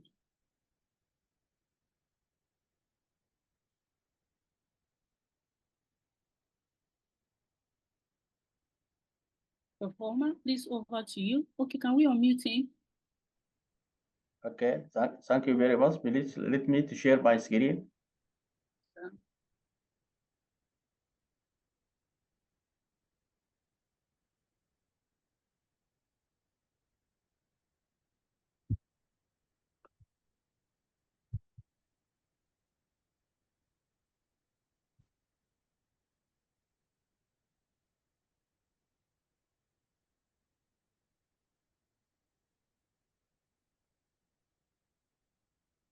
Okay, thank you very much, everyone. I am Prof. Omar Hassan Muhammad. I am a microbiology professor at University of Jazeera, Wad Madani, Sudan. Also, I am one of the displaced Sudanese. I left with my family from Wad Madani to the city of Kassala in eastern Sudan, and I arrived after 24 hours on risky and tiring journey. As it was mentioned by Professor Nawal on Saturday, 15th April 2023, that date. So you're not screen sharing? Sorry? You're not yet screen sharing? Are you hearing me? Yes, I can hear you, but your slide is not yet showing. Yeah, I am sharing. Okay, but it's not showing at our end. All we have here are files. So can you click on that? Maybe double click on that. The other one. Okay. I think the PowerPoint presentation. Now it is sharing? It's not sharing. No. Maybe you can stop sharing and then open the PowerPoint presentation first from your file before you start sharing. Okay. Now it is sharing? Yeah. It's coming. Yeah, so you can put it on presentation mode. Now we can see it. Now it is okay. Yeah. Okay. Thank you for everyone for giving me this chance to present my journey with ASFI in 2024.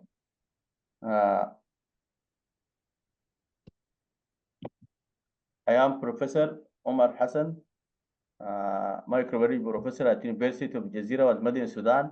I am one of the displaced Sudanese. I left my family from Wad Madani to the city of Kassala, in the eastern of Sudan, and I arrived after 24 hours in risky and tiring journey. As it was mentioned by Professor Nawal, on Saturday, 15th April 2023, on that date, the war was exploded in Khartoum, the capital of Sudan, due to RSF militia rebellion that was part of the Sudanese army. 1 month later, the situation deteriorated terribly, forcing more citizens to flee outside the capital Khartoum. On Friday, after about 8 months, on the 15th December 2023, the RSF rebels attacked Jazeera State, 200 kilometers south of Khartoum. They occupied its capital, Wad Madani, the location of University of Jazeera, and my residence, and thus the exit of the city. Now I became a displaced person. I left my city, and my house, and all my belongings.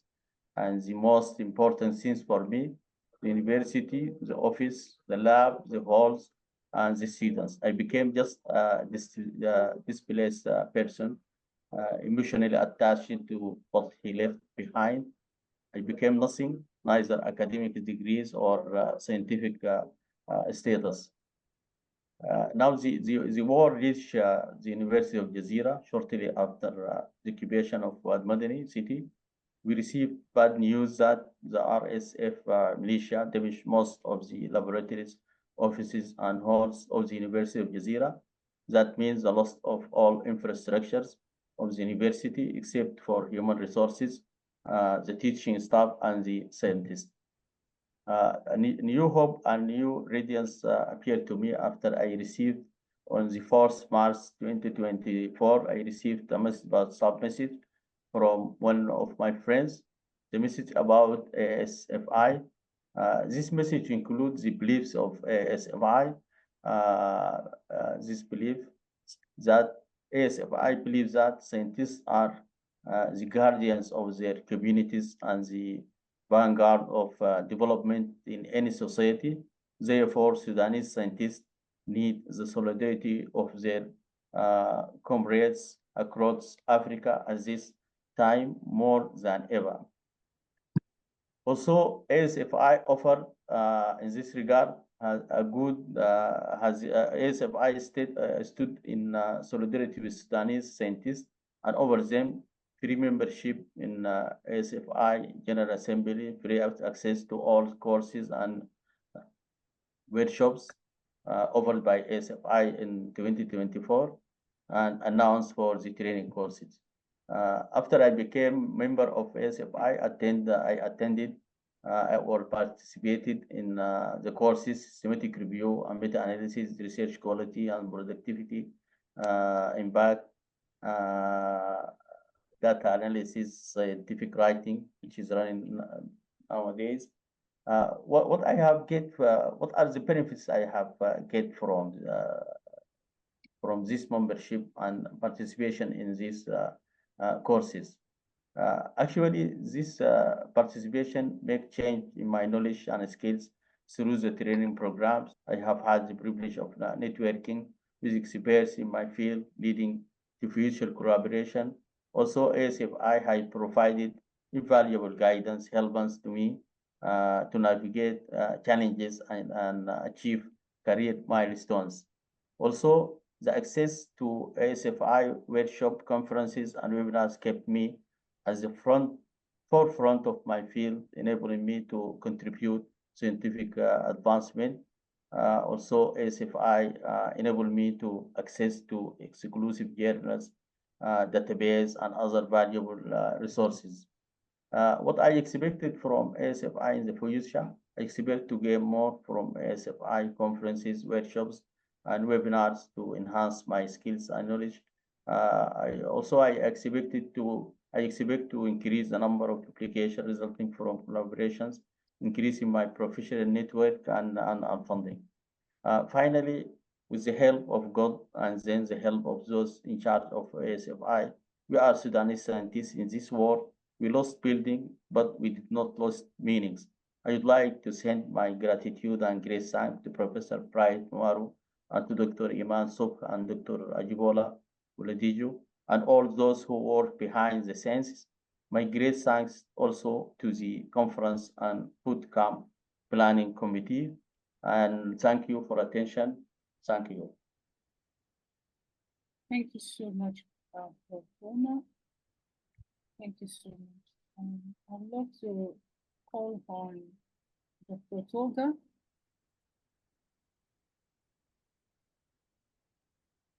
Dr. Tolga, you're next. Please, the floor is yours. Please, can we unmute her? Yes, I can hear you. Good afternoon, everyone, and I hope you're having a great day. So just let me share my screen.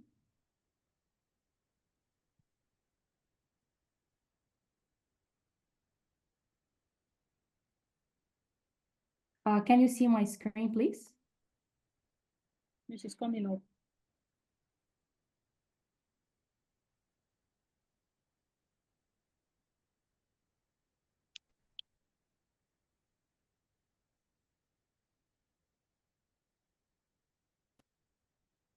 Okay, so good afternoon again, and I'm really thankful to be here today. So let me introduce myself. I am Dr. Toga Khalid Mohammed, and I am a lecturer of pharmacotherapy and clinical pharmacy at the Faculty of Pharmacy from the University of Medical Sciences and Technology, Sudan. And I am very proud to present today as a member of ASFI, especially during such challenging times in my own home country. So today, under the session, The Voices from Sudan, I just want to take you into a very short story about how did the war in Sudan impact my life and how did ASFI act as a beacon of hope and resilience throughout the darkness. So the war, as previously stated, started on the 15th of April, 2023, and the war had very dire consequences. So some of these consequences were the mass displacement. So in my home country, about 11.1 million people are being displaced, whether internally and externally. And the health system is collapsing, diseases are continuing to emerge. And in regards to the education, the situation is very concerning. So more than 100 universities, they were either damaged or looted, and the educational activities in many institutions, they just came to a halt. And the number of deaths continue to increase on a daily basis due to direct warfare. So this picture represents just a small snapshot of the consequences that we're facing as a Sudanese nation. So speaking from a personal perspective, speaking about myself, some of the challenges that I did face due to this war was the immediate loss of access to my institution and to my resources. So as a lecturer and as a researcher, I suddenly found myself without an institution. And this has caused great disruption to my career, which meant that I can no longer continue in academia. I can no longer continue in research. And this was really devastating for me. Another major challenge that I have faced is the displacement. So due to the safety concerns, I had to be displaced to another country. I moved to another country, and instead of continuing my work in research, I found myself trying to adapt to the context of this new area, which was very difficult, and I'm still dealing with these consequences up to this point. Another challenge that I faced just before the war was the funding interruption. So I was lucky that just before the war, I secured a grant for conducting research in my Sutoma in Sudan. However, when the war erupted in Sudan, this grant, it was revoked. I could never receive my grant. And as a result of that, I could never continue my research. So these were some of the challenges that I have faced and continue to face. And I think that these challenges are just very common across the whole scientific community. Like you can find a very common pattern of challenges across the whole community. So let's move on to ASFI. And as I found myself directionless, as I found myself having no purpose, I have joined ASFI. And let me say that I have joined ASFI out of complete despair. I didn't know what to do, so I joined ASFI. And I am very happy and glad to say that I have joined ASFI because ASFI have gave me a direction and it have put me back on track, on my research track. So it have gave me the direction that I really need to continue my career. So the first thing ASFI have contributed to is the vision. I can say now that I do have a vision for improving and contributing to research in Africa. Because before ASFI, my whole thing related to research was conducting research so that I can polish my resume and so that I can move up the academic ladder. It was completely selfish. But now, and after joining the ASFI community and after being mentored by Professor Bright, I can say that I have got rid of this poor thinking. I do now think about the larger picture, improving the research and contributing to research for the whole continent and for the sake of the people. And I can say that my research now is based on quality and impact rather than quantity. And this represents the essence of what I am doing now for my research. Another thing that ASFI have really contributed to is refining my research skills. So throughout this year, I have just underwent a very intensive research training. So let me say that at the end of this year, I can say that I am really capable. I'm really confident in my skills as a researcher, and I think that I will be able to strive in any academic or research pursuit. And this is one of the best things that has happened to me with ASFI. And finally, the best thing were the fruitful collaborations. So until this point, I'm working with great people on great projects and up to this point. So this has been the best thing that has happened to me with ASFI. I'm really thankful. And just one point that I want to add is that with ASFI, I'm continuing to learn and to grow on a daily basis. Because just before 3 days, just before this conference, the word innovation was a very scary and uncomfortable word. I couldn't deal with that word. But today and at the end of this conference, I can say that I am here to embrace innovation and keeping an open mind when it comes to research. So I'm thankful for this. And moving forward, this was one of the main achievements that I have done with ASFI this year. My first achievement, and of course, it's not the last, where I conducted a research through which I was able to shed light on the experiences, the challenges, and the prospect of the displaced Sudanese scientists. So I'm thankful for that. And finally, in conclusion, and looking forward for the future, I can confidently say that ASFI have given me the hope to rebuild my career and to contribute positively to Africa, to science, despite all the challenges that are keeping us abound. So I want to take my space to really send my gratitude for ASFI, Professor Bright, and everyone, all the directors and everyone in the ASFI community for their unwavering support for the whole scientific community. So thank you so much for the opportunity. Thank you. Thank you so much, Dr. Tulga. Thank you for that. And, you know, I really want to appreciate you all because every time you are being called upon, you know, to do one or two things as it concerns ASFI, you are always there. So I really want to appreciate you all and especially, you know, to also say thank you for, you know, responding to this invite, for sharing your story, for telling us about your experiences. And also one key thing that I took away from you, Dr. Tulga, Professor Homa, and Professor Nawa is that hope.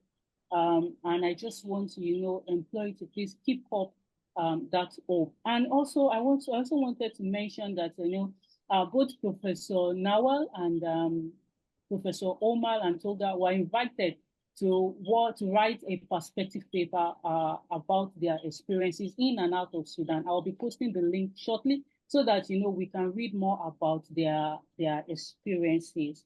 Also, I would also now like to invite Professor Bright to please speak to their stories. Thank you. All right.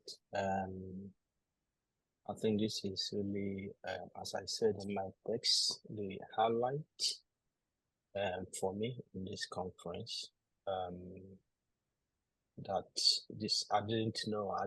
I was not prepared with really this journey they have taken us through. And yeah, and that is why we have to see ASFI to be more than a professional platform. It's an environment we can create a family. Sometimes in life, when you are doing things you do not know the impact those actions are bringing. And honestly, I think I will say more next year, because ASFI turns 5 next year, and there are certain things I will highlight in that journey, because I'm a believer, and I know the burden I've had about this movement, and one step at a time, we keep getting inspiration of what to do next. And I know that this letter I sent to the Sudanese community, yeah, it was one of the mornings I felt that burden. I mean, I didn't think about it, but I felt that burden that morning. And yeah, I contacted some of my colleagues to say, well, this is what is coming to my spirit, and we agreed, let's do it. And when we did it, my goodness, we couldn't read our normal emails again. We were bombarded by emails from all over the world. Wow! So this was really impressive.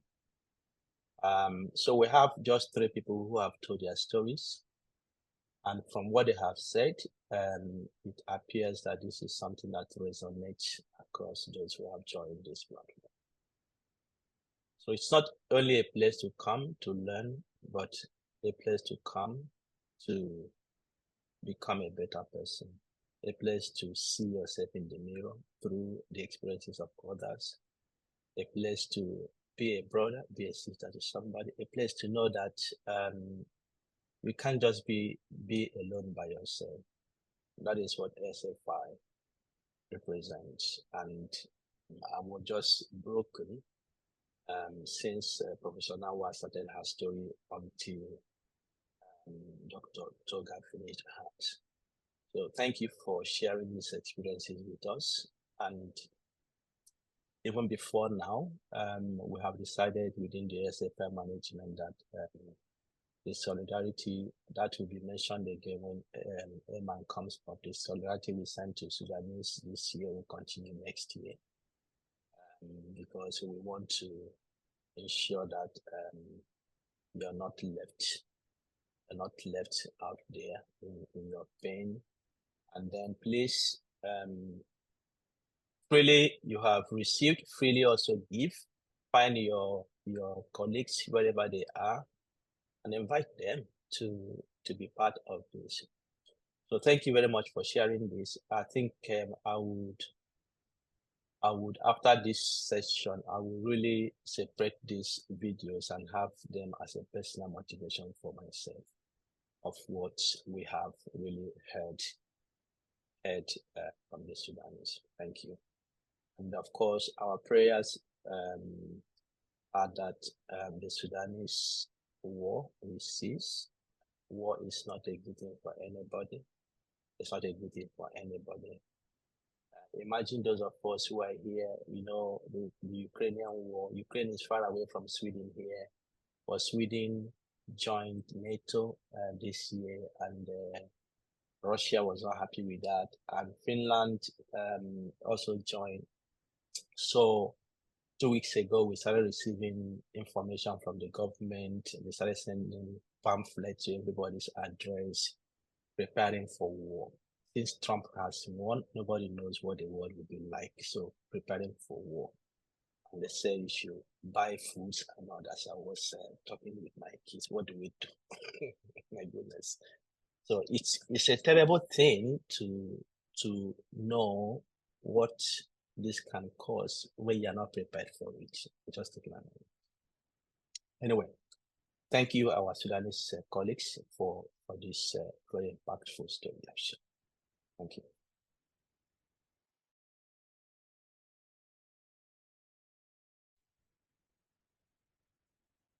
Thank you so much, Prof. Bright. Thank you so much, Voices from Sudan. I agree with my colleagues that that's truly inspiring. You can feel resilience in your tone, resilience and commitment. Well, it's important that you keep on pushing despite the circumstances. So at this moment, I will very quickly give a recap of the key points and the highlights from the conference as my wrap-up for the session, and then I'll hand it over to Dr. Eunice to also share the summaries and key takeaways from the bootcamp section, and then she will ably hand it over to Dr. Iman, who will hand it over to Dr. Bright, and then I'll come in again to take to bid us farewell and of course to take photos. I want to appreciate this opportunity that we've had this time to get through our second ASFI annual virtual multidisciplinary conference and bootcamp. It has been a great journey. Well, I think West Africans call it a great tour, outing rather. We have learned so much.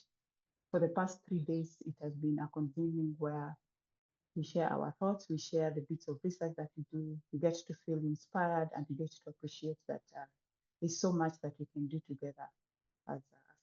So this year's event has been a testament of our shared commitment to drive transformative research and innovations across Africa. I want to specifically thank the organizers and committee members who worked tirelessly to ensure the success of this event. Sometimes it felt overwhelming, but I believe the consistency, the commitment, and the teamwork that came into play made us to pull through.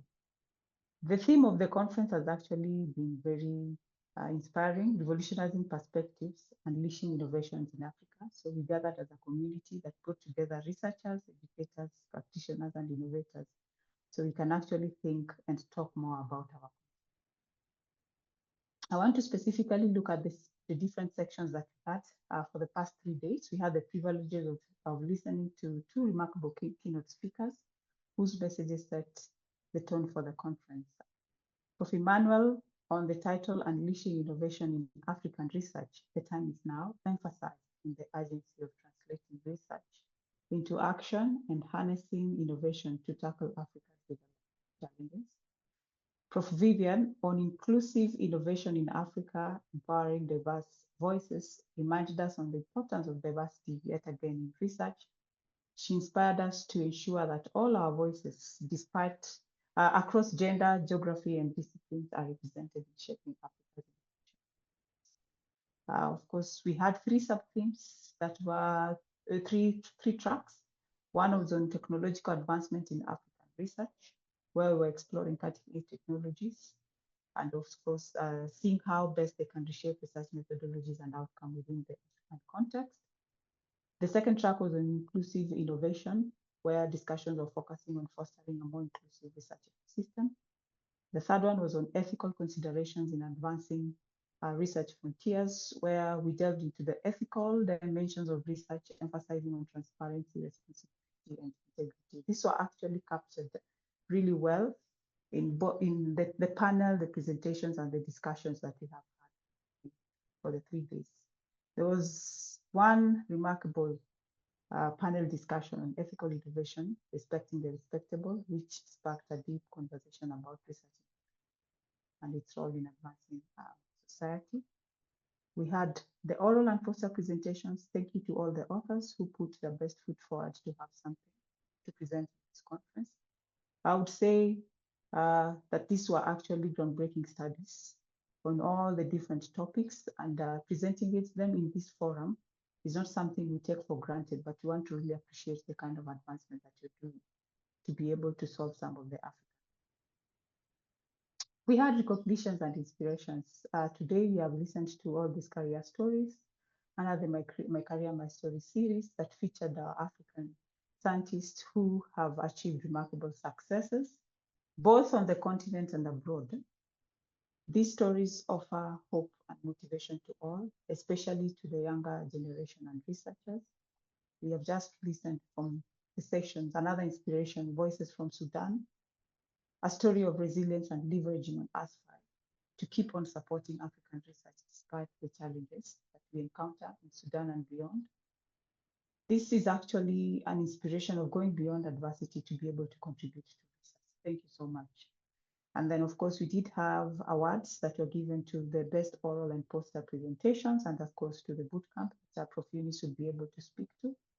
Of course, showcasing the outstanding contribution to our participants. And as I had mentioned earlier, all poster oral presentations, all the presentations were great. and every commitment that everyone has put into their work. ASFI definitely recognizes them, and we really appreciate the bit of work that you're doing again. So what are the key takeaways? One, research as a catalyst for development.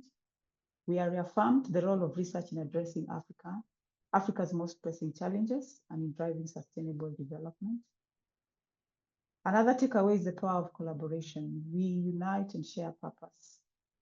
It emerged as a recurring theme. Together, we can achieve far more than we could as individuals. Then there's again on innovation with integrity. So we reinforce the importance of ethical practices, ensuring that innovation serves humanity responsibly. As we look ahead towards our next conference, which will happen again next year sometime, I wish to encourage each of you to mark your calendars and continue this incredible momentum. My closing reflection. In conclusion, the second ASFI annual virtual conference and bootcamp was more than an event. It was a movement. It was a testament to the resilience, creativity, and potential of African research. Let us make the inspiration and knowledge gained here back to our institutions, our communities, and also our projects, and let it fuel our drive for meaningful. Thank you all for your participation, your energy, and your contribution. Together, we are shaping a brighter future for Africa, science, and innovation. Let us continue with this journey, with hope and determination. Thank you. Over to you, Prof. Eunice.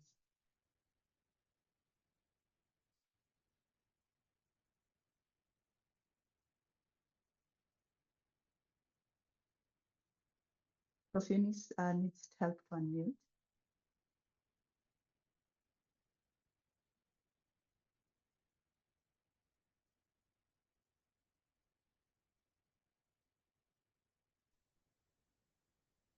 Okay, welcome. Okay. Yeah. Thank you very much, Vera. Thank you very much, all the presenters, all the participants. It has been a wonderful day, a very rich day. I am here to give you to capture the essence of the bootcamp, group project activities. And I'm going to highlight the key points that reflect what happened in the process. So our bootcamp reflected on the innovation in Africa, and it engaged participants in meaningful discussions about past experiences and future discussions. And the bootcamp focused on the theme, innovation to develop inventory of Africa's yesterday and today. Innovation to development, inventory of Africa's yesterday and today. And this theme encouraged participants to reflect on Africa's developmental milestones, successes, failures, and it provided a platform for deep reflection on the continent's innovation journey. Participants engaged in meaningful reflections about successful and failed innovations across various fields, including science, technology, business, and the arts. And this exercise was integral in understanding how past innovations can inform future efforts. Diverse innovations were identified. We had the Chi-Square invention, the Egyptian Knowledge Bank, the Savannah Innovation Lab, innovation for low-cost non-electric ventilator, the Shivent, telemedicine, Baobab, AFIA app, the M pedigree, the Zeraki, the Cardiopath, the M-Pesa, and the winning project, the PIMS, which is an AI patient support. So all these groups identified a range of innovations created by Africans that contributed to development within specific countries or regions. And this diversity showcased the breadth of creativity and ingenuity present across the continent.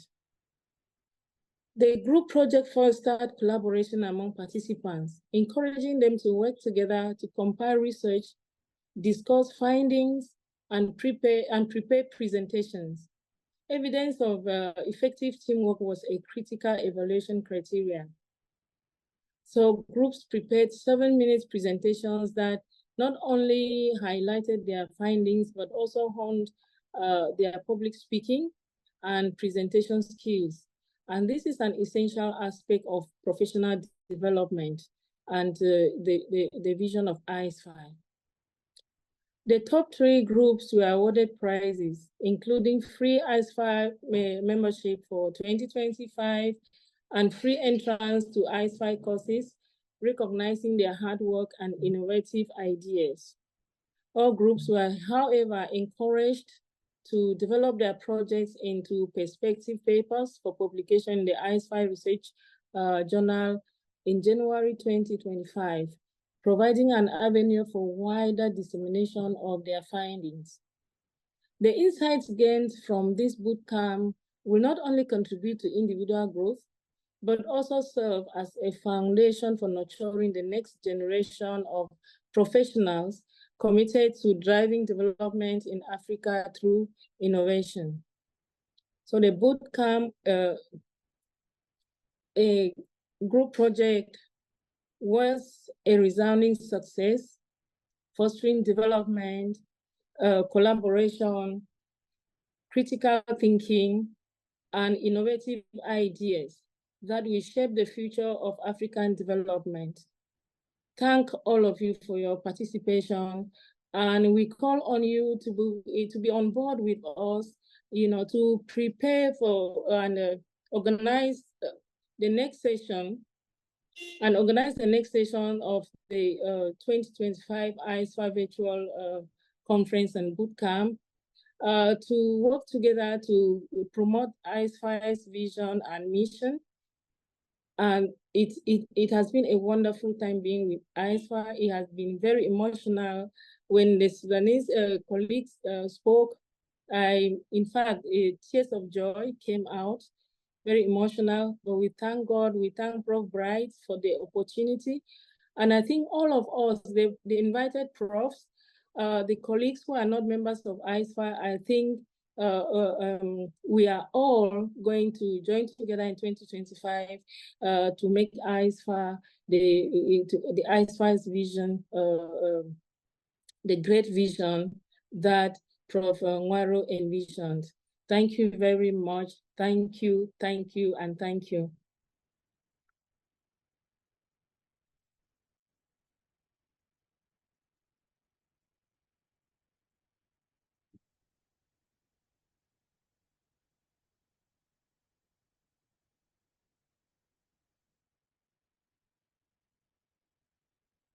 That's Prof. Iman.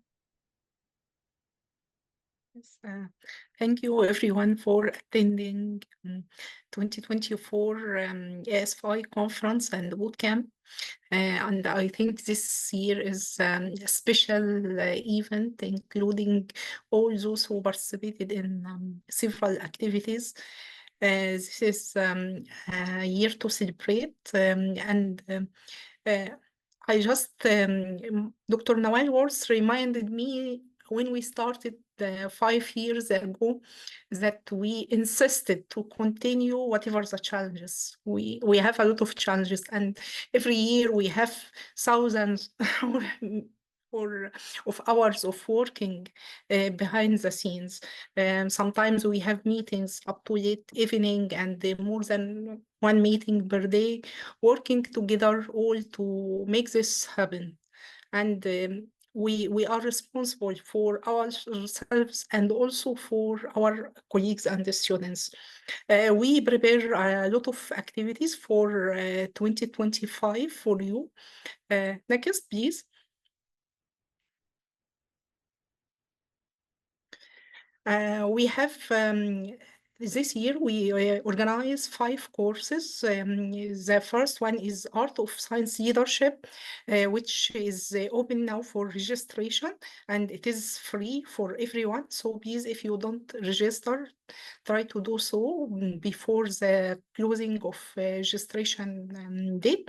We will also provide a new course. This Art of Leadership is a new course. And the second new course is Art of Academic Supervision.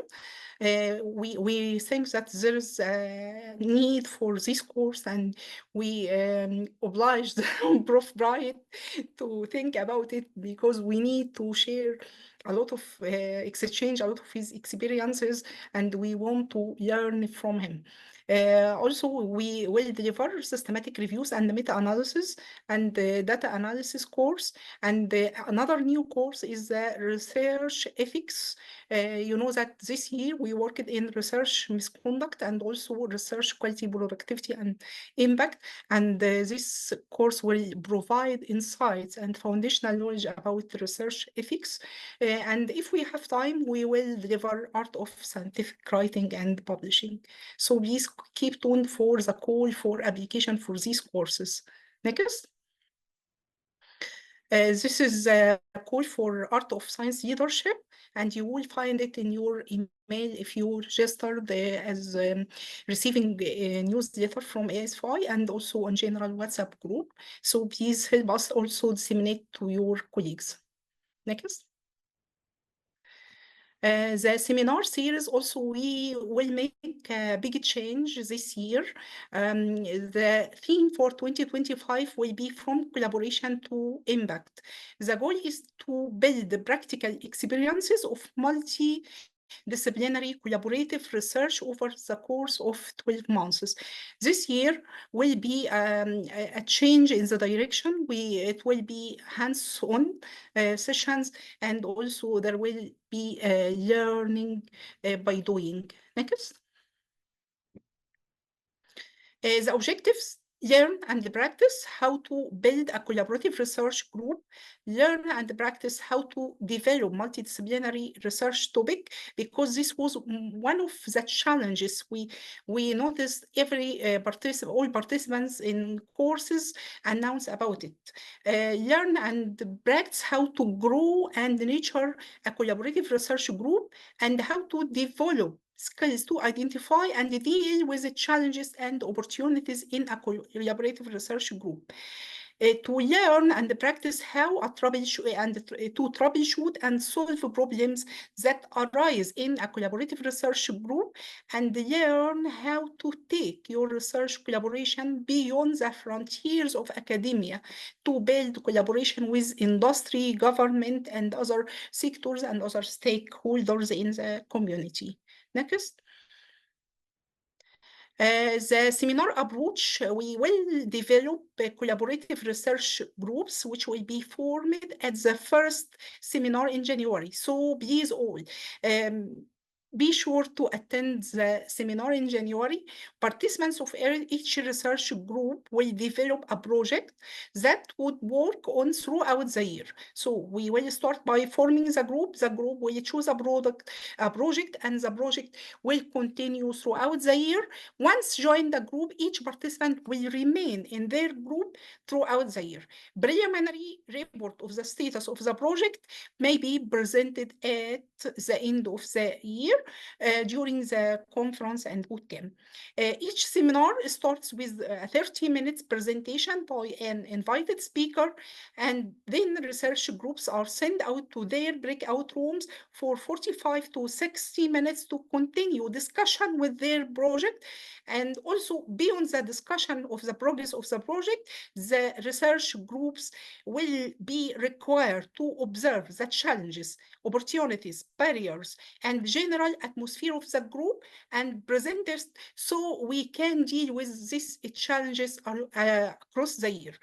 Groups return to the main room to give a summary of their discussion. Next.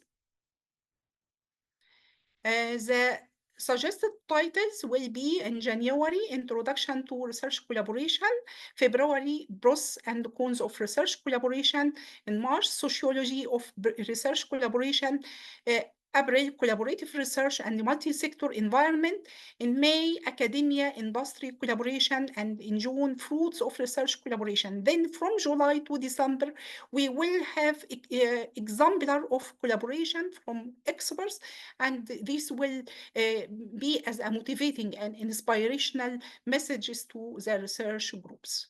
Next. They also we make a change for Dr. Nawaru research tips and tricks. This year it will be bi-monthly instead of monthly. It will be a 1-hour research clinic offering hands-on research tips and tricks on topical research issues, and the theme will be kick out the virus from misconduct to research excellence. So we will continue on research misconduct discussions. And you will ask me, why you do it bi-monthly? The next slide will show you, please next, that we will have alternating bi-monthly Prof. Nawaru Academic Career Talks 101. It is a bi-monthly career talks and consultation to complement Dr. Nawaru research tips and the tricks. We will provide contemporary insights and tips that will support the building of a strong career in academia. And there is also a fruit for this. We will have 1-hour live session consultation presenting insights and tips on various topics concerning career development, and 1-hour research consultation following the first hour.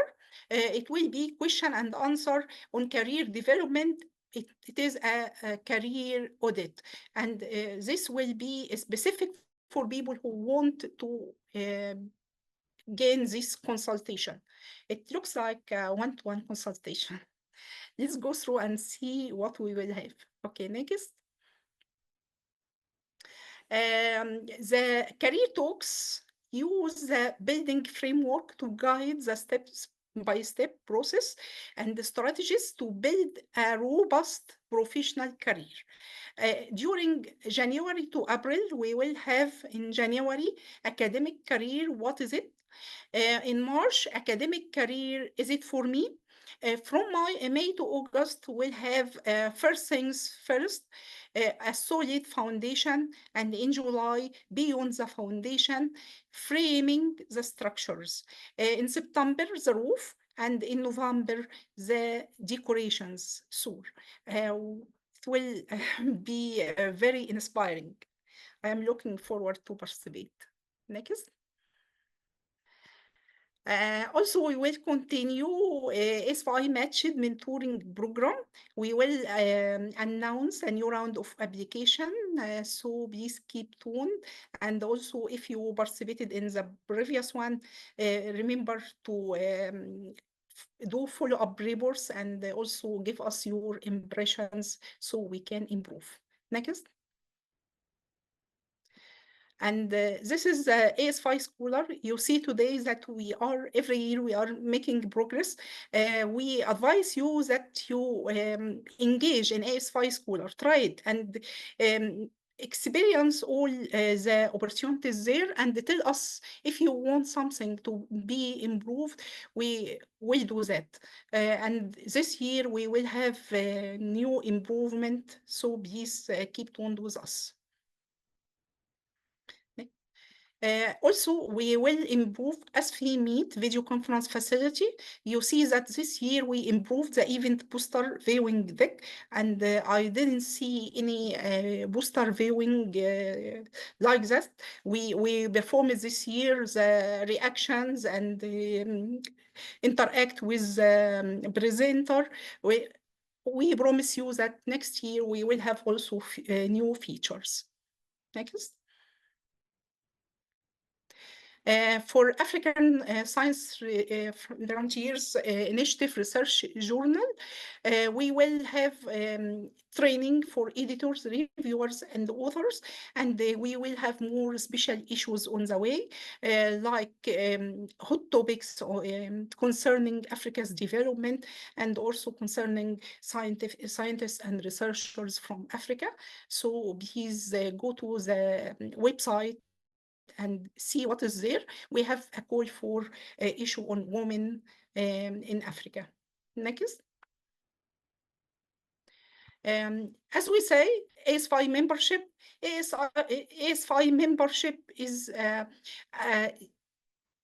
indication that you join our family, and you know that the membership have a lot of benefit. We will continue solidarizing with our brothers from Sudan and complete waiving of the courses and free membership for all scholars and researchers from Sudan, so disseminate the message. And also, you know that ASFI membership offers you a lot of benefits rather than mentioned on the website. Once you participate in planning, organizing, or any volunteering job through ASFI, you will have credit. Like you can have free courses, free education to the conference, and so on. Next. And the fruit of this is the 5th anniversary. In 2025, we will complete 5 years of official working as NGO organization.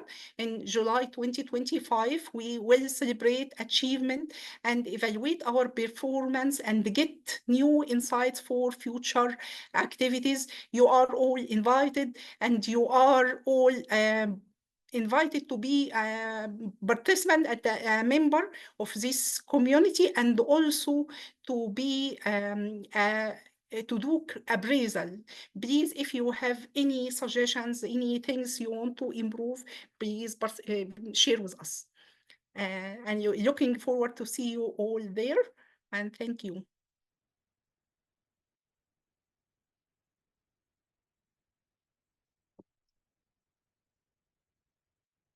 The next ASFI conference and bootcamp 2025 will be from 25th to 27th November 2025. The theme will be Beyond the Boundaries, Breaking Collaborative Frontiers for Impactful Research and Career. So if you have any ideas, if you want to participate in planning or organization, please reach to us. If you have any ideas for any session, also please do so. Thank you. And now I invite. Okay. All right. Well, should I be showing this actually? I think I should hide it for a bit. They want me to announce it for them. The poster winners. Did somebody see any name there you recognize? Was it? Yeah, okay, Emma, thank you very much. And thank you, everyone. I think we have come to the last part where I will give my remarks. I think it has been a wonderful journey. How to appreciate all the efforts. It's not so easy. Many of you, the committee chairs, the committee members have had sleepless nights to just get this. But eventually, I think we're ending on a very good note. It's a task we can be proud of ourselves to have fulfilled. So thank you for all the efforts. So let me open the screen and show you what we have here. It's Dr. Samuel Abanibe here. I think he should better present. Oh, live. Please go ahead. I'm even enjoying myself. Yeah. Yeah. It's nice to come here again to present to us at this conference the winner and of our poster abstract presentation. Honestly, for me personally too, this poster experience has actually equipped me in the last few days that I've been interacting on this particular thing. And I tell myself that by next year, I'm also going to participate to produce a poster, because I've actually learned a lot of things from it. And I want to say a very good well done to ASFI management for developing this kind of idea. The platform, the ASFI scholar, and the meets are so interesting, very wonderful. So on this note, I present to us the best poster abstract for this year conference, Ms. Omobola Oduyoji, who have a poster titled effectiveness of school-based obesity, interventions among secondary school children in Nigeria, systematic review. Let's jam our hands together and let's celebrate this wonderful scholar. The second best poster abstract for this year conference goes to Joanna O. Adeleke, and the title of the poster is Emotional Intelligence, Physical Activities and Passive Stress of University Students in a Lower and Middle Income Country. While the third best poster abstract goes to Dr. Chinenye Ugwa Ogujiofo, and the title of the poster is Race, Ethnicity, and Multiple Health Outcomes, an umbrella review, a research in progress. Ladies and gentlemen, these are the awardees for the poster. And I also want to use media to appreciate the volunteers that have helped us at the background to make this happen. I want to appreciate Dr. Emma. I want to appreciate Dr. Nilda, Dr. Ajibola. She has been working with us even as if we are part of the committee. I also want to appreciate Dr. Miriam, Salman, Aj, and Atilade. All of you guys have done so very well. On this note, I want to say thank you and congratulations to all of us. All right, I think that is very, very good. Congratulations to all those who have won the different categories of award. These awards have come with some prizes that have been given. I think in the coming week or so, there will be certificates that will be issued to those who have received the awards. So just give us some time to get through with that. We'll come back to you. But yeah, you have the benefits that come with the awards. Please make use of them. Some of you, it comes with you choosing a course you would like to use them for being part of the ASFI family as a member. So please make use of those as well. All right. 3 days, very fully packed with so much time we have spent. But the question I have for you is, who wants to go? Who wants to leave? Who wants to go? Who is tired? Who wants to leave? Who wants this to end? Let me see your hand. If you want to leave, let me see your hand. Okay, Chechi wants to leave. Chechi's hand is up. Why do you want to? Oh, she's run away. Maybe she wants to stay. All right. So who wants to go? Who wants to stay? Who wants to stay? Who wants to stay? Let me see your hand. Who wants to stay?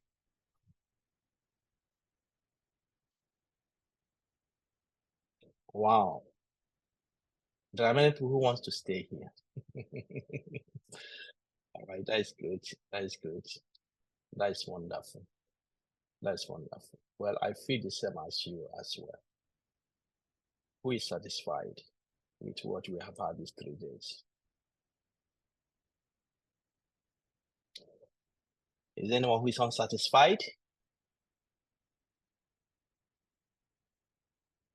All right, 2025.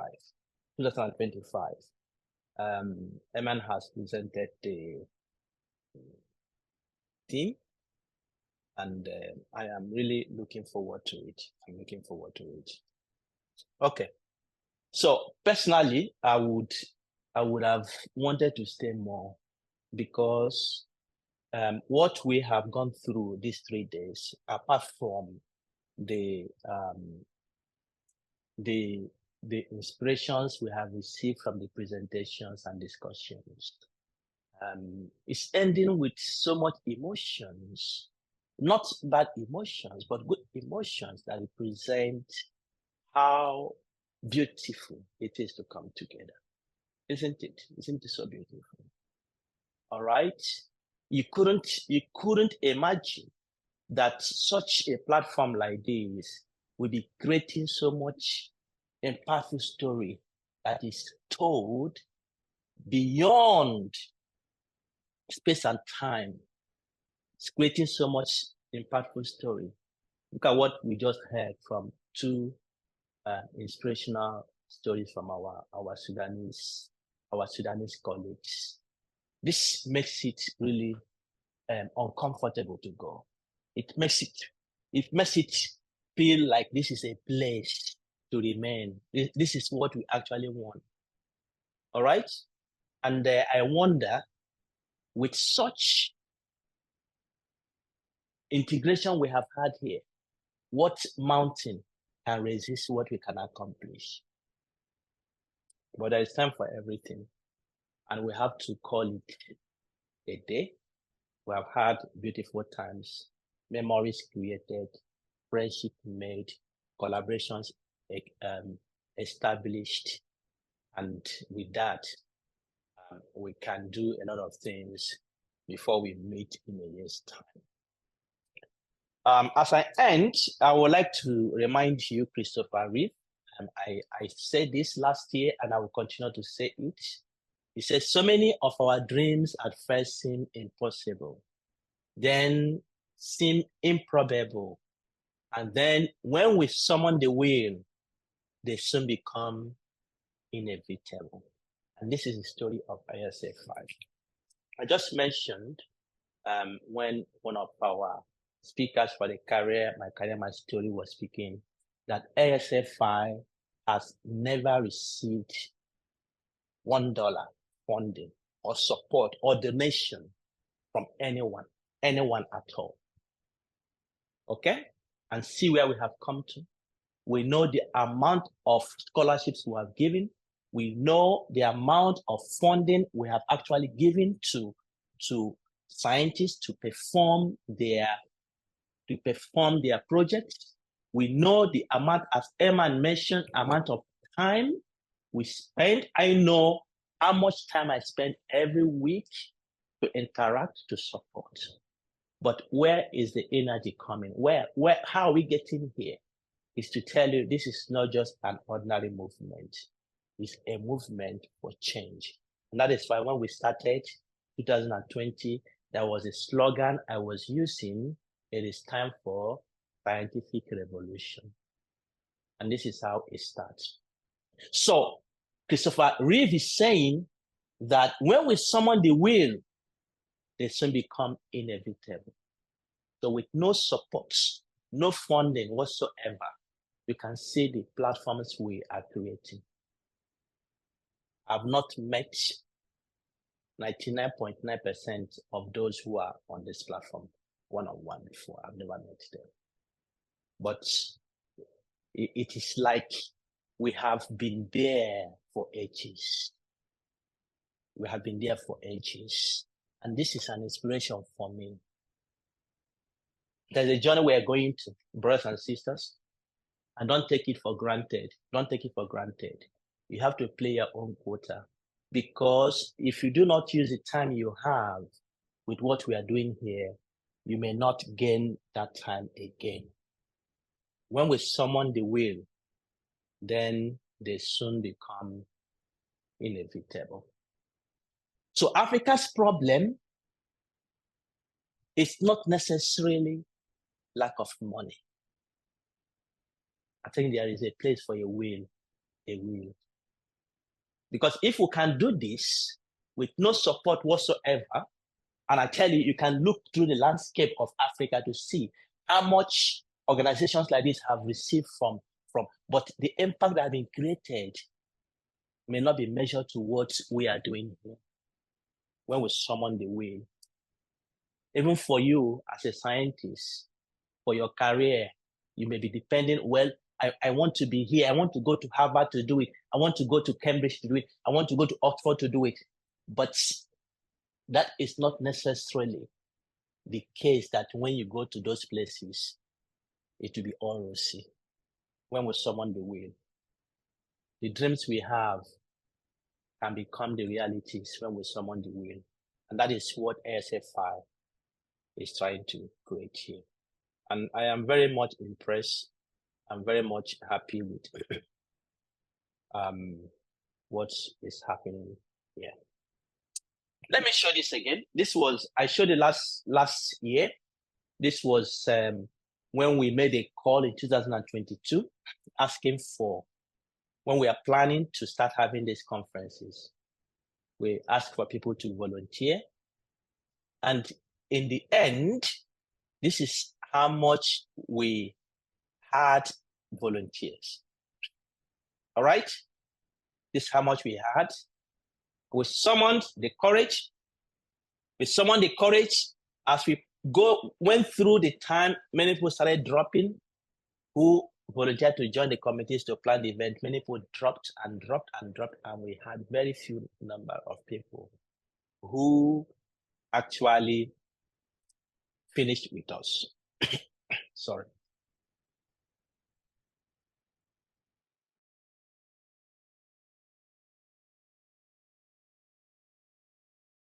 And what happened? Even though the number was reduced drastically, we were very few. But last year, we accomplished it. I've talked about money has not really been our major issue.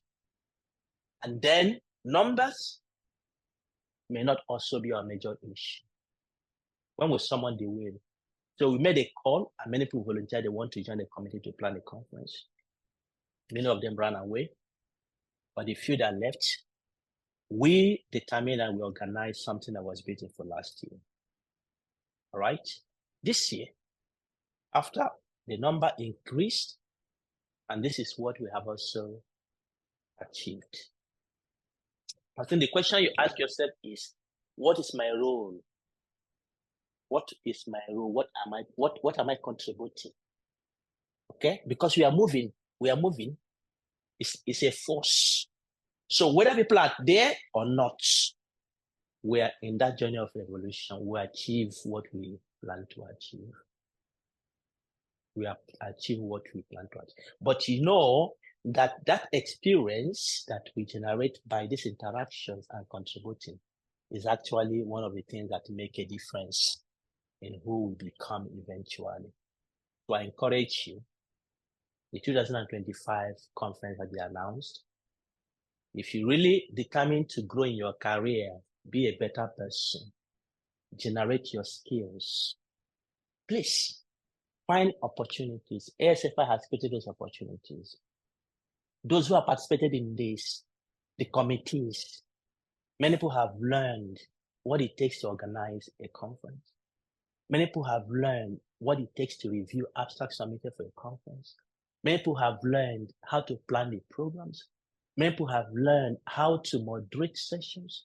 Many people have learned how to play different things. The award committee chair, Dr. Samuel Abalibe, was saying, "Oh, I have learned a lot." Just yes, you will learn. So don't wait to be pushed. Intentionally, actively find opportunities to contribute. This is what ASFI offers to you. There are opportunities everywhere. You can see the project that were mentioned, we're doing. I tell you, in those contexts, what is happening there, people don't know because some of the skills we have are developed unintentionally. They develop unintentionally. You don't plan for them, but getting yourself involved in such environment begin to help you to grow. So please, I encourage you, if you have not taken part in 2023 planning, if you have not taken part in 2024 conference planning, don't miss out 2025. All right? And so with energy we generated, look at what we did this year. Look at what we delivered. Top class. I tell you, top class. I attend conferences physically, virtually, and this is a top class rated virtual conference. And I think that is one thing we should be proud of ourselves. That African scientists come together across board, home and in diaspora, came together to deliver such a fantastic thing. We need to be proud of ourselves. This is great. This is great. And this is some of the things you have said. From the evaluations we have had, this is a must attend. It is transformative. It is beautiful. It is brilliant. It is revolutionizing. It is great. It is fruitful. It's engaging. It is rich. Icing on the cake. ASFI is the answer. Magnificent. Excellent. I don't know. Maybe your words were not captured here. Please use the chat box. If yours has not been captured here, I want you to type on the chat box. What else? What is your feeling? What words do you use to express what you have witnessed, what you have undergone in these 3 days? If yours is not captured, even if it's captured and I want to repeat it, there is no restriction. Just go ahead, because I am very, very satisfied with what I have seen here. With what I have seen here. All right? So, with this, what can we not do if we come together like this? What is it we cannot do? What mountains can we not climb if we hold our hands together? We are carving a beautiful story. And that story is that we can. As Africans, we can. As Africans, we can. And I believe it deep down my heart that we can. We can make a difference. We can reach our aspirations. We can change our localities. We can change our continent. We can do it. It may take us time because lots of damages have been done. But with this determination, we can get there.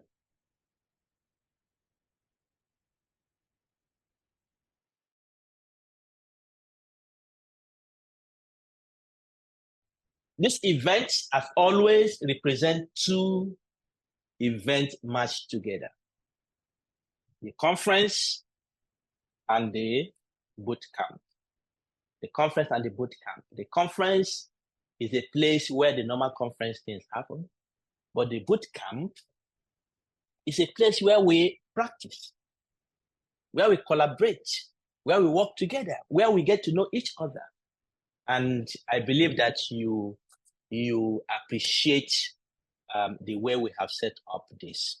And this is the way we are going to continue it, because it has been fruitful. All right, ASFI is a capacity building platform. The conference and bootcamp committees are capacity building hubs. So please find your way, grow in your experience, grow in soft skills. Mistakes are allowed, failures are allowed. It is through them we learn. We are not coming together as experts. We are coming together as people who want to learn, who want to improve, who want to become better people. That is a platform we have created. Did we succeed this year? Did we? Yes, we did. And I have to thank you, all of you. I have to thank the keynote speakers. I have to thank the panel discussants. I have to thank the bootcamp facilitators. I have to thank the moderators and rapporteurs of the abstract sessions, the poster presenters, the abstract presenters, all the group projects. I have to thank you. I give special thanks to my colleagues, Dr. Eman Sob and Dr. Jibola Oladejo, and the ASFI admin who have worked tirelessly night and day to deliver this experience. And special thanks to all the leaders of the General Assembly, and then the leaders of the conference and bootcamp committees, Dr. Vera Otiende, Dr. Eunice Fonze Fombele, yes, and the others, our anchors, Dr. Edna Majaliwa, Dr. Jerry Kwabai, Sylvia, and everyone who has participated. Thank you, thank you, thank you, thank you. We have done it for Africa. We have made ourselves proud, and it shows that we can do anything. So please join the committees. Join the committees. This is where we are today. Our email list of those who receive our contacts, our newsletter every month. We have 10,000 people there now. All right, ASFI membership around 600. We are reaching 50 countries. We have more of women more of early career researchers, and yes, and God has given us the grace that those who have been trained from the course we have organized, around 3,000 during the last 5 years. And that is a great thing we have achieved. So please, your responsibility is don't run away. Don't run away. Consistency is a key. And that is what has kept us. Like Emma was saying, sometimes it feels overwhelming, but consistency is the key. To run programs every month, not one, every month, have meetings every week. At least we have meetings 3 days of the working days of the week, sometimes over the weekend. Consistency is a key. So please join us. Join ASFI membership. Join ASFI mentoring program. Explore what the ASFI Research Journal offers to express yourself, to grow, to become a better person, to tell your story.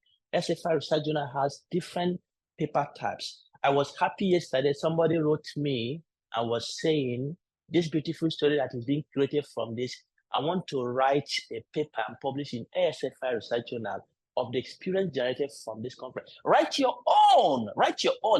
Take your paper, because in the journal we have different papers. We have field stories. You can write field stories. You can write about what happened in your group discussion. This is the way you develop. You can write about what happened during the panel discussion yesterday. You can write about what happened during the different sessions. You can write about some of them. You don't need to write too much. Yes, express yourself. Express yourself. Attend ASFI courses. During the lunch breaks, we placed some videos of what was going on. Some of our colleagues were testifying of what has happened. Your story can also be similar. All right? Join ASFI projects. Join ASFI call. Identify your colleagues. Connect. We have ASFI Meet. Our goal is, we call it African Zoom. Our goal is that next year, we develop it very well and launch it in a way that you can use it for your meeting. We can use it for our meetings. We can use it to organize. We have used it to deliver our poster viewing this year. We keep improving it. And who are those doing it? ASFI Scholar, ASFI Meet, we didn't contract anybody outside the continent. These are young men who just finished from university. They have done their IT. They are looking for things to explore. And we call them together. We explain our ideas, what we want to do. They say, yeah, we have not done it before. We can try. And it takes try and error. And this is where we are today. As the poster was going on, some things were being observed. They were online. We were reaching out to them and they were correcting. Things happening behind the scene. That is what we are known for. That is what we want to do. We want to fail and get up and live our lives. There is a call. Women in Science in Contemporary Africa. I challenge you, please take this opportunity. The time to submit 15th of December to submit the abstract. Please take this opportunity. Don't ignore it, especially women, so that next year you not say, well, the African Society, women. Now you have the opportunity. You have the opportunity. Use it and tell us your story. And I tell you, I was happy with the project presented this boot camp. I was happy that you were able to take inventory. And so for women, you can also take inventory. You can also take inventory.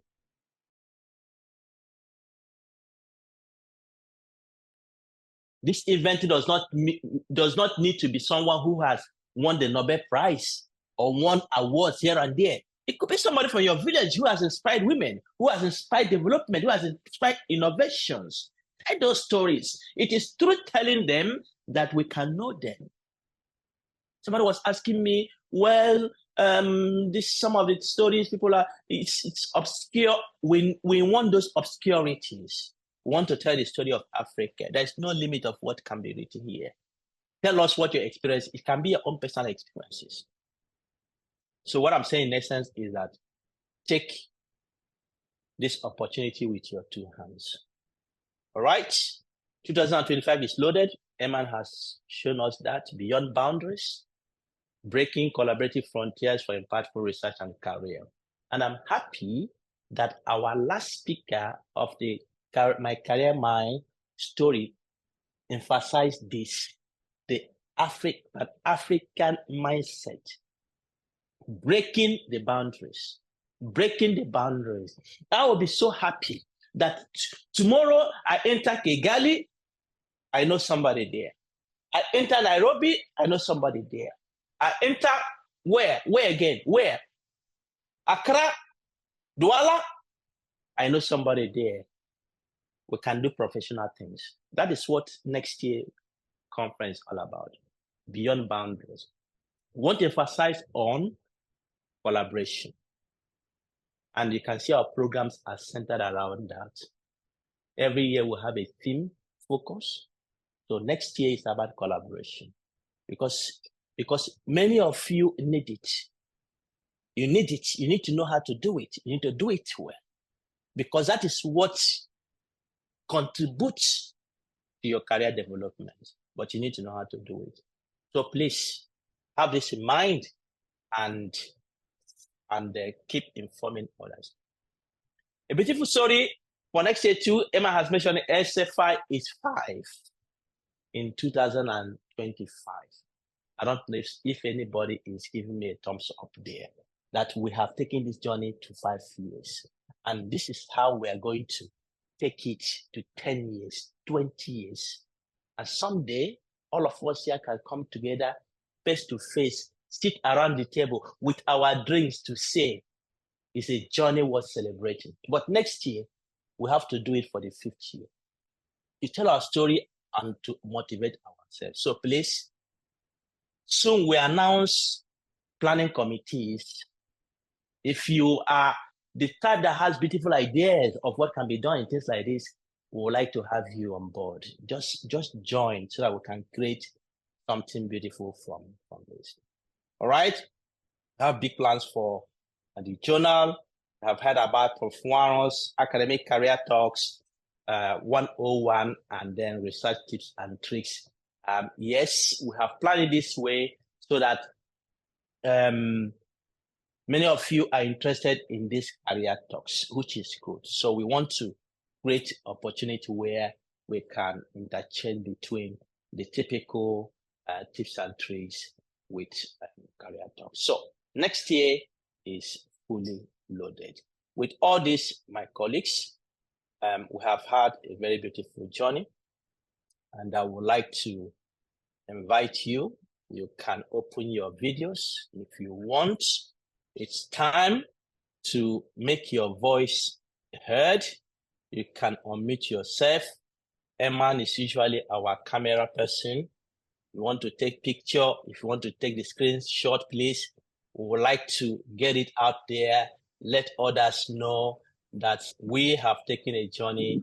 We have loved these 3 days. I just want to appreciate every one of you. Eman, please let us know. But before or as Eman is taking the picture, if you want to say something, just raise your hand there so that we can coordinate it very well. Just put your hand up there, and then we'll let you speak. I will announce the persons as they come.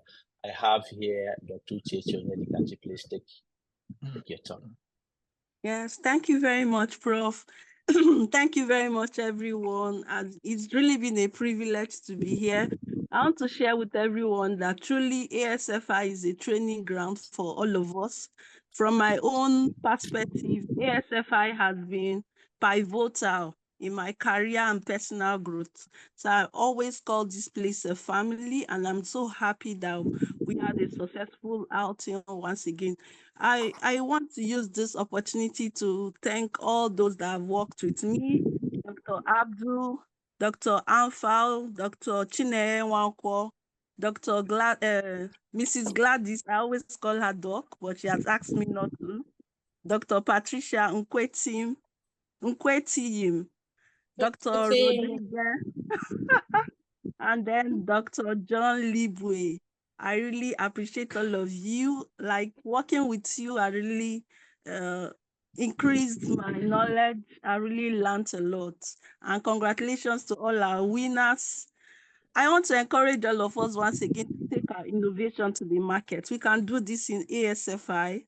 We can do this. Thank you again, Professor Bright. Thank you so much for being our mentor. Thank you so much, all the leaders. In fact, this place is a home to be, and I'm proud to be a member of ASFI. Thank you again.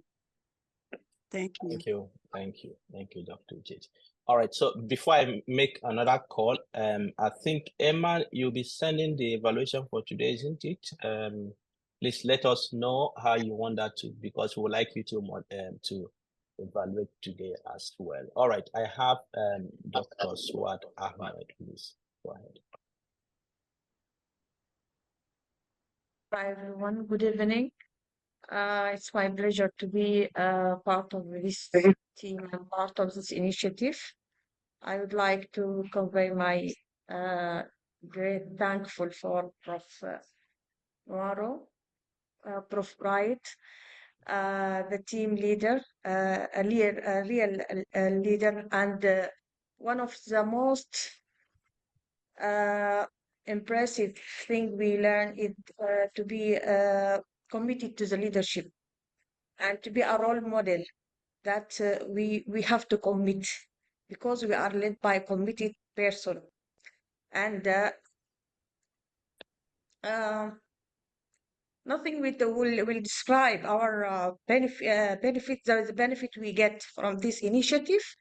And we hope all we can someday meet we can a day come that we meet in Khartoum, inshallah. Thank you so much. Yes, Khartoum is a nice place, but we will wait until the place is cool.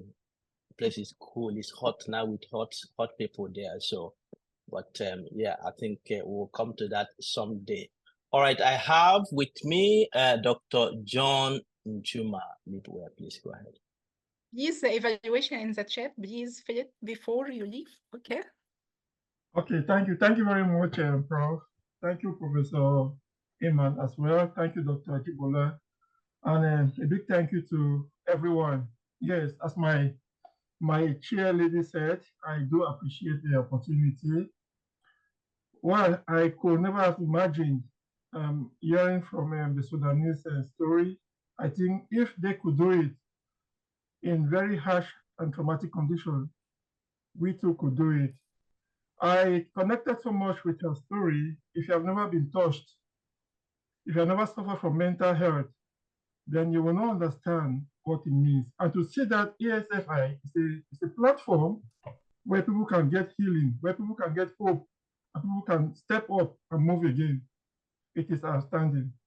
Many people want to meet with Professor Bright, but I will say that I'm privileged to be one of his students and a mentee, stay under him. So please, let's look for that time where we could meet together as a family, as he said, and we could share a cup of coffee together. Thank you so much. Many people have been asking about the slides. I don't know if those could be made available. I know the recordings are shared every day. So please, Prof, maybe you can address that question. Thank you again, and God bless you all. Yes, thank you. Thank you very much, Dr. John Njuma. Yes, the slide from the last my career, my story has been sent. He sent it to us, so we'll share them after this session today, and then we'll see. Yes, the Prof Daniel's slide was shared. I think we'll also get that to share with you, and then the workshop we had yesterday, enhancing skills for research and innovation, that has also been shared with us. We'll get those and we'll share with them. The one we have used during this presentation, I don't know if you need that because that is more or less programs. But we can still do that because your group presentations are there, so we can compile them and then share with you. All right. Let me see those who have not talked so much today. Dr. Samuel, I will come back to you, but let me go to Dr. Nidal Essa. Yes, Prof, I just want to thank you, and I really grateful that I have been for the last 2 or 3 years under your supervision and mentoring. I have learned a lot from you, and I have learned a lot also from my colleagues, and just thanks for you. I'm really grateful that I have you on my life. So thanks a lot, and thanks for this inspiration and motivations to keep things going and to still stuck to our dreams. Thanks, Prof. Thank you. Thank you. All right. I have Professor Abil Ashmawi, please.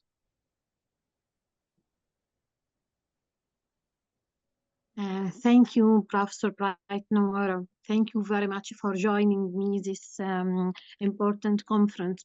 And I want to take a moment to express my sincere gratitude for the opportunity to join. I am truly excited to be a part of this group.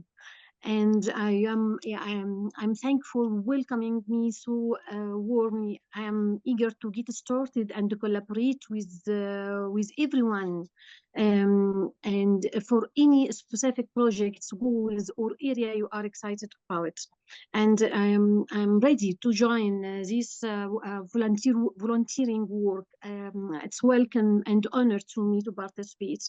Once again, thank you for this wonderful opportunity, and best regards to all of you. Thank you. Thank you. Okay. Yeah. Dr. Samuel Abanibe, looks like you are becoming uncomfortable waiting. Please open your mouth now. You can speak. I see you moving around on your seat. Go ahead. How do you know I'm uncomfortable waiting? I see you moving around on your seat, so I thought maybe you're uncomfortable waiting. I'm enjoying the discussion. I'm enjoying everyone. I honestly, if there's a what I need to say that maybe we should continue this meeting, I would have loved it. But of course, we need to go and pause and rest. My colleague in this platform, Dr. Uchichi, I know she has been stressed because we talk closely, and I know that she has a lot of things in her plate. But the devotion, the energy that every one of us in this group has been putting personally motivates me. Sometimes when I see Ajibola posting some things and I see the way she does that work, I just say, Kai, where is this lady getting all of this energy from? A lady like this, she's getting this energy. So I just want, I don't know how we can celebrate her. I just personally want to wish that we celebrate her because she has actually made a lot of us to be connected together. I'm personally saying this because if I say that I want to withdraw from ASFI for a minute, for you to say Jack Robinson on the platform, you see her dropping this information, dropping that information, and that actually has been an energy for me. So I want to say that this platform, personally for me, I've benefited from it. As I'm talking to you, I don't know, a lot of people don't know. I'm now in South Africa. It was through this platform that made me to have all this connection, this network, to have my postdoc here in South Africa. And it's becoming so interesting. I can tell myself there's no way I'm going to withdraw from this movement because this movement is actually an awesome movement for me. So, Prof, I want to say you have been a very good energy. Let me use that word. You have been a good energy.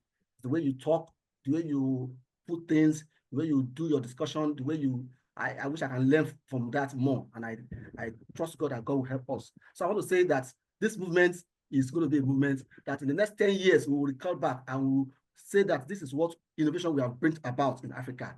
And of course, we're going to celebrate that together. So on this note, I want to say thank you for everybody. Dr. Dominic Sani, I'm now in South Africa, so we need to connect one of these days. My friend, Dr. Miriam, she has very interesting to me. And a lot of persons that I've not even seen face-to-face, but we have been working together as if we have been together. I've met Nessie in this conference. I don't know why she's not in this conference. A lot of friends like that.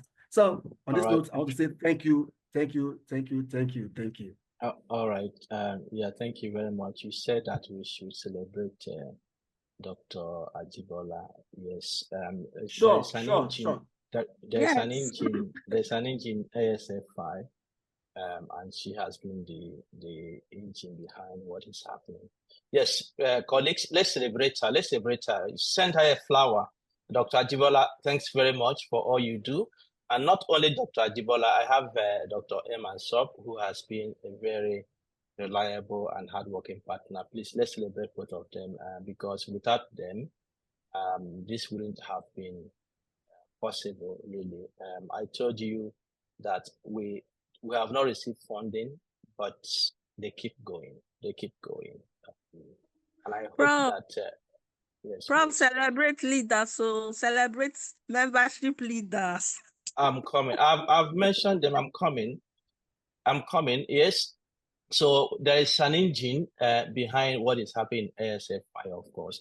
And then the membership have been glued together by the leadership team led by Dr. Eunice Fonzed from Bele. She has really put them together, and I'm grateful for this first set of leaders. You have really shown an example. And please, because their tenure ends next year, and according to our constitution, they can't contest in that position they were next year again. So some days past, I was thinking, why did we even put that there? But that is the way it is. ASFI is a mentoring platform, so I believe that when their tenure comes to an end, they will also support other people to understand what it takes. This is an African spirit, okay? We don't want to be, like the man in Cameroon. No, sorry, I didn't mean to say that. The man in Cameroon who doesn't want to know whether, and who is that? Is it Uganda? No, yeah. Well, anyway, I hope they don't see me on YouTube. But the fact is that there's an African spirit, whether you're old or young. So that I don't go to Uganda, they say, oh, we know this guy who was saying something about our man. Yes, but the point I was making is that they can groom the young ones because that is what we are known for. So thank you all.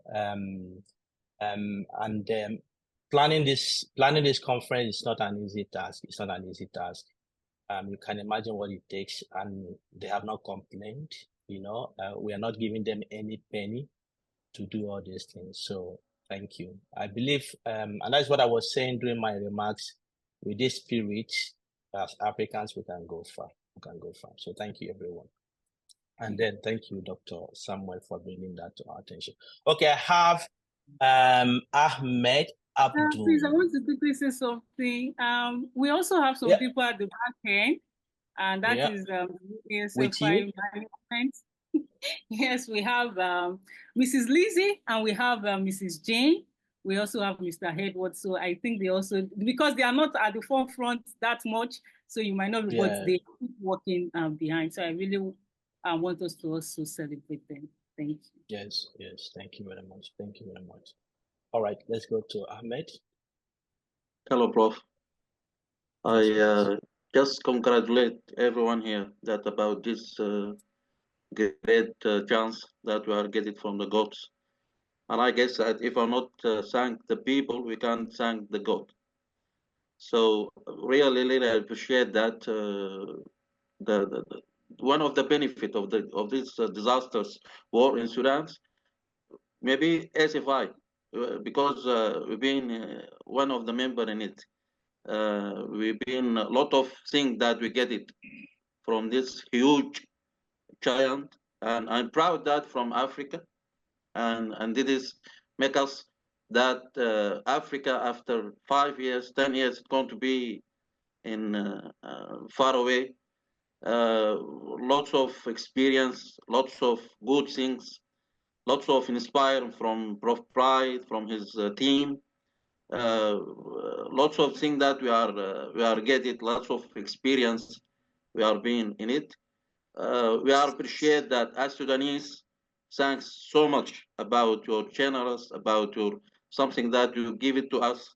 And really, I believe that one of the country that after 2 years, 5 years, that you have a place in it and you have a good thing in it is Sudan, inshallah. So I really appreciate the huge thing that you do it for us, and lots of things we are learning from ASFI. lots of things we are waiting that to learn from it. Lots of things we are going to get it. And when I just deliver some things, I want to deliver to my colleagues, and he asked me, from where you get this knowledge? And I said there is a place, name it ASFI, so that and his how much is very expensive. I said no, this is for free. He said no, how? It's free, it's just free. But thank you so much about this, and I believe that you're going to be some things, maybe Nobel Prize, maybe something in near future, not in far future. And I'm going to remember for you, inshallah. Thank you so much. And I'm ready to be one of the soldiers in your team. Thank you. Thank you. I think, yes, Ahmed, thank you. I think we need to give him a position as ASFI Grand Ambassador and Prophet. I see he's a prophet indeed. All right, thank you for that. And you can see what he's doing, giving out to his colleagues. So please, let's keep sharing. And the next person is an old friend who is now joining us once in a while, but let's hear from her. I have Leah. I call her Leah because I don't know how to say the first name and the last name. Leah, please speak to us. Where are you joining us from? From the US. You have left us for a long time. What happened? Now you can see that you have missed a lot, you see. You need to unmute, Leah. Hi, everyone. Yeah, Good to see speaking to missing a lot. I know I missed a lot. These 3 days I haven't been sleeping because the time difference, trust me, you start at 8 a.m. GMT, which is 2 a.m. in the middle of night here. So,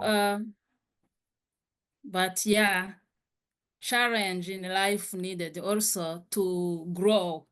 I mean, I'm growing academically in terms of research. For those who doesn't know, I'm pursuing my PhD here in America at University of Arkansas in Little Rock. So everything is going well.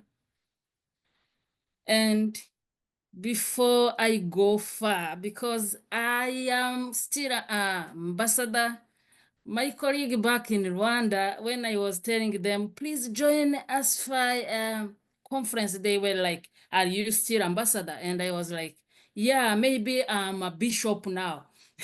That was a joke behind. And so thank you for organizing such an impactful, well-structured conference. Yeah, I miss a lot, I can tell.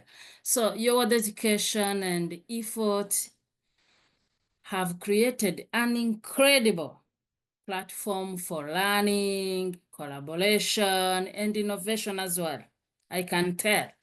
So I truly appreciate the opportunity to participate, as always, given to all Africans, young researchers, young innovators, and again, valuable, insightful for each and every one. So now I met new friends in groups, so which was vibrant too. So for those who doesn't know that I have been there since the beginning of ASFI, and I'm still there, I'm still hanging there. Wait for me, I will come, and my coming back is stronger than before. Thank you so much. Thank you, Leah. It's good to hear you, and then to see you, and to hear that you are doing quite well. Yes, we know it can be challenging now since you have changed place. It's not so easy to join the activities with the time difference, but from your voice, I can see that the ASFI spirit is still very strong in you. So please keep it up, and keep encouraging those in Rwanda, because I think Rwanda are really very, very difficult to combat, isn't it? Because we have very few of them. So keep pushing them so that they can, many of them can join us. But we have Habimana, who has been there playing very active role. All right, I have the last hand here, Abubakar. Unless somebody else wants to speak. If you want to speak, please raise your hand. I think we can take a few before we call it a day. But otherwise, Abubakar, please go ahead. Thank you, Prof. And thank you, your team. I am Abubakar Siam, University of Al-Fashir, Sudan, Associate Professor of Forestry and Natural Environment. And as you heard, due to the condition of Sudan, the security condition of Sudan, I moved to Middle East. Now I'm in Jordan and Faculty of Agriculture, University of Jordan as visiting professor within the framework of International Institute for Education Fellowship. I joined an ASFI with the invitation that announced during the beginning of this year. And I participated in a very few events because I was in Sudan and I was in area, the connection and the internet is was difficult. But since my arrival before 50 days here in Jordan, I kept attending the event of ASFI, and really I'm very impressed by this conference and the event that undertaken during this year. And this ASFI seemed to be very appropriate and real scientific platform for Africa development, arena of gathering the scientists from various countries in Africa. It become the area of knowledge, the area of every scientist to introduce himself. So this is very promising area. And from now to going on, we are ready to collaborate with ASFI and also try to attend more the event. And really what the ASFI presented or provide for the Sudanese is something not easy. As we heard from Professor Nawal and Professor Omar and Dr. Toja, this is very, very, very impactful effect, change their mode and become the area of breathing. So let us from here and going on to collaborate together. And I don't like to forget what you did in the previous. And really, this is very big work you did. And I hope you are going on and in this collaboration, making the Africa is brightful as your name. I think you are.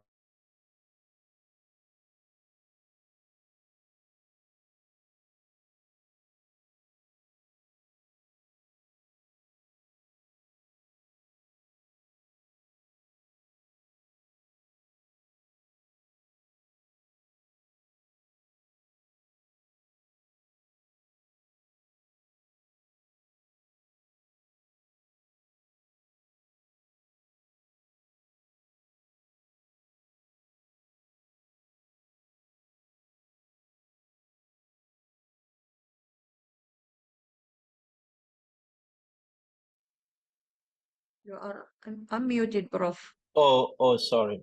I'm very sorry. I was saying that, that my name always cause network seize. So as he mentioned my name, his networks, and I wish he didn't say my name because my name is best in my mouth, but when he says it causes problems, and that is as soon as he said, as your name bright, his network went off.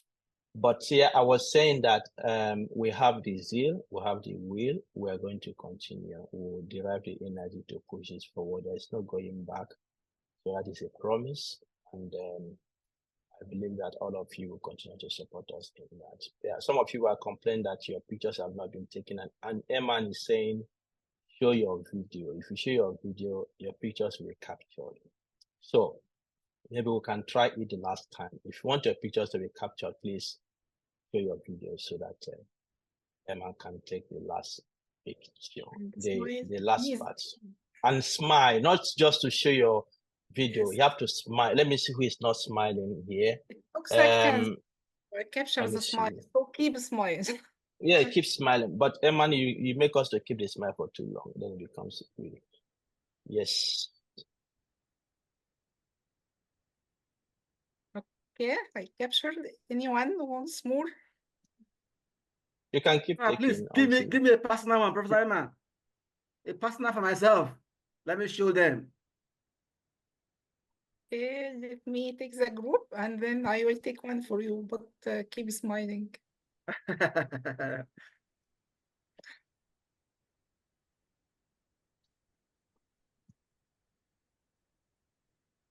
Focus for a long time.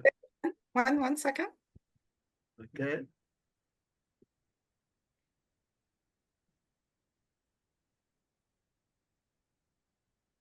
That is different between. We are not hearing that back. In our country, when you snap, you hear sha. We are not hearing that sha. That's what I'm saying. It's different between virtual and physical meetings. All right. Thank you, everyone. I think we have to go now. Some people are even joining now, but we have to go. So let's keep storing and meet next year again. If you didn't participate in the committees this year, please try to do that next year. It's one way to develop your skills as well. So farewell to everyone. Bye-bye. Thank you. Thank you so much. See you Bye. next week. Bye. Thank you. Bye. Thank you. Thank you. My president. Bye-bye. to be a member. Bye. See you. Bye. Bye. Bye. African voices. Yeah, my president. How are you? Bye. Dr. Samuel. Bye, Yeah, my everyone. president. Thank you all. Bye, everybody. Bye. Yeah. God bless you all. Nikile Bye. Yokofu. You are from my school. Bye-bye. UKZN. Thank you very much. Everybody. Thank you. See you. Thank you. Okay. Bye-bye. Oh, bye, everybody. It's nice. Bye. Thank you. Thank you. Okay, Thank bye-bye. you.